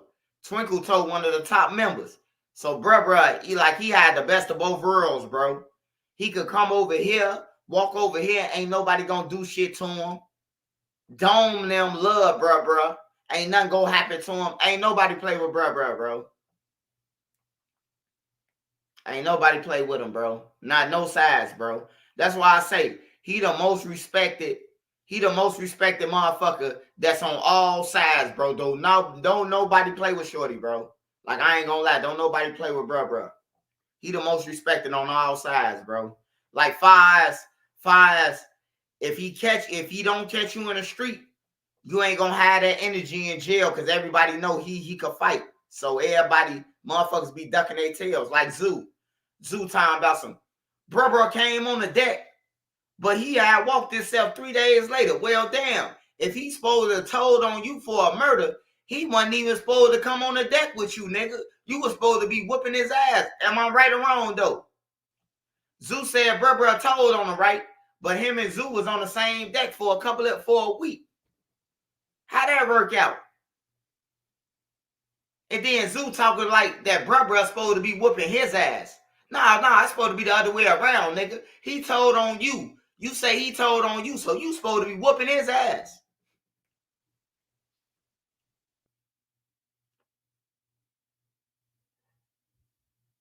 Tammy has the right to BMF. Yeah, that's what I was talking about. Hell yeah, he was ducking him. That man told on you for a murder and came on the deck with you and you ain't do shit, man. Shut up. That's all I'm saying. Yeah, bro. He was on the same deck with him. I wouldn't give a fuck if he was on the deck with him for an hour. The man came on the deck with you and you ain't do shit. He talking about bruh told him I'ma make it right. Man, that don't even sound like bruh to even tell you no shit like that. You know? Like, I know bruh, bro. I know these people for real, bro. Like, I don't just tell y'all no story or tell y'all no story about them. Like, I really know Reese. You know what I'm saying? But I shout out to Reese, though, because Reese ain't get deep into, you know, him knowing me. He just said, yeah, I got to do my homework on Trenches News. I fake know him. You know what I'm saying? Even though he know who the fuck I am. You know what I'm talking about? Like, when Dart and them had problems, Dart and them coming to get me. You know what I'm talking about? They coming to get me. Hey, what swipe at? You know, him, Nut, any one of them, they coming to get me, bro. Anybody play with them on 63rd or something, they coming to get me, bro. Cause they know I'm gonna tell the motherfucker one time, like, hey, look, bro, we ain't playing, bro. Like, leave that shit alone. Like, it's over with. Like, anybody can serve, anybody at that time could have been served. I could have been like, hey, bro, that's my cousin, leave him alone. And you could have been jamming, not even my cousin or none of that shit. I just said you my cousin. Hey, look, leave him alone. That's my cousin. That's how it was, you know. But yeah, I can't wait till bruh get out, man, so he can, you know, feel some money, see what it's like to get some money and not be on bullshit. You know, do some interviews and, you know, let y'all add some shit.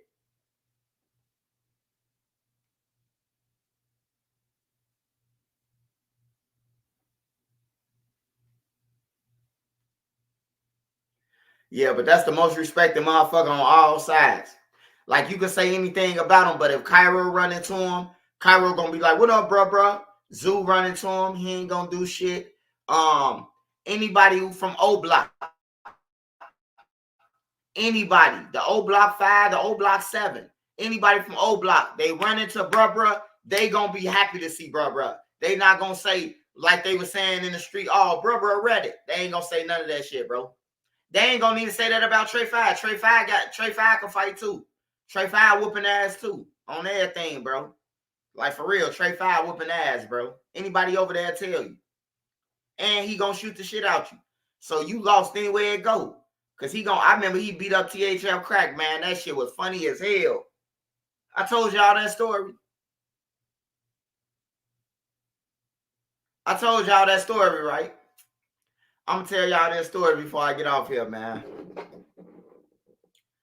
It's 12:02 in the morning. Shit. My last day of school tomorrow. Hey, man. Hey, look. This is my last story, though, man. THF Crack, man. Hey, look. We in O Block. This shit funny as hell, bro. We all in Parkway. Ain't no O Block. We in Parkway. And it's all us in there. Now, Crack was hanging with all the shorties. Crack was hanging with Lil Mike. Mike probably remember this. O Block Mikey, Wooski brother. He probably remember this shit. He was with all them. Trey 5, E-Dog. They was calling themselves at the time. This like 2008. 2009. They was calling themselves Suwoo. They was walking around with bandanas on, calling themselves Suwoo. So Crack was the oldest motherfucker. So Crack was the one who was getting all the money, collecting the money. What you call dudes and shit.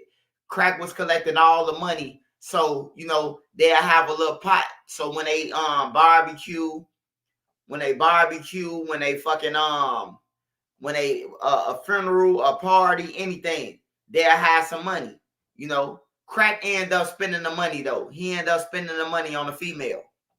And Trey 5 and them, Crack had disappeared. He disappeared for about 2 months. So he just pop up out of nowhere. And Trey 5 and them been looking for him. Trey 5, eat all the shorties been looking for him. So they motherfuckers say, they come up to Crack like, hey, let us holler at you, folk. So Crack was like, man, what's up? I ain't trying to talk. They was like, oh, you finna talk. Where our money at, man, that we gave you for the pot? Crack was like, man, that little shit been gone, man. We been split that shit up. So everybody was like, no, man, we ain't spend nothing, bro. You finna have to give us our money. We need our money right now. We finna whip your ass. So Crack was like, ain't nobody gonna do shit to me. So, you know, bad being, where I grew up at in 5th Ward out there, which is Crack Block, which is Teasy Block, which is Man who killed Duck Block. Hey, look, it's all the same. It's all the same blocks. So anyways, they out there. They tell Trey 5 like, hey, folks, hey, look, you from 35th and State. We know your brothers and everything. Y'all ain't finna jump on folks. Y'all finna fight them 1-on-1. Who gonna fight them? Trey 5 say, I'm finna fight him. On my mama, Trey 5, hey, look. Trey 5, boop, bop, boop, bop, boop, bop, boop, bop, boop, bop, boop, bop, boop. That's how Crack ended up getting a database. He knocked some sense into him where Crack was able to say database. On my mama, Trey 5 put hands on his ass, bro. I thought Crack was finna beat him. I'm like, I know Crack finna beat him. Man, Crack let me down. And don't you let me down. Yeah, Trey 5 beat him down, though. Crack ain't come back around for about... Crack ain't never come back over there until later on. Like years later, Crack ain't never go back over there. But yeah, Trey 5 beat up Crack. I was right there.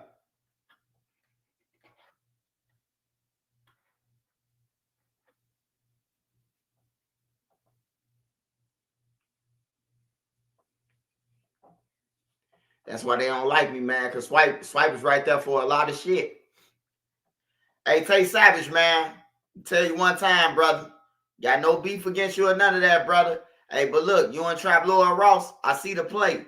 You trying to switch some shit around on me because you think the white boy is bigger than my platform so you can crush me. But one thing I can say, hey, Tay, hey, I am the truth.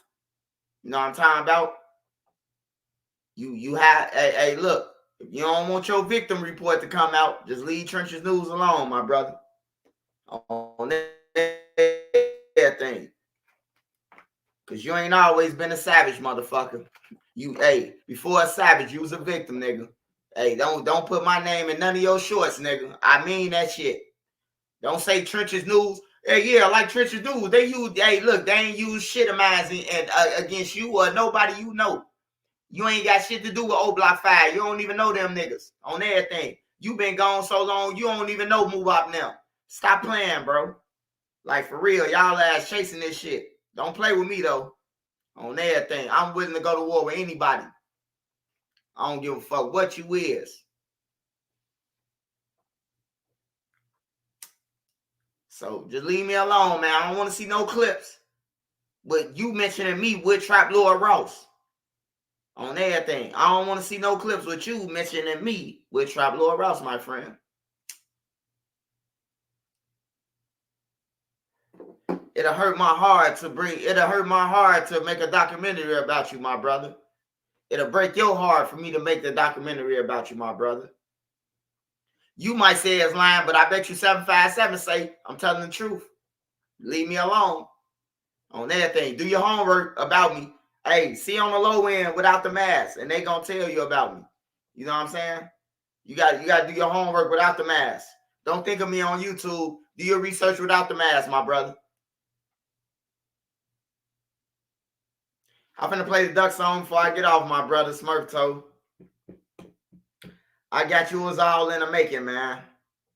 Yeah, I just thought I had to tell Tay Savage that, man, because I seen the little clip where he mentioning my name and trying to go with the white boys. I definitely see the play, you know. I definitely see the play that they try to do. He try to leak over Trap Lord Ross there, but be like, oh yeah, Tristan Dude's the reason why you don't. No, Tristan Dudes ain't the reason why he don't shit. I don't even know Trap Lord Ross. He asked me for an interview, and I told his ass I need $5K, and he said that's a little bit too much. And I said, well, I'm done talking to you, and I blocked him. I ain't never talked to him since then. I hate when he put my shit in his documentaries.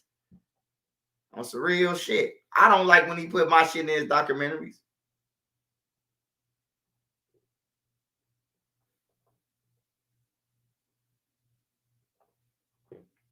But shout out to all y'all who was on here tonight. Make sure y'all go and follow Sparks, man, for all the visuals. Follow Sparks on Instagram.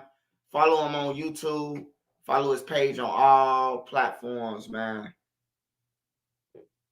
Hey, man, Duck got new music coming out, man. Duck got new music coming out. I need y'all to go over there, subscribe to Mama Duck. Follow Mama Duck on Instagram so y'all know when Duck's song coming out, man. Duck album should be out soon, man. His album should be out soon.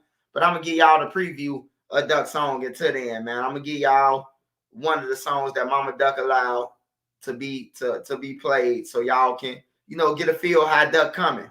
Now, I do want to tell y'all one thing about this song. Duck was trying to change, bro. And this is why they try to shelve Duck, because Duck didn't want to rap about that shit no more. Duck didn't master the negative shit. So they wanted Duck to keep on rapping about killing. And Duck wanted to change over. And this song right here, Duck never said FBG shit, FBG bitch.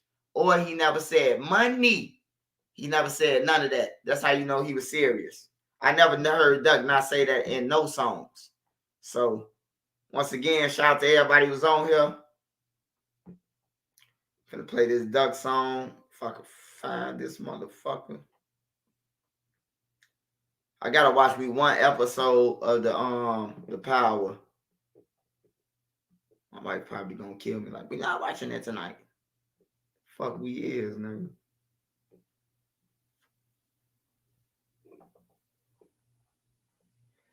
Hey, why y'all ain't tell me it was a Power Chicago? Why ain't nobody tell me that? Why am I just learning that it's a Power Force that's in Chicago with Tommy? That's crazy. Y'all ain't tell me. Shout out FBG Duck, man. Shout out FBG Duck, Long Live Carlton Weekly, man. Shout out Mama Duck. Make sure y'all go and follow Mama Duck over there on Instagram, man. Follow her page. I don't know her YouTube page, but follow Mama Duck Instagram page, man, so y'all will know what's going on with Duck, man. So y'all can hear firsthand what's going on with Duck.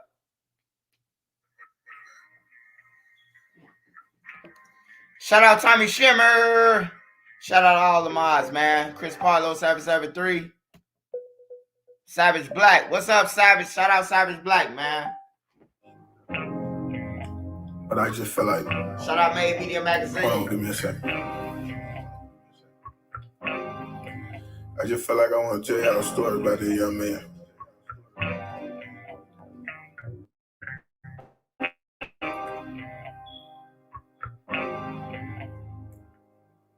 If you've been through it, you gonna know. I'm talking about you. Let me tell you a story about this young man whose life was all fine. Till the day he decided that he wanna go outside. Had a best friend, then one day his best friend died. Standing on the corner throwing gang signs. Home with gang members, he got gang ties. I don't think people really see the pain in his eyes. He might smile a lot, but they don't know how he feeling inside. He don't like to talk a lot, that's why he always quiet. Lately he just been to himself, but nobody know why. Niggas know that his homie just died. He was trying to grab a gun and go slide. Homie say he tweaking, they not trying to drive. Cause he ain't give a fuck about who outside. Only thing he was thinking about was all them days and nights that he cried. All the damn time murder on his mind. He done went and got himself a 4-5. Shooting wasn't fun, yeah, you can run, but where the fuck you gon' hide? 2 shootings happened in the same day. They tried to say he did it bull time. He don't even know who to trust, cause his family told him most lies. Anybody try to tell you that they young men are pussy, then they all lie. Let me tell you a story about this young man whose life was all fine.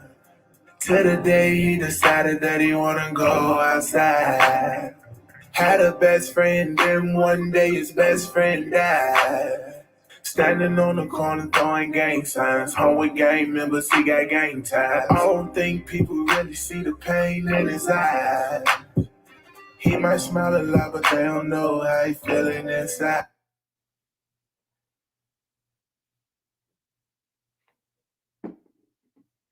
My phone went off, y'all.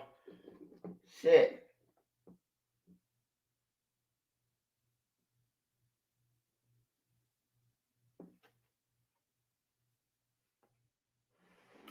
I can't do that like that. Hold on.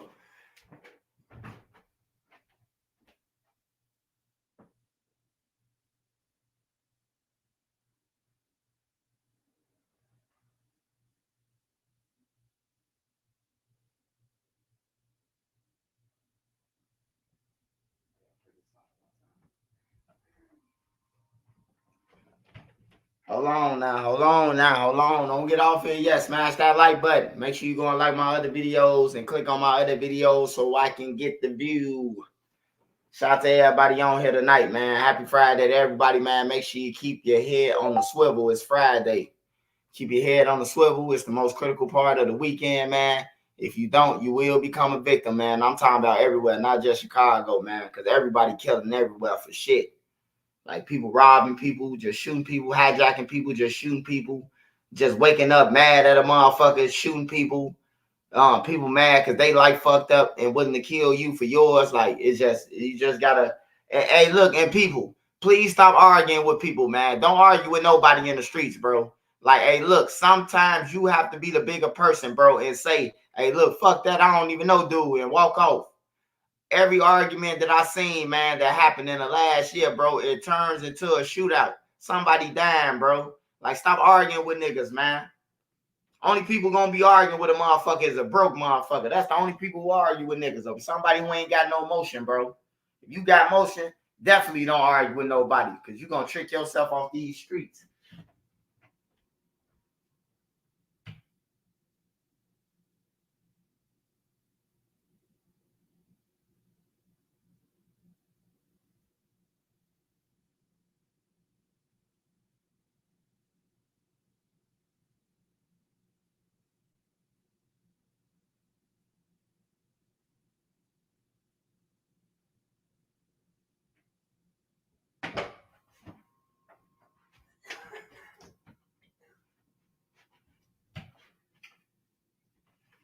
Y'all, let's try this one more time.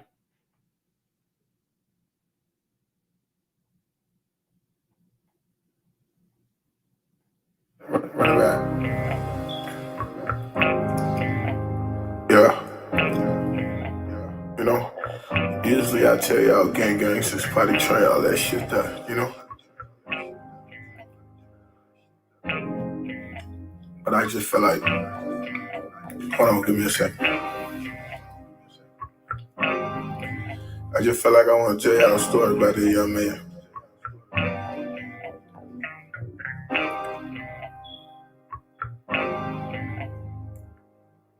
If you been through it, you gon' know. I'm talking about you. Let me tell you a story about this young man whose life was all fine. Till the day he decided that he wanna go outside. Had a best friend, then one day his best friend died.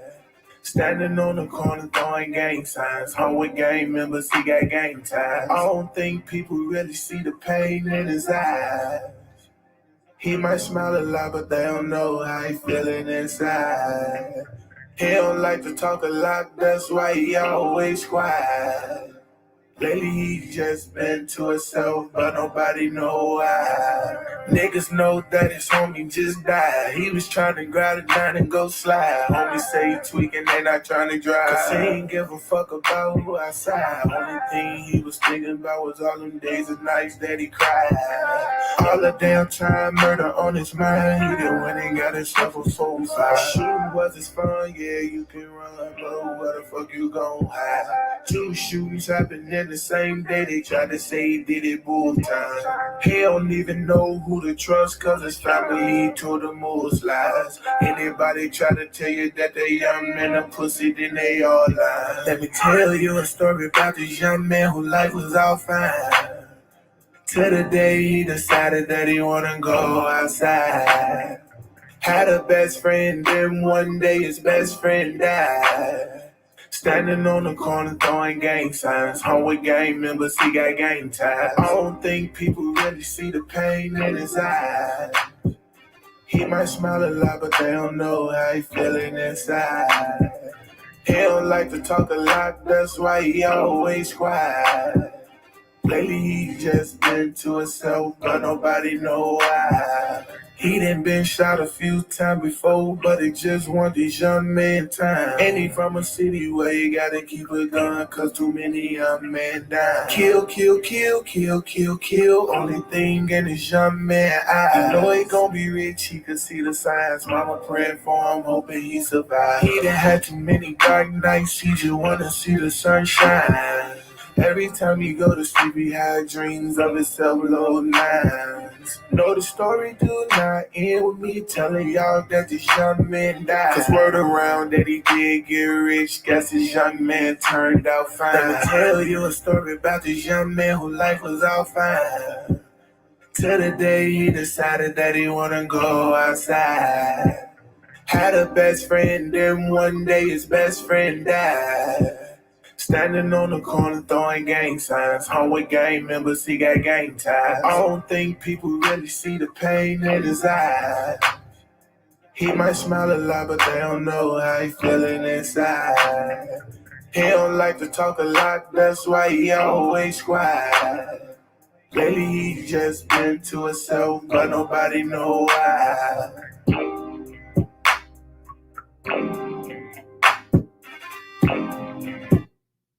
All right, y'all, man. I'm finna get up out of here, man. My 9 is my 9, man. Y'all be safe out there. And to all y'all, man, appreciate all y'all love, support, the ones that was on here tonight. Hey, let me get a shout outs to shout out Del Rio, Washington, man. Shout out Del Rio, Washington. Shout out Big Turi, 0438. Shout out Laundry. And shout out Laundry again, man. I appreciate all y'all love, support. Shout out Mary J. Shout out Dro the Mob. Shout out everybody who support me, man. I appreciate all y'all, man. I can't say all y'all names tonight, man. I got to go to bed. I got to go to school in the morning, bro. Like, this is my last day of school until Monday, or to Tuesday. So, man, I'm going to holler at y'all tomorrow, man. I love y'all, though. Savage Black finna take us out, man. Shout out to my mods. Shout out Street Code, too. Shout out Street Code. Big Street Code. Big Street Code.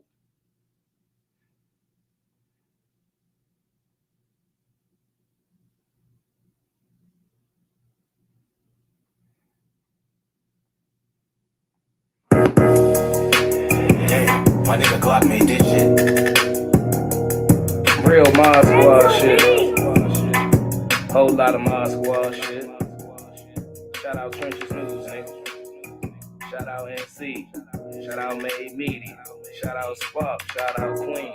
Shout out B. Shout out Nene.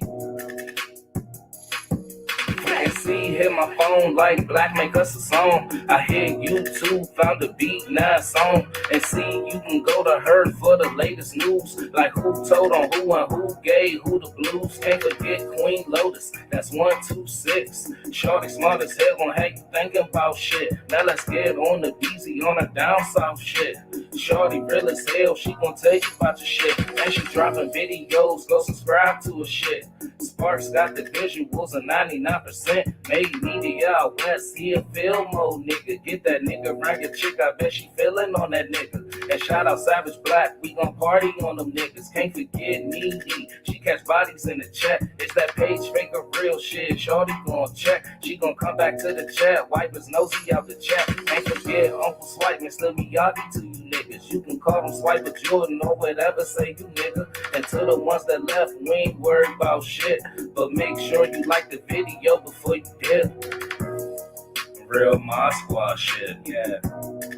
Real Mod Squad shit, yeah. Real Mod Squad shit, yeah. Make sure you like the video before you dip. Real Mod Squad shit, yeah. Real Mod Squad shit, yeah.